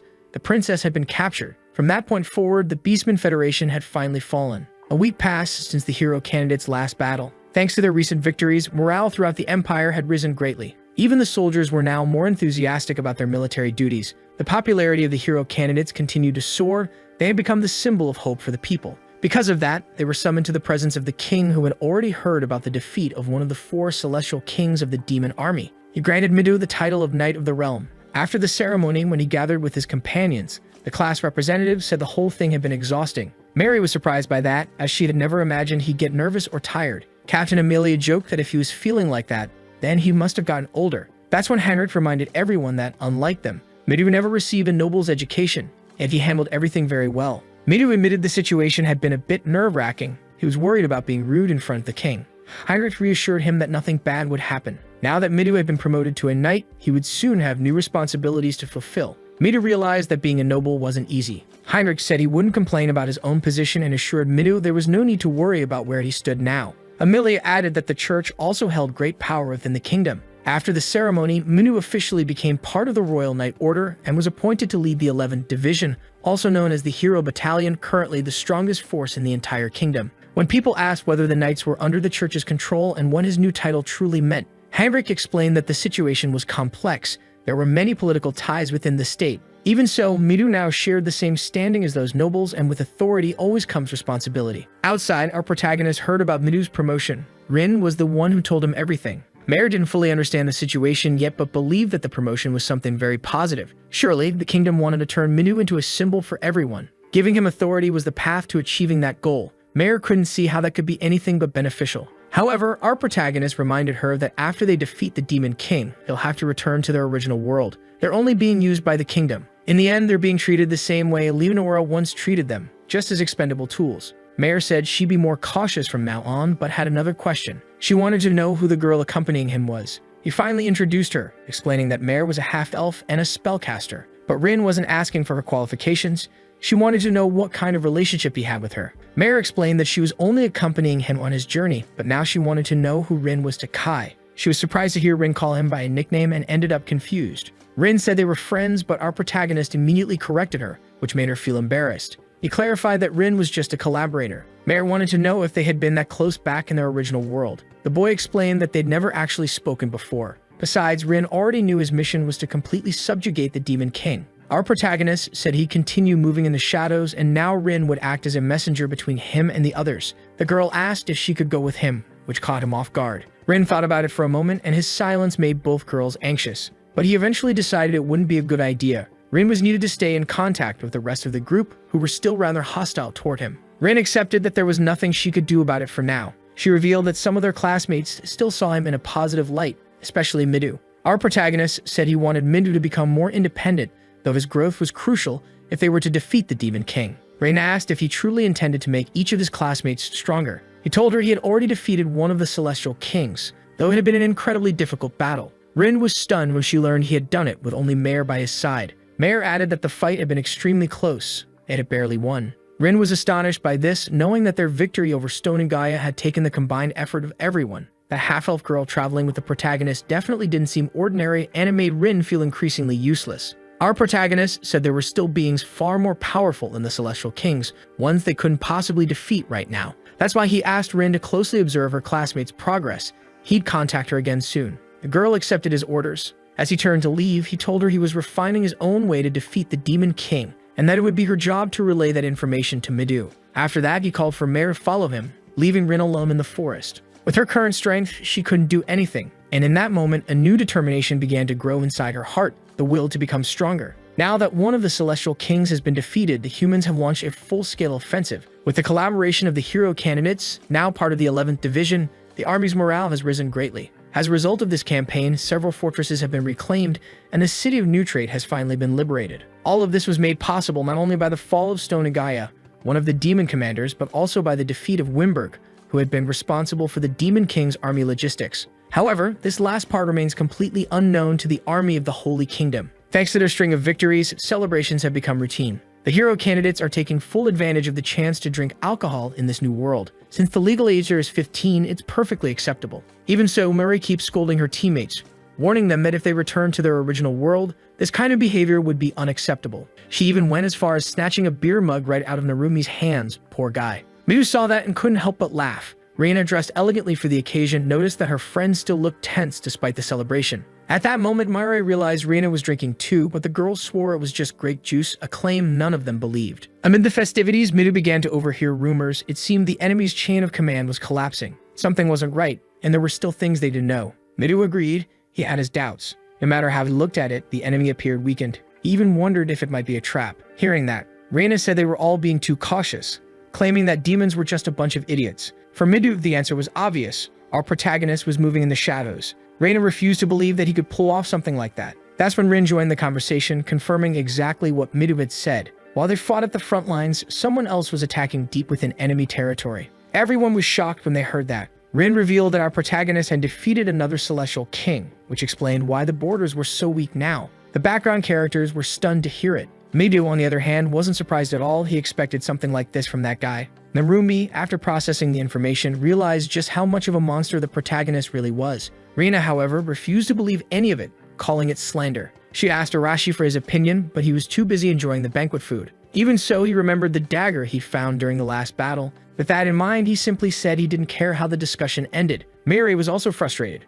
Even if it were true, she still couldn't forgive him. Now she joined Rina in badmouthing the guy, while Midu moved closer to Rin to gather more details. Rin didn't have much more to share. All she knew was that he was using his own methods to infiltrate enemy territory and get closer to the Demon King. Our protagonist had been doing this every single day, fighting deadly creatures that all wanted to tear him apart. He was skilled and ruthless. A monstrous hand lunged toward his face, and under such relentless attacks, it seemed like he wouldn't make it. But fortunately, a fire spell erupted, burning his enemies to the bone. He told Mare not to do anything reckless, but she had only intervened because he'd been in danger. He thought he'd already learned to control his mana, but the truth was he still couldn't properly use even basic magic. Mare explained that his element was extremely rare. Very few people could master lightning, and it was one of the hardest to perfect. If he had divine protection like his classmates, things would have been much easier. Even so, through relentless training, he managed to wield that power barely. Mare pointed out that he hadn't been able to unleash it with full intensity because he was distracted by the enemies surrounding them. That's why magic shouldn't be used in close-range combat. It requires far too much focus. But our boy is an assassin, so he has to fight up close. Mare suggested that he first learn how to use magic properly, in the traditional way, before trying to perfect his own methods. Our protagonist knows he has to grow stronger because, in his current state, he has no chance of defeating the Demon King. Still, he complimented Mare on her skill as a teacher. She really absorbed a lot of knowledge from Yubana. The girl became embarrassed by the praise, but a moment later, our protagonist suddenly went on alert. They were completely surrounded by dangerous creatures, all eager to tear off a piece of him. And instead of fear, excitement flashed across his face. Training was about to begin sooner than expected. Since this was a training session, he began gathering lightning in one of his hands. Using his new attack, he unleashed it on the monsters around him. Bolts of electricity struck the beasts, but the result wasn't fatal. It only disoriented them for a few seconds. He realized he still needed to refine his technique. The damage output was too low. As he was thinking that, one of the creatures lunged at him, but its strike hit nothing but air. Taking advantage of the opening, he moved swiftly and threw multiple daggers, each one finding a vital point. The remaining monsters were now terrified. Given the situation, it was more effective for him to channel mana into his daggers and throw them. That approach was deadly. Suddenly, one of the monsters tried to attack from behind. With his incredible agility, he spun around and sliced off its head. Grabbing onto a tree branch, he took a brief moment to collect his thoughts, only to notice more creatures rushing toward him with killing intent. He let mana flow through his entire body, and the moment they reached him, their bodies were turned into a scattered mess of limbs. Still watching carefully, he noticed one monster trying to topple the tree he was on, slamming its trunk repeatedly. Unfortunately, there were too many of them. The tree came crashing down, forcing him to move fast. Before him stood a massive army of monsters, all focused on tearing him apart. But among them, one stood taller than the rest and immediately caught his attention. That one must be the leader. With his dark eyes glowing, he decided that this creature would be his next test subject. Mare, exhausted, summoned her flames, realizing there was no end to the onslaught. The poor monsters were completely obliterated by her fiery spells. Panting, she told him they needed to leave, that it was impossible to stay here any longer. He agreed. That was more than enough training for one day. The path ahead of them was littered with bodies and broken pieces. Both he and Mare pushed forward, trying to escape. The girl complained about her exhaustion, while he noted that beyond their overwhelming numbers, those creatures were also at a very high level. Clearly, this was not a place where humans could survive. Mare explained that the demon folk were capable of controlling monsters with low intelligence, which made this region perfect for them. Finally, our protagonist understood why humans had never settled here. As they moved deeper through the forest, something caught his eye. Beyond the trees, he could see the true demon territory. The air itself was thick with a dangerous mist and crawling with monsters. Meanwhile, elsewhere, his companions were pressing deeper across the enemy borders. They had finally reached that perilous land, a land filled with monsters. For the first time since the offensive campaign began, the situation had taken a turn. The creatures here were truly dangerous. For the knights and hero candidates, they weren't much of a threat, but for the regular soldiers, it was a massacre. They were being completely wiped out. The captain tried her best to keep everyone's spirits up, while Heinrich already knew it was only a matter of time before they were completely surrounded. They were under attack from both demons and monsters. Minhu, on the other hand, realized this had to be the work of a high-ranking demon. His eyes locked onto a girl with horns. She was the one responsible for defending this territory, and she would do it with absolute devotion. No matter how many monsters she had to send to the front lines, once the humans were exhausted, she would unleash her own army to finish the job. Seeing the demon army approach, the soldiers began to panic. Minhu told Captain Amelia they needed to retreat immediately. She agreed and relayed the order to the troops, leaving behind only the bodies of those who hadn't survived. For the demons who arrived afterward, the victory couldn't have been easier. They had acted under the command of Elsa, a very cautious and strategic individual. Thanks to her, this battle ended effortlessly. One of the demons mentioned that the war against the Beastmen Federation had already been won, and that soon they would turn their focus solely to the humans. The victory over the Beastmen had been easy, but the same couldn't be said for the humans who had already managed to defeat 2 of the 4 divine kings. Hidden among the bushes was our protagonist. Mare was shocked by what they had just overheard from those soldiers. For him, though, that was valuable information, they needed to gather even more of it. Back in the city, the atmosphere had changed drastically. Many church priests were overwhelmed treating the wounded soldiers, while the heroes gathered with the army's high command. Since their last defeat, every territory they had reclaimed had been lost again, according to Captain Amelia. Now, she wanted to know if any of the knights had suggestions. None did. An elderly man pointed out that they needed to deal with the approaching monster hordes. Another officer said he never imagined demons could resort to such deceitful tactics. He suspected this had to be the doing of a powerful, high-ranking demon. Heinrich noted that recently the enemy forces had shown no real strategy in battle, until now. Something had changed and they'd started delivering heavy losses. Someone very clever was clearly orchestrating this. Mighty was certain it was the work of a demon. One of the knights reported that his men had gathered intel suggesting there was a commander within that forest leading the enemy troops. If they could force them out of the forest, the battle might turn back in their favor. Captain Amelia understood that advancing the entire army through dense forest terrain was nearly impossible. The other knights agreed that reorganizing their forces was the best option for now. Although they'd seen success reclaiming certain territories, the recent defeats had been devastating. Initially, their primary goal to retake lost lands had been achieved, but now that morale was crumbling, maintaining that pace of victory would be difficult. In the middle of that discussion, Mare reminded everyone that their ultimate duty was to defeat the Demon King. But the knights all knew that it was far easier said than done. So the captain asked if she had any concrete ideas. A bit embarrassed, Mireille suggested expanding the army. However, the captain explained it wasn't that simple. Sending a larger force would only slow their advance. Medio, meanwhile, pointed out the real danger, the growing number of casualties. He didn't want to see any more soldiers lose their lives. Since the issue lies in the army's strength, he suggested focusing on their elite forces. The captain agreed, but pointed out that even if they searched the entire kingdom, they wouldn't find soldiers better than the ones already on the front lines. If the goal was to strengthen the troops, they'd have to focus on training them further. It would take time, but it was the only realistic solution. Everyone seemed to agree on that. Now, Minhu finally understood why his mind had been so exhausted lately. The goals of those people and his own were completely different. The people of the kingdom were focused on maintaining the current state of affairs, while the heroes wanted to destroy the Demon King, no matter the cost. Heinrich noticed the hesitation in the boy's eyes and asked what he thought about all of it. Midu realized it could take years before they'd be strong enough to defeat the Demon King, but he wanted to end it as soon as possible. Amelia explained that training elite troops would take a long time, 2 years at least, even in the best-case scenario. For him, that was far too long. One of the knights agreed that defeating the Demon King was indeed the best solution, but they had already suffered several defeats, and advancing further into enemy territory was too dangerous. Still, their recent victories were already a great success. They had managed to liberate several regions. Midu was grateful, but he couldn't bring himself to feel happy about it. He and his companions just wanted to go home. Heinrich kept an eye on him, noticing his discontent throughout the meeting. When it finally ended, they left the hall together. The captain understood how the boy felt, but Amelia's judgment was based on the current state of affairs. They needed greater political influence to overcome this situation, something that couldn't be decided overnight. Midu agreed with that reasoning. Seeing his concern, Heinrich told him not to get lost in distant thoughts. That's when Midu realized the captain had understood exactly what was troubling him. Heinrich said he must value the lives of his friends and that impatience would only lead them all to disaster. That's why they had to use time as their ally.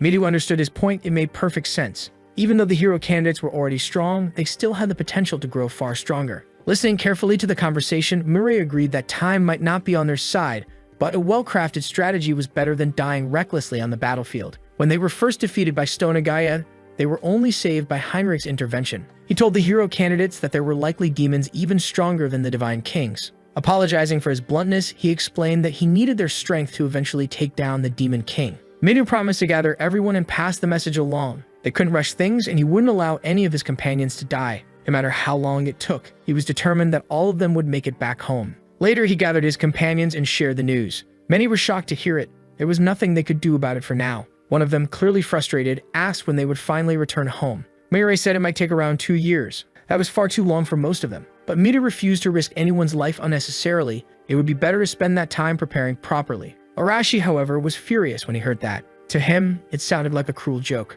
Midu explained that he wanted to defeat the Demon King as soon as possible too, but their goal and the kingdoms were not the same. Then, full of determination, he asked Arashi if what he truly wanted was a reckless assault with just their group alone. And that was exactly what Arashi wanted. To him, the kingdom was no Uli. Those nobles only saw them as tools to be used. But to Midu, that reckless strategy would bring everyone to ruin. They couldn't keep fighting without the kingdom's support. Arashi disagreed, saying they could win using guerrilla tactics. Their objective wasn't to destroy the enemy army, only to kill the Demon King. Midu understood the idea but saw it as a huge risk.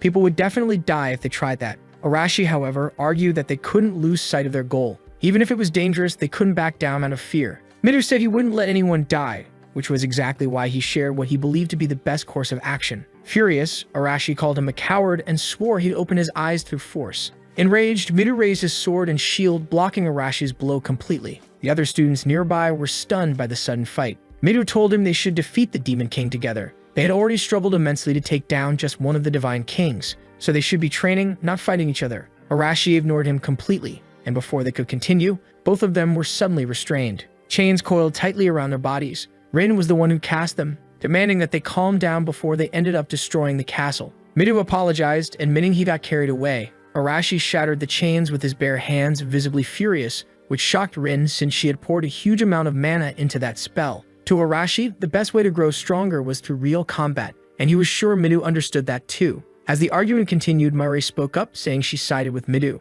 Rin agreed, supporting a more cautious approach. The others, who had been unsure, finally admitted that staying in that world wasn't so bad. It was far better than dying in a pointless battle. Kaori, however, took Arashi's side, which surprised Rina deeply. The truth was that Kaori completely understood what Arashi meant. She too wanted to go back home as soon as possible. Yumi said she felt the same way, and with tears in her eyes, confessed that she'd left behind only her mother, who was already frail and sick. She worried about her health every single day. The boy, who supposedly loved his Trembolona, also agreed that returning home was urgent. He'd been abandoned by his parents, and the only person waiting for him was his little sister. Another girl confessed she wanted to go back immediately as well, though not because of any tragic story. She simply came from a normal family and didn't want them to wait 2 long years. After that collective outpouring, Midu realized just how complicated everything really was. Among them stood Narumi, whose reason for wanting to go back was to reunite with his many girlfriends. Slowly, the discussion turned into a heated argument. The students, once just background characters, were now split between following Midu or siding with Arashi.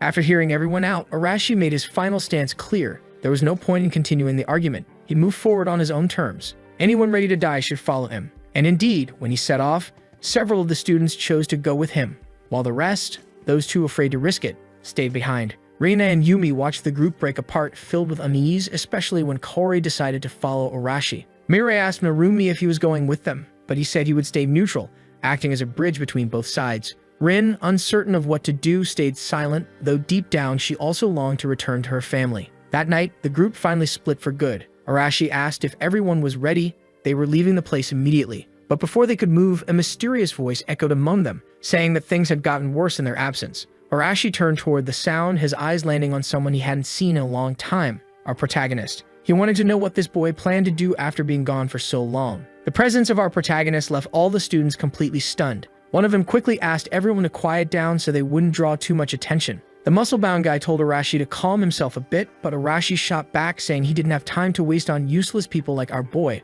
The truth was, the protagonist agreed with that, but decided to be honest with them. He wanted their strength. Arashi was taken aback, recalling what had happened earlier, right after he'd left the meeting hall. During that whole argument, our protagonist had been watching everything through the window. Mare noticed how serious the discussion among the classmates had gotten, but for our protagonist, both sides were right in their own way. Just as Midu had said, they couldn't do this alone. On the other hand, the kingdom's approach was far too passive. Arashi had a point about the 2-year time frame being real, but his plan was dangerously reckless. Mare asked what our protagonist would do in a situation like that. He said there were 3 possible paths to overcome the current stalemate. The first was to change the mindset of the people in positions of power within the kingdom. If they could do that, the military's strength might eventually be redirected towards supporting the hero's cause. The problem was that Meidu would never agree to such a method. Hearing that, Mare asked what the second option would be. Our protagonist explained that they could take the approach Arashi suggested, using guerrilla tactics to fight against the enemy. Based on what they knew so far, mostly thanks to Isabel, the demon realm wasn't unified.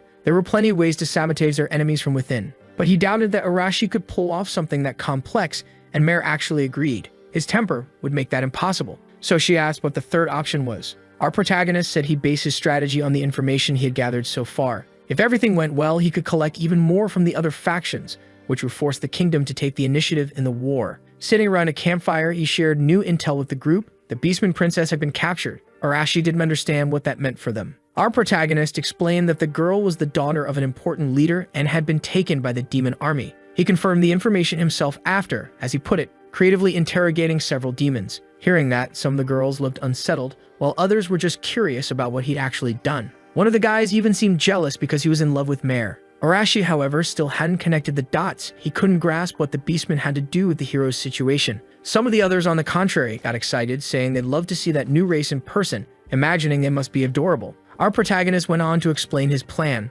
South of their current territory was the Beastman Nation, a federation well known to everyone. Up to this point, that country had remained completely neutral in the war between humans and demons. Arashi realized that our protagonist intended to form an alliance with them, but scoffed at the idea, saying the Beastmen were nothing but cowards too afraid to stand against the demons. Mare said those tribes' soldiers were stronger than they imagined. Their physical abilities and senses are extremely enhanced. If that's true, Arashi couldn't understand how they'd stayed neutral during the conflict. Mare explained that in the current situation, the Beastmen wouldn't be able to secure a victory on their own. Besides, the Demon King's army has always focused its efforts on humans, but if those two nations joined forces, they might be able to achieve something unlikely. After she explained that the boy finally understood why they needed the princess, Kaori suggested they simply rescue her and use her as a political bargaining chip. That was exactly what our protagonist wanted, and he already had information on some supply routes. He asked Arashi to act as bait, bringing destruction to those routes while he moved through the shadows. After all that explanation, one of the students wondered why those nations hadn't already cooperated despite having a common enemy.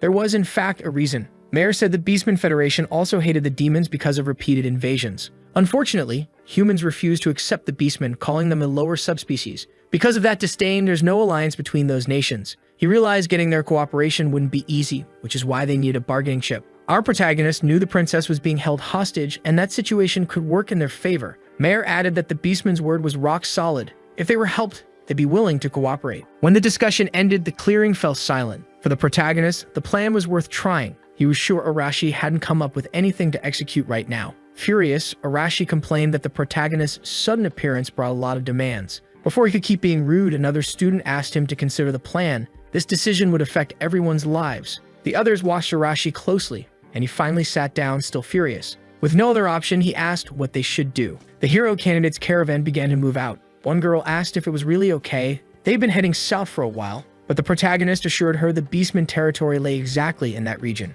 Meanwhile, the demons were moving prisoners along a northern route whose final stretch cut through the heart of the forest. Because none of the countries had real trade treaties, there were only a few roads in that area, which actually made the plan easier to pull off. The boy knew they were infiltrating demon territory and worried they might be found in ambush, but he also knew exactly what he was capable of, so that possibility didn't concern him too much. Even if the journey would be harsh and full of monsters, their carriage and caravan would pass, and the boy could hardly believe it. They could also rely on Sorero Tomoko's ability, a spatial protection that stores equipment and items. For heaven's sake, now even the background characters were getting names, patience required. Approaching the protagonist, one of the extras said it'd been a while since they'd seen each other. He remembered her ability. The protagonist said it's hard to forget the good things, and the girl lit up at the comment. The burly kid who only wears sleeveless shirts now had a few questions. He wanted to know how the protagonist had managed to infiltrate enemy territory. Answering him, the boy said he hadn't always been in that region. He'd been searching for clues about another way to get back home. Curious, his companions asked what conclusion he'd reached.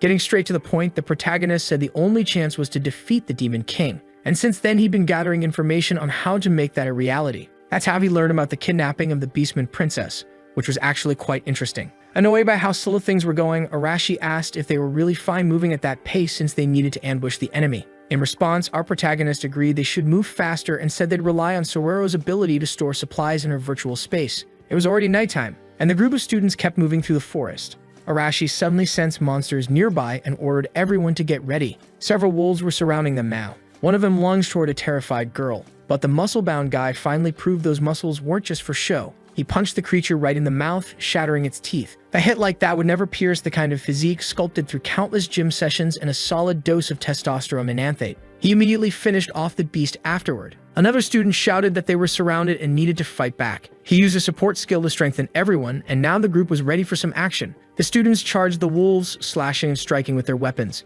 Even the usually useless girl managed to pull off a few decent moves. The students were actually winning until one wolf thought it'd be smart to go after Arashi. Before it could even reach him, he grabbed it by the throat. Arashi hated being targeted by weak creatures, so he burned the wolf alive with his bare hands, tossing its charred corpse away. Once the fight was over, he asked if any of his weak companions were hurt, but it looked like everyone had come out fine. After all, our protagonist had been watching the whole thing, but there was still one problem left. A massive beast suddenly charged at them. The attack caught Arashi completely off guard, but Mare wasn't there just for decoration.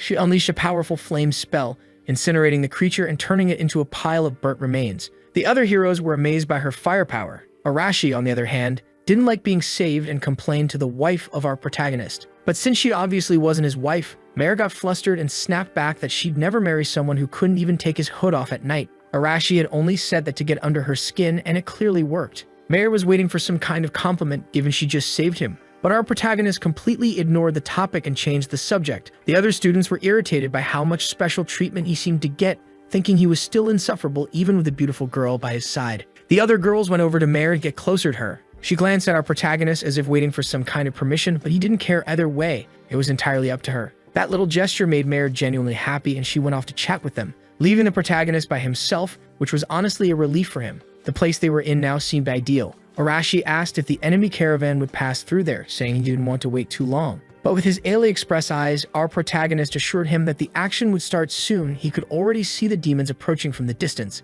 Thanks to the stealth ability granted by those AliExpress eyes, our boy could clearly see what they were dealing with. Some low-level demons, around 15 mid-level ones, and possibly even more hidden inside the caravans. Among them, there was a single high-level demon. My god, that guy must have had one hell of a rough puberty. He looked like the living embodiment of every bad joke ever made. When Arashi saw that thing, even he looked a bit shaken, assuming it had to be the leader of the convoy. Our protagonist confirmed it and warned everyone not to underestimate him. He might not be as strong as Stonagaya, but he was definitely trouble. Frustrated, Arashi said he wanted to take him down himself. Our protagonist just gave him a long look, actually hoping he would. He was getting tired of saving these almost background characters. Half joking, he said that from the start, the high-level demon was meant to be Arashi's problem anyway. The plan was simple. The hothead would draw attention with his explosions, then once the enemy formation broke apart, it'd surround them. The side characters were already on board with the plan. The muscle guy's job was to collect and escort the wounded, while Mare would provide area support for the fighters. Arashi couldn't afford to lose focus. He had to deal with the enemy leader.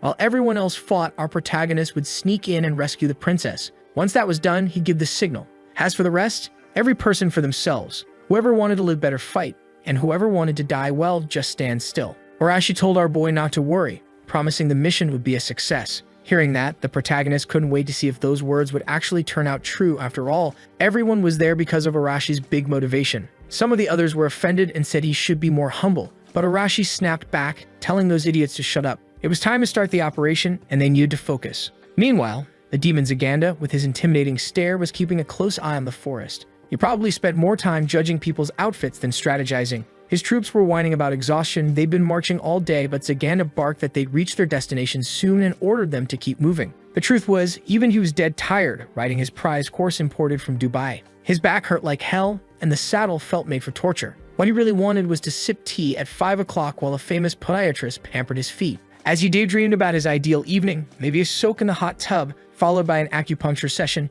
he decided to check on the prisoner. He told his soldiers to stay alert while he rode ahead. But from the look on his face, the soldiers knew their boss just wanted an excuse to rest and maybe get a manicure. Inside the caravan was the beastman princess, Xena, still furious and defiant. Zaganda approached to check on her condition, informing her that they'd soon arrive in the city, where she'd be sold into slavery forever. Her people wouldn't be able to do anything to save her. Xena snapped back that the caravan was shaking horribly the entire trip and called it miserable. Zaganda didn't like that complaint at all. He told her that if her federation behaved and followed orders, she might be released eventually. But the princess spat back that his words were worthless. As long as she remained a prisoner, her people would never bow to demons. Zaganda coldly said she didn't understand her role in the war, reminding her that she was the daughter of an important leader. But Xena, fully aware of what she'd left behind, told him he was nothing but a fool if he thought such words could break her people's spirit. Her defiance made Zaganda's composure crack, and fury began to burn in his eyes. Acting on pure impulse, Zaganda grabbed her clothes, tearing the top half right off. In a fit of deranged frenzy, he decided to do something unspeakably vile.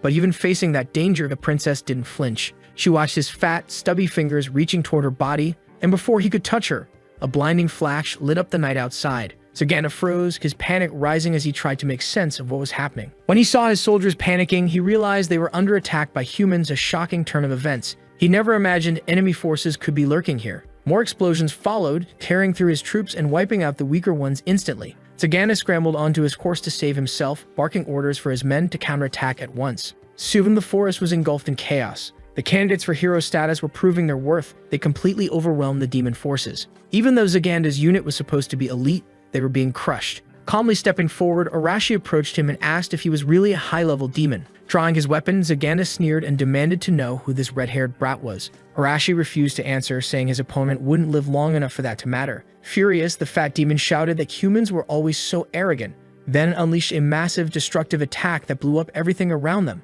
The explosion accomplished nothing. Arashi had already countered, striking Zaganda, who barely managed to block with his spear. Puffing out his chest with pride, the demon laughed, saying the boy would never defeat him. His BMI was far too small. Arashi realized his attacks weren't hitting as hard as he'd hoped and quickly had to dodge a retaliatory strike. Keeping his distance, he studied his opponent carefully. The demon was strong, not on Stonegai's level, but still powerful. If Arashi wanted to inflict real damage, he'd have to pour an immense amount of mana into his blows. He could only manage 7 more explosions. After that, he'd be drained, and that would be the end. So he decided the best option was a direct, lethal strike straight to the heart. Meanwhile, Zaganda surveyed the battlefield. Judging by their strength, these were clearly hero candidates. He knew these kids had taken down other high-level demons, so he'd have to be careful. Tightening his grip on his spear, he prepared to charge forward on horseback. Thanks to his not-so-useless observation skills, Zaganda quickly figured out what was happening. The enemy team was here to rescue the captured princess. Luckily, he'd already stationed several guards around her. They were entirely focused on her protection, which would make the human's job much harder.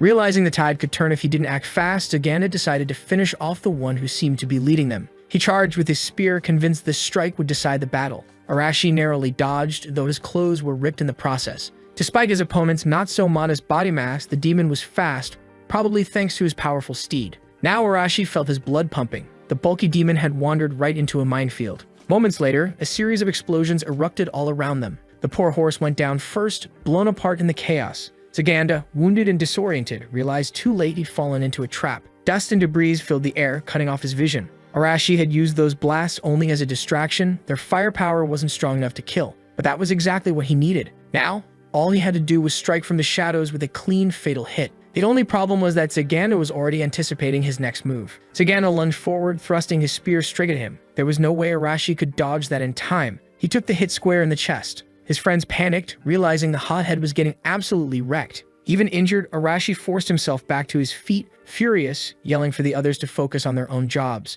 Sagana tried to taunt him, though deep down he was shocked the boy had managed to block that attack on pure instinct, like some kind of wild animal. Still, he'd seen enough to understand Arashi's fighting style. Anything the kid touched could explode. As long as he kept his spear in hand, victory was possible. All he needed was to control the distance. With a sly grin, Arashi realized the fool had fallen right into his trap. The fat demon charged, striking over and over with his spear. Arashi dodged every single one, and the demon grew overconfident, convinced the advantage was his. That arrogance was all Arashi needed. His hand started to glow, then he unleashed an explosion right from his palm. The fight was going exactly how he planned. He blasted the demon with an energy surge so strong it looked straight out of a classic 80s action movie. The poor oversized demon was engulfed in flames and blown to pieces. Arashi let out a sigh of relief, noticing his powers had leveled up after the battle. Mayor was impressed, somehow, the hot-headed fool had actually won. And once the demons saw their leader defeated, they went right back to being dumb beasts. The extras celebrated wildly, morale shooting through the roof.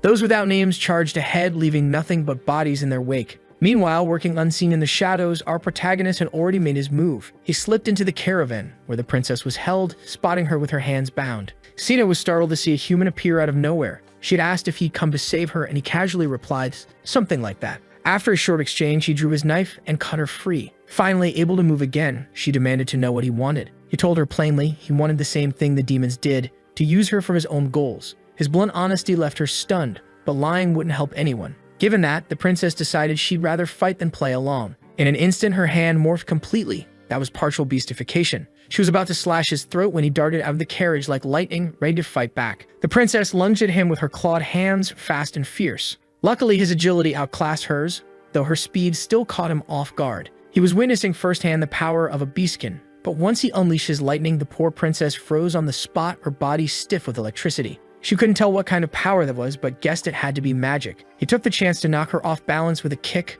sending her crashing to the floor completely still. In one smooth motion, he pinned her down with a clean judo hold. Yeah, it was technically an arm lock, but if it were jujitsu, he would have done it way better. After all, jujitsu is a martial art, judo's just a sport. Our protagonist was honestly shocked by the effect of that electric strike. Thanks to him, he was able to completely disarm his opponent. Now, subdued and defeated, the princess couldn't stop wondering how a human could possibly be this strong. With the upper hand, our protagonist asked if she had any idea of the power gap between them. She had only two options, to be obedient or to obey. It was up to her to decide which one suited her best. The princess eventually agreed, realizing that siding with humans was far better than siding with demons. Meanwhile, on the battlefield, the hero candidates continued wiping out the remaining enemies. One terrified demon tried to flee, trembling as he questioned what these people even were. They were worse than monsters. Arashi gave a simple order to his companion, who made the vines of a nearby tree glow and lash out, wrapping tightly around the demon's leg to stop his escape. Now completely terrified, he was caught by Arashi, who told him to deliver a message to the Demon King. Nothing personal, Arashi said coldly, but your time's up. Later that night, everyone gathered around the small campfire. The demon caravan had plenty of food, which got the group excited. After pulling off the ambush, some of them joked they were starting to feel like bandits. The princess, on the other hand, was shocked by how well she was being treated. Our protagonist noticed she hadn't eaten yet and asked why. Clearly starving, she didn't understand why they were treating her so decently. Arashi mentioned that finding good food in this world was rare and nothing compared to what they used to have back home. Our protagonist reminded her that he still needed something from her, and it'd be a real problem if she suddenly decided to die. Hearing that, the princess cautiously took a bite of the food and was immediately amazed by how delicious it was. Everything cooked by the black-haired girl tasted incredible, or so the hero candidates claimed. Mayor then asked if the princess's name was really Sina and how she ended up being captured. The girl sighed deeply, as if regretting what happened. She explained that she had run into the Demon King's army while hunting in the forest, in her people's territory, where demons had no reason to be. It was almost as if they knew she'd be there. To our protagonist, that could only mean the demons were planning to invade her country, and capturing her was just one step in their strategy. One of the girls asked if the demons intended to control the Beastman's entire nation. The princess replied that the demons planned to dominate the entire continent. The question now was what the humans intended to do with her. Our protagonist told her plainly that they planned to use her as a bargaining chip. They needed the cooperation of the Beastman Federation to defeat the Demon King. It was an ambitious goal, one that left the princess genuinely impressed. But our protagonist clarified that he also had personal reasons. Until the Demon King was defeated, they couldn't return to their original world, as Arashi pointed out. Finally, the princess realized who they were, the rumored hero candidates she had heard about. After hearing the full truth, our protagonist asked for her opinion, saying her help would be far more useful if it came willingly. With surprising warmth, she admitted that she owed them a favor since they saved her. Though, as our protagonist pointed out, it had all been a coincidence. Even so, she insisted that a favor was a favor, and to purge the demons from her federation, she needed the backing of another faction. She suspected there was already a spy among her kingdom's officials. Accompanied by our heroes, Princess Xena finally managed to escape demon territory. They made their way back to the city of Neutrat. Inside the training grounds, Midu was in the middle of an intense session, pushing himself to become stronger when a familiar voice interrupted him. It was Rina. Curious and a bit annoyed, he asked what she wanted. Clearly excited, she told him that Arashi's team had finally returned and were now at the city gates. Midu froze for a moment, completely shocked by the news. At first, the soldiers didn't take their return well. To them, Arashi's team were deserters, and they demanded to know what those runaways were doing back after abandoning the kingdom. Arashi said he couldn't care less about those rules. They were never made to benefit the hero candidates anyway. Seeing that he was visibly irritated, the generic background soldiers decided to ease up a bit. Arashi told them he had no time to waste with extras and needed to speak directly with Captain Amelia. The soldier in charge refused, ordering his men to arrest the deserters immediately. Arashi really didn't want to resort to violence, but things were heading that way fast. The muscle head of the group complained that Arashi's lack of manners was exactly what caused problems like this. Before the situation could escalate further, several chains appeared out of thin air, binding the soldiers in place. Rin had stepped in, surprised that Arashi's group had returned so soon. The soldiers couldn't move under her power, and one of them asked if she planned on becoming a traitor too. Then, the most charismatic of the bunch, good old Narumi, spoke up, telling everyone to calm down a bit. With that, Rin's chains vanished. It was no surprise, Narumi's special power was pure charisma, and just by speaking, he managed to diffuse the tension. Arashi was baffled that the soldiers listened to Narumi's voice instead of his own orders. Narumi said he was sure they had come back with something important for the city, and Arashi replied that they would discuss it soon. What mattered now was preparing a proper place for a meeting. Later that same day, Arashi finally met with the army's officials. He wasn't exactly thrilled about it, though Heinrich, ever the diplomat, stayed as friendly as usual. Some of the other knights were visibly upset. Meirei asked Arashi to tone down his attitude a bit, pointing out that his arrogance was making the atmosphere heavy. But Arashi had long since stopped caring about the customs of that kingdom. Even so, Meirei insisted he at least try to be polite, since she had gone through the trouble of gathering everyone he wanted to speak with. With an exaggerated sigh, Arashi lifted his feet off the table. It was time to start. A random soldier walked into the room, escorting the princess of the beastmen. The moment the humans saw her, they were stunned. Captain Amelia demanded to know what the girl was doing there. Sienna confirmed her identity as the daughter of one of the Beastmen Federation's great leaders. She explained that she'd been captured by demons but was rescued by these brave young men. Miyu couldn't believe it. His classmates had fought demons and survived. Sienna revealed that the demons had been lurking near her nation's borders for some time. When she was captured and taken into enemy territory, Arashi's team saved her. Arashi then explained his plan to use the princess as leverage for an alliance with the Beastmen Federation, since waiting 2 years was simply too long. Captain Amelia immediately understood the strategy. She admitted they were already in the early stages of considering such an alliance but would need to consult her superiors now that the princess was in their custody. Arashi appreciated her honesty, but Amelia was clear. She wouldn't risk losing half the hero candidates over this. Heinrich stepped in, reminding everyone that these heroes were the kingdom's greatest trump card and their presence alone kept the army's morale high. Even so, Amelia agreed that forming an alliance would greatly improve their odds of winning the war. And that was exactly what Arashi wanted, an end to this conflict as soon as possible. Even so, it wasn't a bad deal for the kingdom, since the will of the people was for the Demon King to be defeated. The captain said she had been rescued and well treated by the humans and hoped they would also help her people wipe out the demons still occupying the Federation's lands. Maida promised he would do his best to make that happen. But then Heinrich raised a question. He wanted to know how those kids even found out the princess had been kidnapped. Arashi explained that they'd interrogated a few demons in a rather creative way on their journey, and that answer seemed to ease the captain's mind. A week passed since that event, and fortunately, the kingdom had managed to open a line of communication with the Beastmen Nation. The news filled everyone with excitement. Our protagonist, still working from the shadows, wanted to know how things were progressing. One of the nameless soldiers told him everything was going according to plan. A small caravan of 4 students was heading to the Federation to establish diplomatic relations. The leader of this expedition was, of course, Heinrich. Alongside him were a few soldiers and some administrative staff. Our protagonist asked about Arashi, how he was handling all this.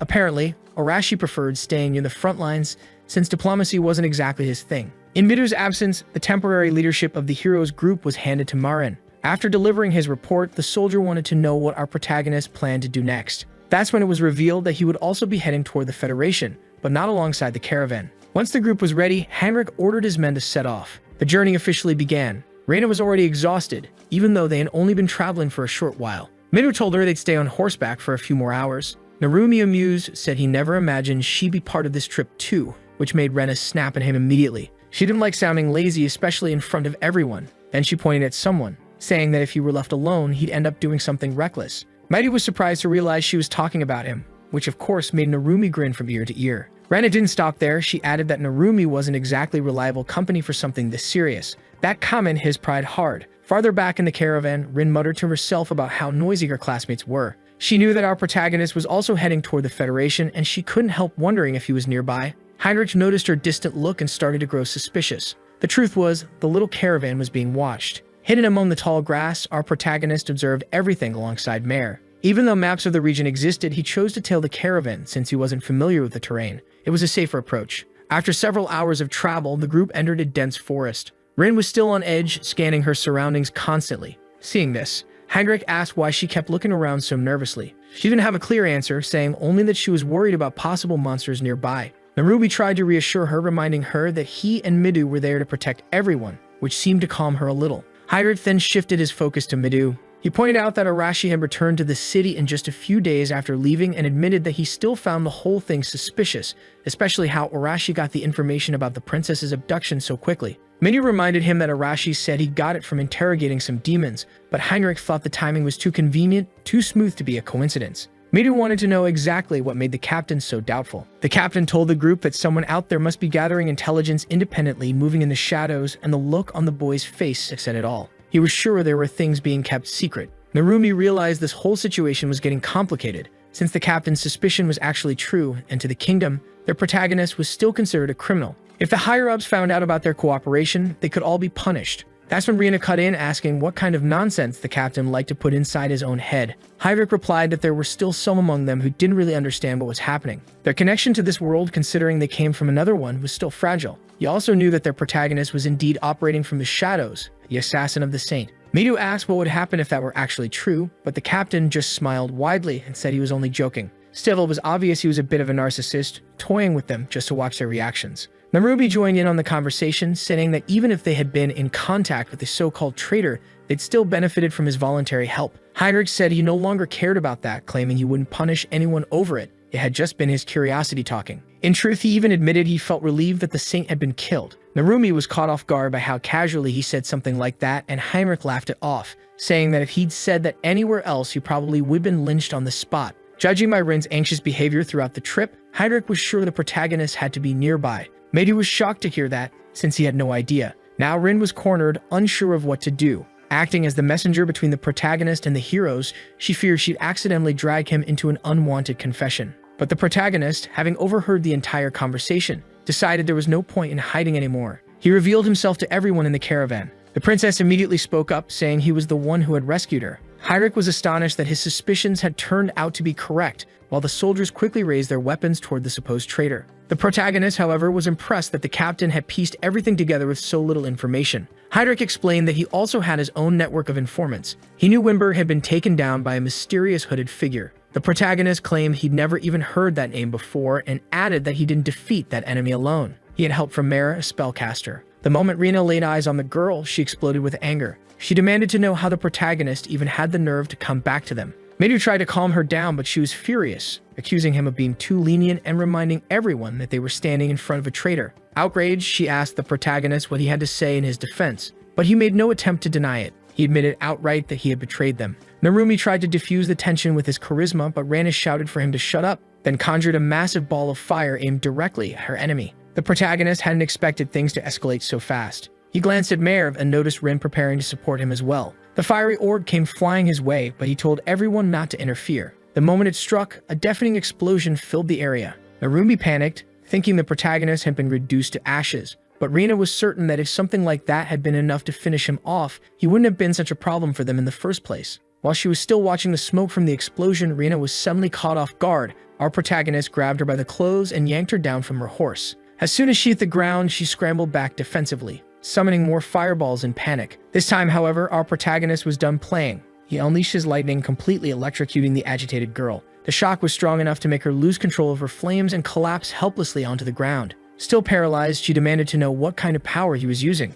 The truth was, he couldn't cast spells easily. Without divine protection, magic didn't come naturally to him. But even without talent, Nothing was impossible for someone willing to work hard. He took the opportunity to tell her that despite all the privileges she'd enjoyed in this world, she was still weaker than him because she never trained properly. Everyone around was stunned that he'd subdued Rana so effortlessly. Midu, who had been watching everything, realized that the protagonist wasn't just fast. He was incredibly efficient in combat and had clearly gained another skill. Weakened, Rina got up, insisting she would never accept him again. But for the protagonist, her approval had been meaningless from the start. That only made her angrier, since she hated being ignored or dismissed. Seeing the tension rise, Rin summoned her chains to restrain her friend, asking her to calm down. Later that night, everyone gathered around a campfire to talk. Heinrich knew they were being cornered in their current situation, and he finally understood why the protagonist had decided to eliminate Leonora back then. He was forced into an impossible position. Midu also understood his reasoning, admitting that the protagonist had taken the blame on himself to protect everyone else. Reina, however, still couldn't accept that explanation. She argued that the protagonist hadn't acted out of friendship, and he admitted that was true. Keeping the saint alive would cause endless problems. The simplest option was to end her life quickly. The more he explained, the more defiant Reina became, saying she refused to believe a word from that so-called criminal. Still, she had a few other questions, ones that actually mattered. She wanted to know if the protagonist really was searching for a way for everyone to return home safely. And of course, she wanted to know who the elf girl beside him was. The protagonist admitted he hadn't found any clue about returning home yet, and that the elf had chosen to accompany him of her own free will. Either way, Midu pointed out that to catch the spies infiltrating the Beastman Federation, they would need everyone's cooperation. Heinrich didn't mind working with the protagonist, since he was the one responsible for reporting back to the kingdom. All he had to do was omit a few details from his reports. Everyone turned toward Rena, worried she might stir up more trouble, but she stayed silent this time, realizing it wouldn't change anything. The truth was, despite everything, their goal was still the same. As the fire crackled, the group continued talking quietly. A short distance away, Manu had gone into the forest to speak privately with the protagonist. He wanted to know if it was really okay to share this information with the captain. What had happened with Saint Leonora was a serious matter, but Midu still believed Heinrich was trustworthy.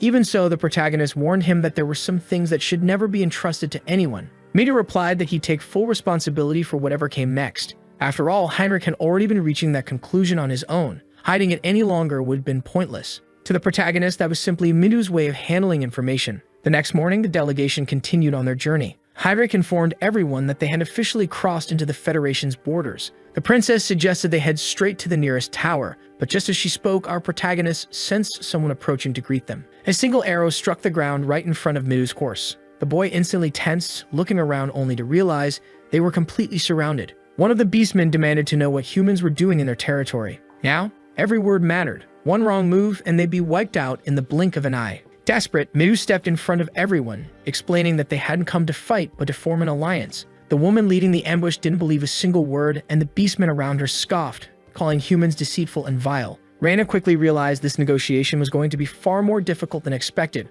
while Narumi, ever the optimist, tried to cheer everyone up by saying they should stay positive. Then the princess finally revealed herself, stepping down from the carriage. The beastmen froze in shock upon seeing Sheena again. She explained that the humans had rescued her, but her words were ignored. The beastmen believed the humans had taken her hostage and decided they had to reclaim their princess at any cost. The blonde beastwoman leading the group lunged forward to attack. Heinrich, understanding there was no avoiding a fight, ordered his soldiers to defend themselves but not to use lethal force. Within seconds, the battlefield erupted in chaos as humans and beastmen clashed. Our protagonist turned to Sheena and asked if she couldn't stop this before things got worse. But the princess explained that the blonde warrior wouldn't listen to anyone in her current state. She just asked that they disable her without killing her, since most of the beastman's soldiers there were inexperienced. Knowing that, our protagonist called out to Midu, telling him it was his time to shine. The boy, sword in hand, had been waiting for that signal. With just a few swift movements, he disarmed his first opponent and turned his focus on the ones nearby. Thanks to his agility, he outmaneuvered several enemies, striking with precise and fluid blows. His eyes gleamed with intensity, lightning surging through his body like raw energy. One by one, he knocked his opponents unconscious, leaving the beastmen terrified. From across the battlefield, our protagonist shouted for Rin to focus on the archers at the back line. Immediately, she sent her chains flying through the air, ensnaring the archers before they could retaliate. More beastmen dropped from the trees, charging forward to rescue the princess. That's when our protagonist ordered Mare to join the fight. She unleashed her wind magic, non-lethal but powerful enough to send approaching enemies tumbling through the air. Narumi watched in awe, realizing the elf girl wielded the same element as him. Our protagonist noticed Reina's flames flaring up and immediately told her to stand down. Annoyed, she protested, but he reminded her that if she hit anyone with fire magic, the result would be fatal, and that would make things much worse. Realizing he was right, she grudgingly kept quiet. Finally, the blonde beast woman noticed that her unit was being overwhelmed by the humans. Midu told her they had only come to talk and that they had no intention of killing anyone, but she was stubborn and refused to listen. She charged at him, slashing with her sword. Midu stopped her blade with his bare fingers. The woman stared in disbelief. She couldn't even pull her weapon free from his grip. And then, to her utter confusion, she saw the princess calmly walking through the middle of the battlefield. Looking at the blonde girl, Sheena asked her to be patient and listen to what the humans had to say. Once the misunderstanding was cleared up, the beastmen bowed deeply, apologizing for what they had done. Midu, clearly embarrassed, urged them to stand, insisting that such formalities weren't necessary. The blonde warrior hadn't realized she was attacking the very people who had rescued the princess, and now she felt humiliated for her foolishness. Considering the delicate relationship between the two nations, Heinrich understood why she was acting this way. The poor girl seemed desperate to punish herself just to find some peace of mind. But our protagonist calmly suggested that if she truly wanted to make amends, she could start by becoming their guide through the region, since it was time for the two races to discuss an alliance immediately. After all, Sheena owed her rescuers a favor, and the princess confirmed that before her people, asking them to treat the humans with respect. The blonde girl accepted her words, promising to guide them to the capital. Tears welled up in her eyes as she confessed how relieved she was to see Sheena safely back in the beastmen's lands. The princess, too, was happy to have returned home unharmed. After that brief clash and tense exchange, the caravan continued toward the capital. Their mission was to establish an alliance with the beastmen. The Federation was ruled by several tribal chiefs, and all important matters were discussed and approved by the parliament located in the capital city, Mainslaya. Midu couldn't help but be impressed by the stunning architecture surrounding them. The blonde warrior apologized once more, explaining that she could only escort them this far. As much as she wanted to express her gratitude further, she couldn't go against the Empire's laws. For Midu, that was already more than enough. From there, it was up to them to make it to the capital on their own. When the human caravan finally entered the beastmen's city, their presence immediately drew attention. It was an extremely rare sight. The citizens stopped to stare, visibly irritated by the unexpected visitors. Midu tried to stay calm, taking in all that hostility around them. To our protagonist, the reception wasn't as bad as he'd expected. There was more than hatred in those stares. He could feel fear, curiosity, and tension mixed together. Mayor noticed the same thing. The people weren't just angry, they were afraid. Narumi, ever the charmer, tried to use his charisma to ease the tension, but Heinrich pointed out that the people here weren't warriors. They were just ordinary citizens unprepared for conflict. As he said that, someone suddenly shouted the princess's name at the top of their lungs. A man in royal attire came sprinting toward her, panic written all over his face. It was her father, the chieftain of the feline tribe. Shanna quickly reassured him that she wasn't hurt. Overcome with relief, he embraced his daughter tightly, saying his heart had been heavy with worry ever since she'd gone missing. The princess laughed softly, telling him he was squeezing her too hard, and the man immediately let go, apologizing for losing control of his emotions. Once he had calmed himself, his eyes turned to the group of strangers standing nearby. He quickly realized these must be the humans who had rescued his daughter, something Sheena confirmed right away. Grateful beyond words, he invited them to stay in his mansion as honored guests. Introducing himself properly, the chieftain said his name was Alto, father of Sheena and leader of the feline tribe. Speaking with formal dignity, he expressed his deep gratitude to the humans and promised to repay their kindness. Heinrich then introduced himself as a captain from the Holy Kingdom and said there was something he wished to ask. With great enthusiasm, Alto told him he could request whatever he wished. And just like that, everyone was escorted to a grand meeting room. Because of course in this story, no matter what happens, it always ends with people sitting around a table. Heinrich presented the human kingdom's proposal to form an alliance between the two nations. Alto said he owed them a favor for saving his daughter, so he agreed to the proposal. Edgar, chief of the wolves, acknowledged that the demon threat was growing and the attacks were becoming more frequent. Camilla, representative of the birdfolk, still believed an alliance with humans was absolute madness, saying they were forgetting who they really were. Max, leader of the fishfolk, agreed with her. His father had been enslaved and killed by prejudiced humans. The dog tribe's leader admitted that they owed gratitude for the princess's rescue and said they would repay that properly, but they still couldn't ignore what had happened in the past. Confused by that stance, Alto hesitated, and the dog chieftain reminded everyone it was the humans who started the discrimination, separating beast folk from those considered normal, a point Camilla and Max immediately endorsed,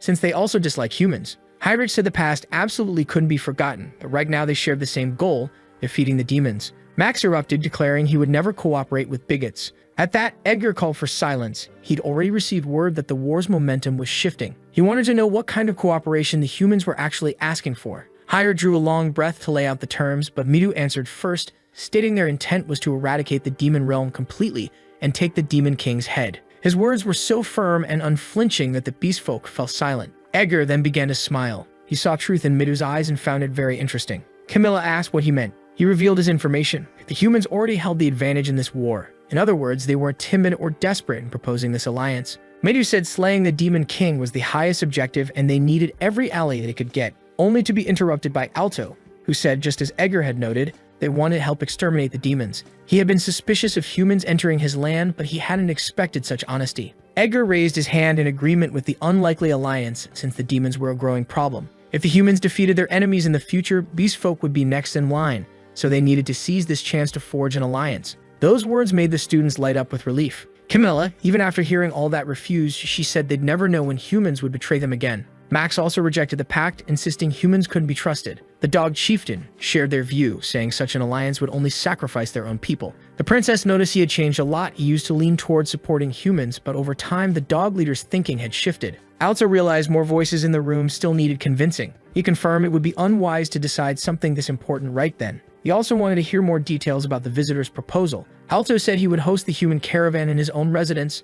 After all, they were his daughter's saviors. The princess stressed again that she wouldn't change her mind, and Max accompanied her. Our protagonist used his gaze at that table to search for the traitor. He coolly analyzed the dog chieftain, as if he particularly suspected him. After that intense meeting, the group of humans was at the princess's father's house enjoying a hearty meal. Completely drunk, Alto said it was his way of repaying their good deed. Medu, speaking for everyone, expressed his gratitude while the girls curiously asked what kind of food they were eating. It looked like arthropods. Without a second thought, our protagonist cracked open the shell of the first one and ate it like it was nothing out of the ordinary. Mare was eating some fruit instead. Apparently, elves in this world don't eat meat either. The beast folk present were already getting along with Narumi, urging him to drink more since he was such a fun person. The princess, keeping her composure, told her father to get straight to the main point. He explained to his daughter that the politics regarding their future needed to be discussed, which immediately caught everyone's attention at the table. According to the princess, the demons were getting dangerously close to the capital, something that should never have been possible. They had even pinpointed her location with uncanny precision.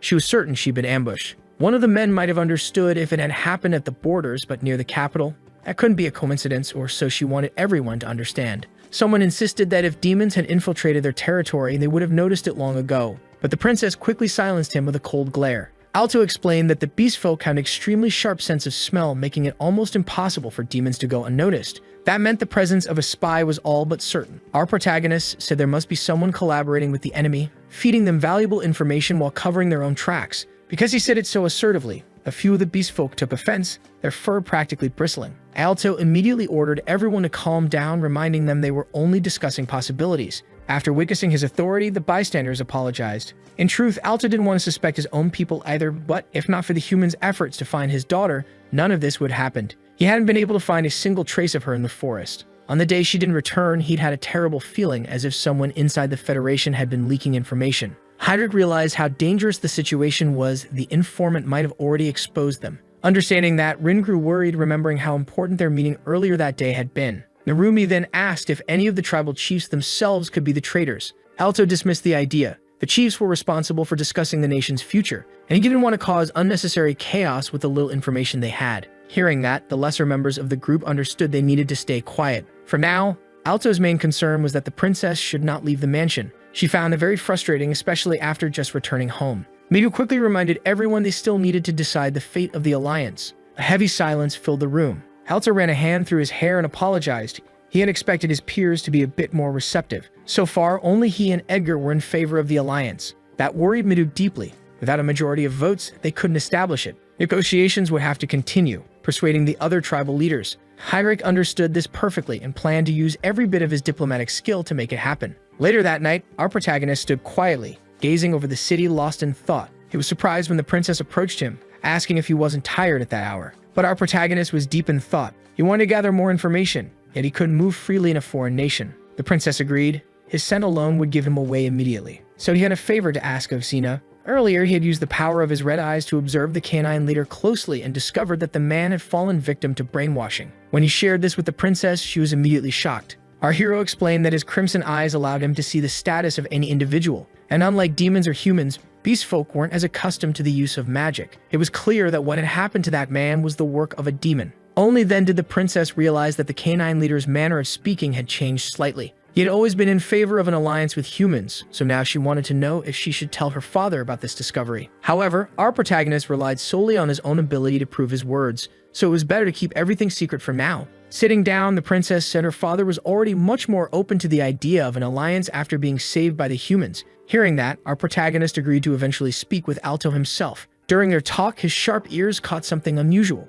Alto had overheard the entire conversation and commented that the boy was underestimating the beast folks' sense of hearing. Now that he had been completely exposed, the protagonist asked if he could just get straight to the point. Alto didn't mind. It wasn't every day he got to negotiate with his daughter's savior. Besides, he had also noticed the strange behavior of the canine leader. Because of that, he entrusted our protagonist with uncovering the truth, promising to provide him with full support. In return, the protagonist vowed to start gathering all the necessary information beginning the next morning, while Midu and Alto would focus on persuading the other tribal leaders. That was the agreement they reached that night. Night fell over the city and everything outside was calm. Meanwhile, the canine leader secretly met with someone of authority, the demon Bright, to deliver information. Now aware of everything, Bright realized the situation was becoming troublesome. Just when he thought the Federation's chiefs were under control, everything had changed overnight. Slamming his fist on the table, Bright growled that he hadn't expected humans to interfere with his plans. Zaganda was nothing but a worm. He had failed at the simplest task and was a disgrace to his entire race. The canine leader growled back that the humans in their territory were shameless. They'd even proposed an alliance, something he would never accept. Bright seemed pleased to see that attitude from his subordinate. They needed to stop that alliance from happening at all costs. Standing up, the canine leader declared the humans were mortal enemies of their people. The next day, something happened in the aquatic tribe's domain. The fisherman chief sat on his throne, surrounded by guards, ready to hear what Alto had to say. But from the start, he made it clear, no matter what was said, he wouldn't change his mind. Midiv already knew that, but he still asked to be heard. Showing at least a bit of respect, the fisherman motioned for him to begin, which made Midiv visibly happy. Then Hendrik stepped forward to explain the situation of the Holy Kingdom. Afterward, they went to the home of the birdfolk leader. The guards there were openly hostile, saying humans would not be allowed to enter. Narumi was frustrated by that response, but the refusal stood firm. Even if the request came directly from Alto, they would not grant the humans access. Rin watched the entire scene quietly. She knew she could use her technique to control that man, but there was a risk. He might realize it. In the end, Narumi accepted the refusal and said they'd try again another day, which left Rin genuinely surprised. The boy knew that any complications could turn them into enemies of an entire nation, and that simply couldn't be allowed to happen. After hearing his calm reasoning, Rin felt a bit more at ease. Later that same day, the princess returned to speak with our protagonist, and things were exactly as he had predicted the night before. He wanted to know what she had found out. The girl had visited the canine territory, and the atmosphere there was disturbingly tense. They were clearly far more hostile toward humans now, and the soldiers seemed restless and on edge. It was obvious they were plotting something against the human visitors. Our protagonist wasn't about to sit still in the face of danger. They needed to gather crucial information and change the situation immediately. That night, he decided to leave alongside the princess to conduct a proper investigation. The girl only asked him to be careful. Finally, under the cover of darkness, they slipped out to begin their search. At first, none of the guards sensed their presence. The steps of the silent assassin were nearly weightless, his movements precise and stealthy. Leading the way, the princess whispered that the chief's chambers were just ahead. She opened the door, realizing no one was inside. The canine leader must have been in his personal quarters. Conveniently, that gave them time to search freely for any evidence. As she approached the throne, her expression froze. She caught the same scent as the one from the person who had kidnapped her in the first place. Moments later, shouts echoed through the mansion, and the princess panicked. She immediately found the canine leader, who was furious after discovering an intruder in his room. Still shaken, the princess begged him to come to his senses, but the man didn't seem to understand a word. She told him he was being controlled by demons, that he wasn't even aware of what was happening. Thinking it was a lie, he warned her to watch her words, because he was going to arrest her himself. Within seconds of his shout, several guards burst into the chamber. The leader raged at the sight of intruders, and his soldiers were determined to capture the princess no matter what. Trying to avoid being caught, she bolted, diving through a window and landing in freedom while angry guards yelled behind her. Somewhere else in a hidden chamber, a demon calmly sipped wine. He hadn't expected any intruders and now wondered whether the humans had discovered his presence. He had been moving carefully in the shadows, managing to infiltrate the capital undetected. It was possible he was already under investigation, but he didn't think it would happen this soon. To him, everything still seemed under control until our protagonist appeared right behind him, ready to offer him an involuntary haircut. The demon barely had time to react before feeling his underwear shredded apart by the sudden flash of that blade, and a moment later, the carpet beneath them was stained. Back in the mansion, the canine leader was still furious about the intruders, but the princess managed to escape easily across the rooftops. She also realized that our protagonist had already vanished. Now she wondered if he had managed to find the demons. Suddenly, she heard a familiar voice. Among the soldiers stood the blonde girl, the same one who had first encountered the human caravan in the forest. The princess hurried over to her, asking what she was doing there. The blonde explained she had been assigned by Alto to keep watch and prevent anything worse from happening. Seeing the feline tribe's soldiers there made the canines even angrier. They still wanted to capture the intruder. Faced with their outrage, the blonde girl turned to the princess and asked what they should do next. The princess told them to fight back, but without taking anyone's life, since they were only confused by what was happening. Meanwhile, our protagonist hadn't managed to finish off the demon. The creature dodged the fatal strike but ended up injured, and now our protagonist was determined to end it once and for all. He threw his dagger, piercing straight through the demon's arm. While distracted by the pain, the demon grabbed the first thing within reach, a flower vase, and hurled it toward the boy. With a swift motion, our protagonist sliced it clean in half, only to see the demon leaping out the window in retreat. There was no way he'd let his enemy escape like that. Now, both of them were on the rooftops, locked in a relentless chase. Bright couldn't allow his existence to be exposed. That would draw far too much attention. Using his mind control techniques, he called out to the canine leader. The man now knew his superior was in danger, but it would be nearly impossible to reach him under the current circumstances. Alto joined the fray, and in true cat and dog fashion, he was about to give his coworker the beating of his life. The canine demanded to know if Alto understood how serious this was. He couldn't forgive the princess. But Alto wasn't about to let that happen. He was there to knock some sense into his old friend. That only made the dog even angrier, but Alto ignored the complaints of the poor, brainwashed fool. Driven by rage, the canine lunged at him, convinced violence would solve everything, which honestly only made Alto more fired up. The two began trading blows in the middle of the plaza, and a surge of raw power spread across the city. Watching all this unfold, Narumi realized that things were finally heating up. Still, they couldn't interfere in an internal dispute. It could easily create more problems for the Alliance. Rin, however, was deeply worried about our protagonist's safety. Narumi tried to reassure her, saying he was probably carrying out his mission with full focus, searching for demonic traces and clues. To Rin, it would be better if they helped him, since that task couldn't be easy. But Narumi knew that even if they tried, they'd only slow him down. So the poor side characters could do nothing but wait for the story to play out. Even so, late that night, someone was still out searching for our protagonist. Running through the dimly lit streets, Bright was trying to escape his pursuer. The boy realized they were being drawn toward a deserted area. Bright knew his wound was deep, he could barely move his arm properly, and fighting might not even be possible anymore. As he fled, a group of women caught sight of him, terrified. Not wanting to leave witnesses, he silenced them in cold blood. Our protagonist knew he had to stop the demon before more innocent people got hurt. Channeling mana into his legs, he drastically increased his speed. Within seconds, he was right beside the demon again, striking with his dagger and sending Bright flying backward with a powerful kick. The wretched creature spat blood, realizing the dagger had just been a feint. After slamming into a wall, Bright knew he was losing. This was the power of a hero candidate. Bleeding and desperate, the demon wanted to know how he'd been discovered. Our protagonist told him his eyes held abilities beyond description. Bright cursed his luck, thinking he had simply run into the worst possible opponent at the worst possible time. Still, he grinned, muttering that as long as he erased this hero from existence, his plan could still move forward. With that twisted smile on his face, he prepared to make his final move. But with his crimson eyes glowing, our protagonist already knew the demon was planning a surprise attack. Meanwhile, the fierce battle between the cats and the dogs continued to rage. Some of the soldiers were still confused. They wanted to know why they were even fighting their own kind. The blonde girl told those who hesitated to back out of the battle immediately. The princess was also in the middle of the conflict, asking the canine warriors if they didn't think their leader was acting strangely. Her words made some of them stop and think. Something really did feel off. The princess quickly noticed that one of the soldiers seemed to know more than he was saying. He admitted he didn't understand what his chief was thinking, but the job remained the same. Then the princess asked what he would do if the canine chief had become a puppet of a demon through mind control. The other soldiers who heard that were shaken, but the first man barked an order to his troops, telling them not to be fooled by lies. Seeing that persuasion wouldn't work, the princess braced herself. Before the fighting could resume, a brilliant blue flash erupted between the two armies. It was a human who caused it. It was none other than our boy Midu. He descended into the field accompanied by the wolf leader. It was time to put an end to this pointless battle. Edgar's presence immediately brought a sense of reason back to the scene. Far from there, Bright had finally been defeated, or at least, that's what it looked like. His body was riddled with injuries and he'd lost a lot of blood. Our protagonist took a closer look at him, using his eyes to analyze the demon's technique in detail. He discovered that Bright's brainwashing only activated when both of his hands touched the victim's head. The guy was dangerous, but not exactly hard to take down. Just as he thought that, our protagonist's crimson eyes caught a sudden glint, a spear flying straight at him. Several demons had joined the party. Barely standing, Bright grinned. It had all gone just as he planned.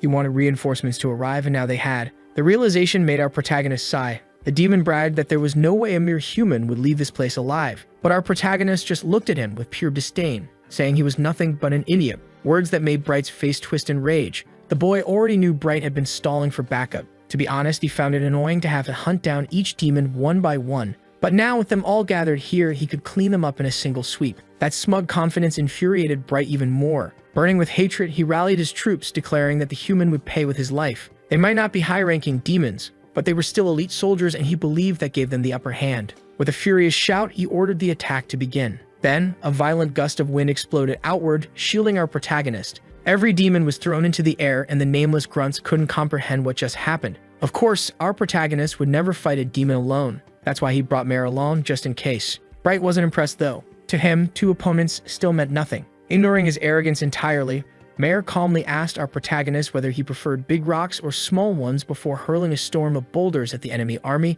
crushing demon after demon into paste. One of them barely managed to defend himself, feeling proud for surviving, only to be instantly stabbed through the chest by the boy's dagger. He already knew these soldiers were weak. Furious, Bright shouted for his army to close their ranks, while one of his soldiers stepped forward, empowered by the other's energy. It was an illusion spell, but our protagonist couldn't tell which copy was real, so he simply aimed and hit the one who tried to strike him. His accuracy was flawless. Hitting vital points like that was child's play for him. Another grunt decided to use wind magic, launching a high-speed projectile toward the boy. But before it could hit, Mare intercepted it effortlessly, floating in the air as she surveyed the fight. The calm authority, she called upon the spirits of wind to end it, piercing the poor fool's body with countless wind lances. Severely injured, Bright realized he was only delaying the inevitable. That's when Mare noticed something strange in the battlefield, and our boy turned to see what was coming. Up in the sky, several winged beastmen were approaching, led by none other than Camilla. He hadn't expected her to show up, and immediately suspected that she might be collaborating with the demons. Camilla admitted she hated humans. To tell the truth, I despise them,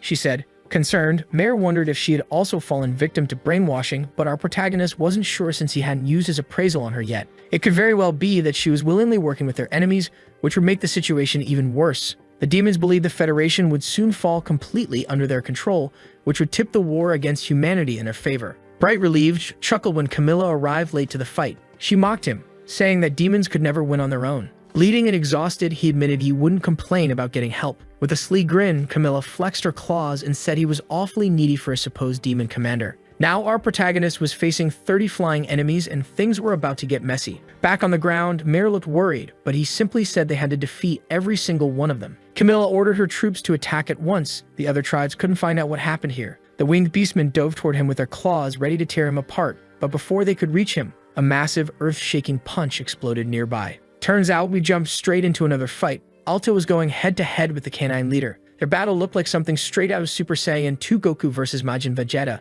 The shockwaves from their punches shattered nearby windows and made the city trees tremble. Alto was thoroughly enjoying the brawl, and even though the dog was completely crazed, he seemed to be having the time of his life too. Then, unexpectedly, the canine leader landed a hit, but Alto only grinned mockingly. Compared to him, the dog was weak. One solid punch to the jaw sent the poor guy crashing to the ground, dazed and struggling to stand. As he staggered to his feet, he felt strange. His thoughts were clearing up. Slowly, Alto realized that through the miraculous power of getting punched in the face, his opponent was regaining his senses. The wolf leader was shocked that one of the beastmen chiefs had been under mind control, but that was exactly what the princess confirmed. A demon had infiltrated their territory. Midun wanted to know if they had found the culprit yet, but the princess said no.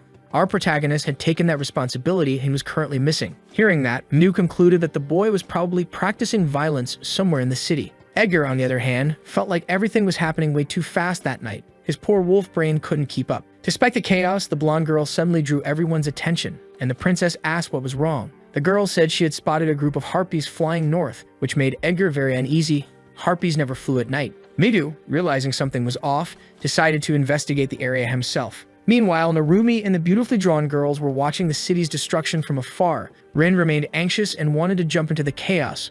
But Narumi's logic wasn't wrong. They needed to stay out of the conflict. Still, someone nearby spoke up about it, confident that our protagonist would defeat the demons, and Narumi fully believed he would. Worried, Rin wanted to know what would happen if he ended up losing. Narumi hadn't even considered that possibility. He read a few chapters ahead in this story and was convinced things would turn out fine. But Rin couldn't break the fourth wall like him. She just wanted to help their protagonist. Rina understood her point of view, but she had no idea where he could be, which crushed whatever hope Rin had left. Clasping her hands against her chest, Rin tried to gather every ounce of her energy to do something miraculous. She wanted to become his strength, and that's when a mysterious voice echoed inside her head. Startled, she let out a small gasp that scared everyone around her. Using her ability, she managed to reach out to our main character, though he couldn't clearly tell where he was. The truth is, this was a new power of hers. She could hear his voice directly in her mind, almost like they were speaking over a telepathic phone call. Once again, she asked where he was. He told her he was somewhere north of the city and that things were getting complicated. He could sense that she wanted to be his strength. After all, he could literally read her thoughts, which left Rin blushing furiously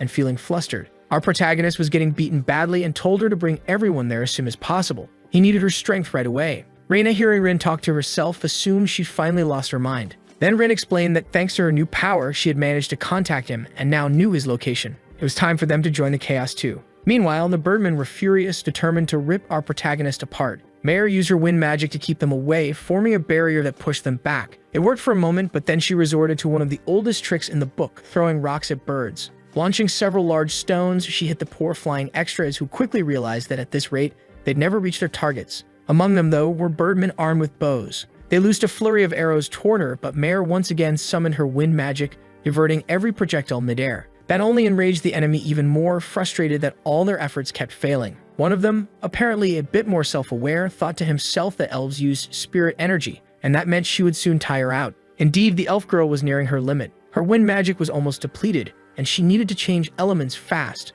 The Birdmen realized the battle might drag on, but Mare's goal wasn't to win, it was to hold them off until her allies arrived. On the ground below, demons were being wiped out mercilessly. The terrified ones could only watch as their comrades were torn apart, but our protagonist didn't care in the slightest. He just provoked them further, feeding their rage with his brutal efficiency. Some tried to counter with dark magic, but it was useless. Camilla decided to unleash one of her secret techniques, steel feathers slicing through the air, but our boy blocked them with his dagger. Unfortunately, one of them still managed to graze him, and it hurt like hell. He had to think fast now. Worrying about Mare's safety left him momentarily distracted, and Bright tried to take advantage of it. But the boy called upon his lightning, electrocuting the demon in a sudden surge of power. The elemental strike completely caught Bright off guard. With the demon now paralyzed, our protagonist shifted focus to another enemy charging toward him. In a flash, he vanished like lightning itself and reappeared behind the target, cutting the demon down at the exact moment the fool tried to attack his own general. Bright hit the ground, even more battered than before. That was a close one. Our boy could feel his mind almost being completely shattered,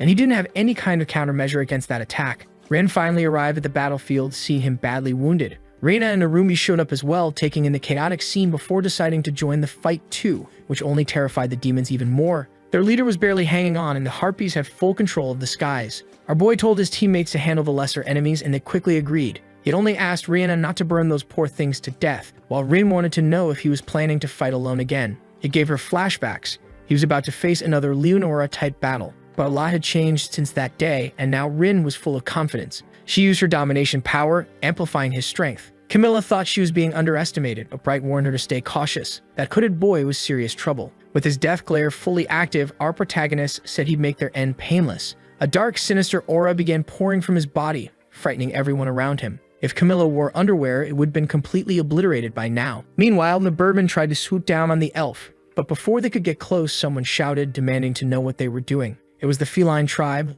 led by Edgar, demanding an immediate explanation. The extras looked confused, but their leader said they were just following Camilla's orders, which gave them a false sense of confidence. They declared that all witnesses must be erased, no matter the cost. Edgar stared, completely baffled, while Midu instantly realized what had to be done. It was slicing time. Mayor stepped in front of them, shouting that the Harpies were working with demons, leaving Edgar absolutely speechless. She pointed toward a nearby street, saying there were demons over there fighting the protagonist. The princess was stunned. She hadn't expected anything like that, and neither had the wolf leader. Minu was confident, knowing that his friends were already heading toward the main fight, so he stayed behind to help the elf. Edgar, clearly upset, hadn't imagined that demons had infiltrated their territory to such a degree. Unfortunately, those soldiers were just following orders, and he didn't want to take their lives if he could help it. That's where Midu excelled, a good guy through and through like Batman. He didn't kill, but he definitely caused enough pain to make his enemies reflect deeply on their life choices. Back at the main fight, both Bright and Camilla realized they were in serious trouble. Camilla couldn't even look at him anymore. His figure kept distorting, flickering in and out as if he were phasing between dimensions.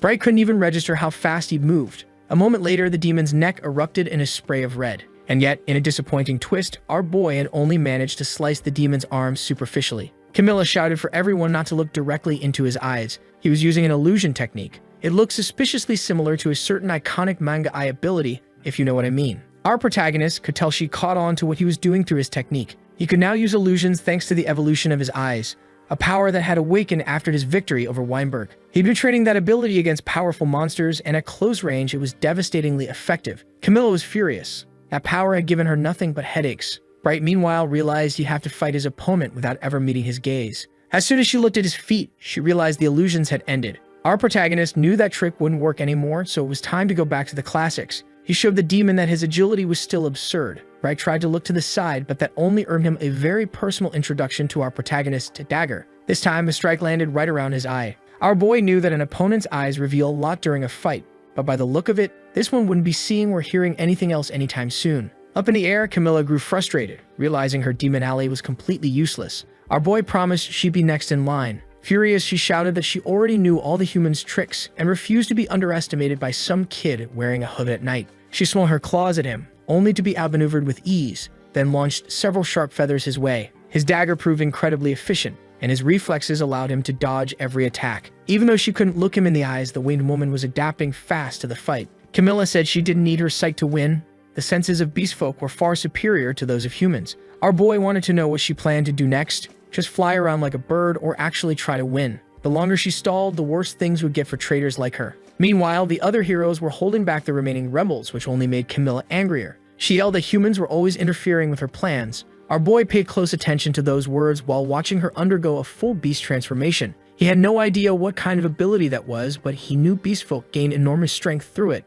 at the cost of their sanity. Screaming like a wild creature, Camilla darted through the air, her movements far more dangerous than before. He had to be extremely careful. Activating his cursed eyes again, he could now see her future movements. He dodged her first strike, but she was still too fast, driven entirely by rage. This time she attacked using her steel feathers. He knew the transformation wouldn't last long. Eventually, her instincts would consume her completely, leaving no way to return to normal. Still, he was running low on mana and needed to finish the fight quickly. Using his eyes to scan for weak points, he found the best way to end it. If he couldn't use this power in moments like this, it would be useless. Gathering lightning around his body, he unleashed it to pierce through his enemy. Electricity surged through Camilla's body, paralyzing her midair. Our boy slashed her repeatedly, his blade carving deep into her flesh until she crashed to the ground, badly wounded. At that point, there was no chance she'd be flying again. After that brutal attack, her transformation began to fade and she fell unconscious, likely for good. All that remained now were the regular soldiers, and our protagonist was still burning with vengeance. With the demons defeated, it became much easier to explain everything to the beast folk.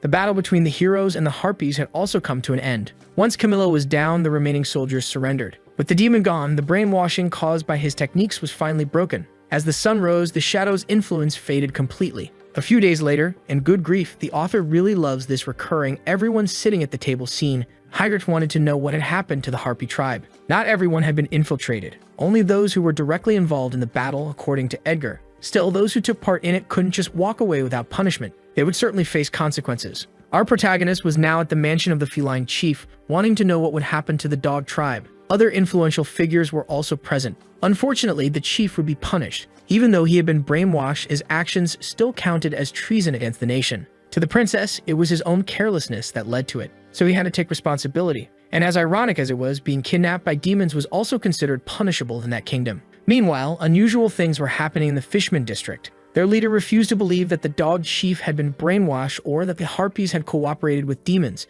He was hearing all this for the first time, and Narumi didn't even expect him to believe it. The Fishman leader was shocked when he learned the truth. Narumi, on the other hand, grew uneasy when that massive shark of a man suddenly lunged at him, but it turned out to be just a hug. The shark admitted that these humans were good people. Thanks to their heroic deeds, the nation had been saved, and he would never forget it, promising his tribe's cooperation with the humans. Narumi asked if the decision was really fine considering how sudden it was, but if there was one thing the shark hated more than humans, it was demons themselves. Narumi quickly realized that talking to this guy was pointless. He only listened to his own thoughts anyway. Several days later, the tribal leaders gathered again, this time to finalize the alliance with the humans. Alto expressed his deep gratitude for everything that had happened, saying it was a debt he could never truly repay. They also confirmed that the demons were retreating from their lands, news brought by the dog chief. Finally, they reached the main point of the meeting. Halto announced that they had agreed to form an alliance with the humans. All the leaders raised their hands in approval, filling the heroes with joy. They celebrated immediately, knowing this could change the entire course of the war. Afterward, they could finally return to the capital. Reina double-checked that nothing had been left behind, while Narumi admitted he wasn't ready to say goodbye to that land. At the gate stood the leaders of each tribe, promising to lend their aid whenever needed. Everything had finally been settled. Looking toward our protagonist, Mare asked what the next step would be. He replied that they'd achieved their goals for now. All that remained was to wait and see what came next. The princess asked if he would remain in the Federation, and indeed, he planned to stay for a few days, since returning to the kingdom might cause trouble given his status as a criminal. The princess was overjoyed by this news, much to Mare's jealousy. His ultimate goal was still the same, to defeat the Demon King and return to his homeland. When the time came, he would go straight for his enemy. The princess promised to assist him in that journey. Hearing that, Mare was caught off guard while our boy asked what exactly the princess hoped to achieve. She explained that as her father's only daughter, she would eventually inherit leadership of her people and wanted to strengthen herself further before that day came. Our boy told her that the war was only getting fiercer and she could definitely benefit from the experience, especially since he operated in the shadows.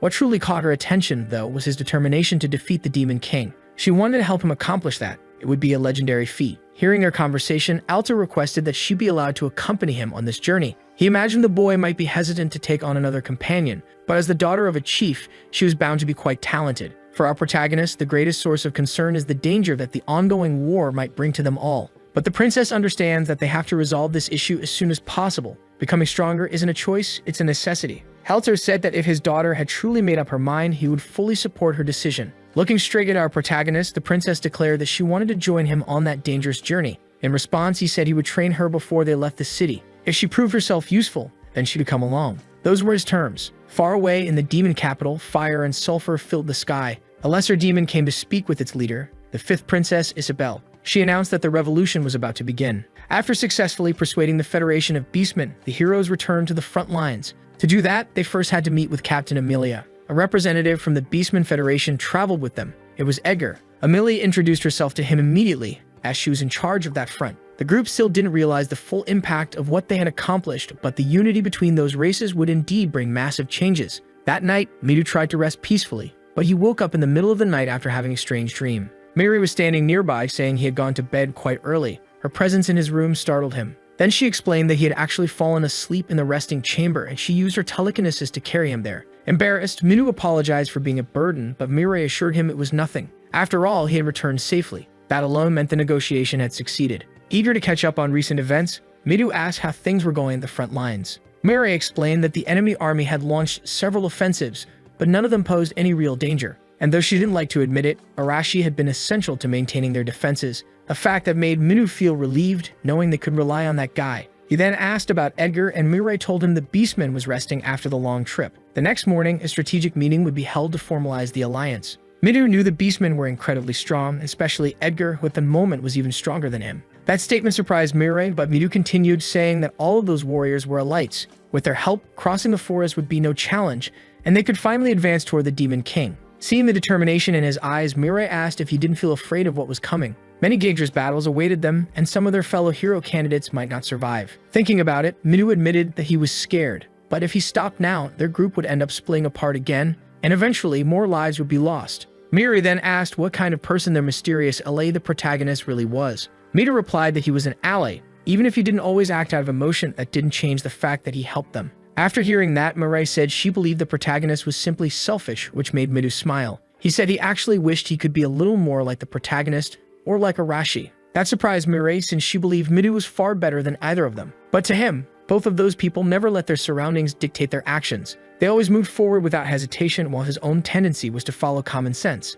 Now that their talk had turned personal, Mirai asked what truly motivated him to want to return home. At first, he seemed confused, saying that everyone wanted that, so he just went along with the majority's wish. But it was as if Mirai already knew something deeper about him. Before their conversation could continue, Rena suddenly entered the room. Seeing the two of them talking there, Rena immediately got the wrong idea about that little meeting. Midu and Mirai tried to explain, but to Rena, they were just a couple of liars. And that girl in particular had stepped into the boys' dorm with suspicious intentions. Mirai tried to explain that she'd only used her telekinesis to move him to his room, but Rena was still upset, especially since Mary was supposed to be the defender of morals and good manners. The argument between them was getting more heated by the second, while Midu just watched everything closely. The whole situation was so absurd that he couldn't help but smile. The next day, Arashi and Edgar were about to face each other in battle. Both charged forward to begin the match, but the Beastman's agility was incredible. He dodged every strike from Arashi and countered with his sword, nearly grazing the top of the boy's head. Arashi narrowly avoided it, but quickly realized his opponent was every bit as fast as he was. The Beastman pressed the attack, aiming for what seemed to be the final blow. Frustrated, Arashi shouted that he was being underestimated. He managed to block the wooden sword, which surprised Edgar completely. It was magic. Arashi had used mana to strengthen his arms and hold off the strike. With that, he pushed the weapon away, forcing the Beastman to retreat several steps back. Even so, Arashi's arm was left sore from the impact. Captain Amelia stepped forward and told them both to stop the sparring session. It was time for the strategic meeting. Arashi was annoyed since things were just starting to get fun. Edgar sheathed his sword and agreed with the boy, though he knew his duty to the Alliance came first. Despite his frustration, Arashi, despite everything, respects that opponent. Since he values the like on this video that helps Mamoru make more juicy content for his viewers, activate the cheeky little bell, and I'm out.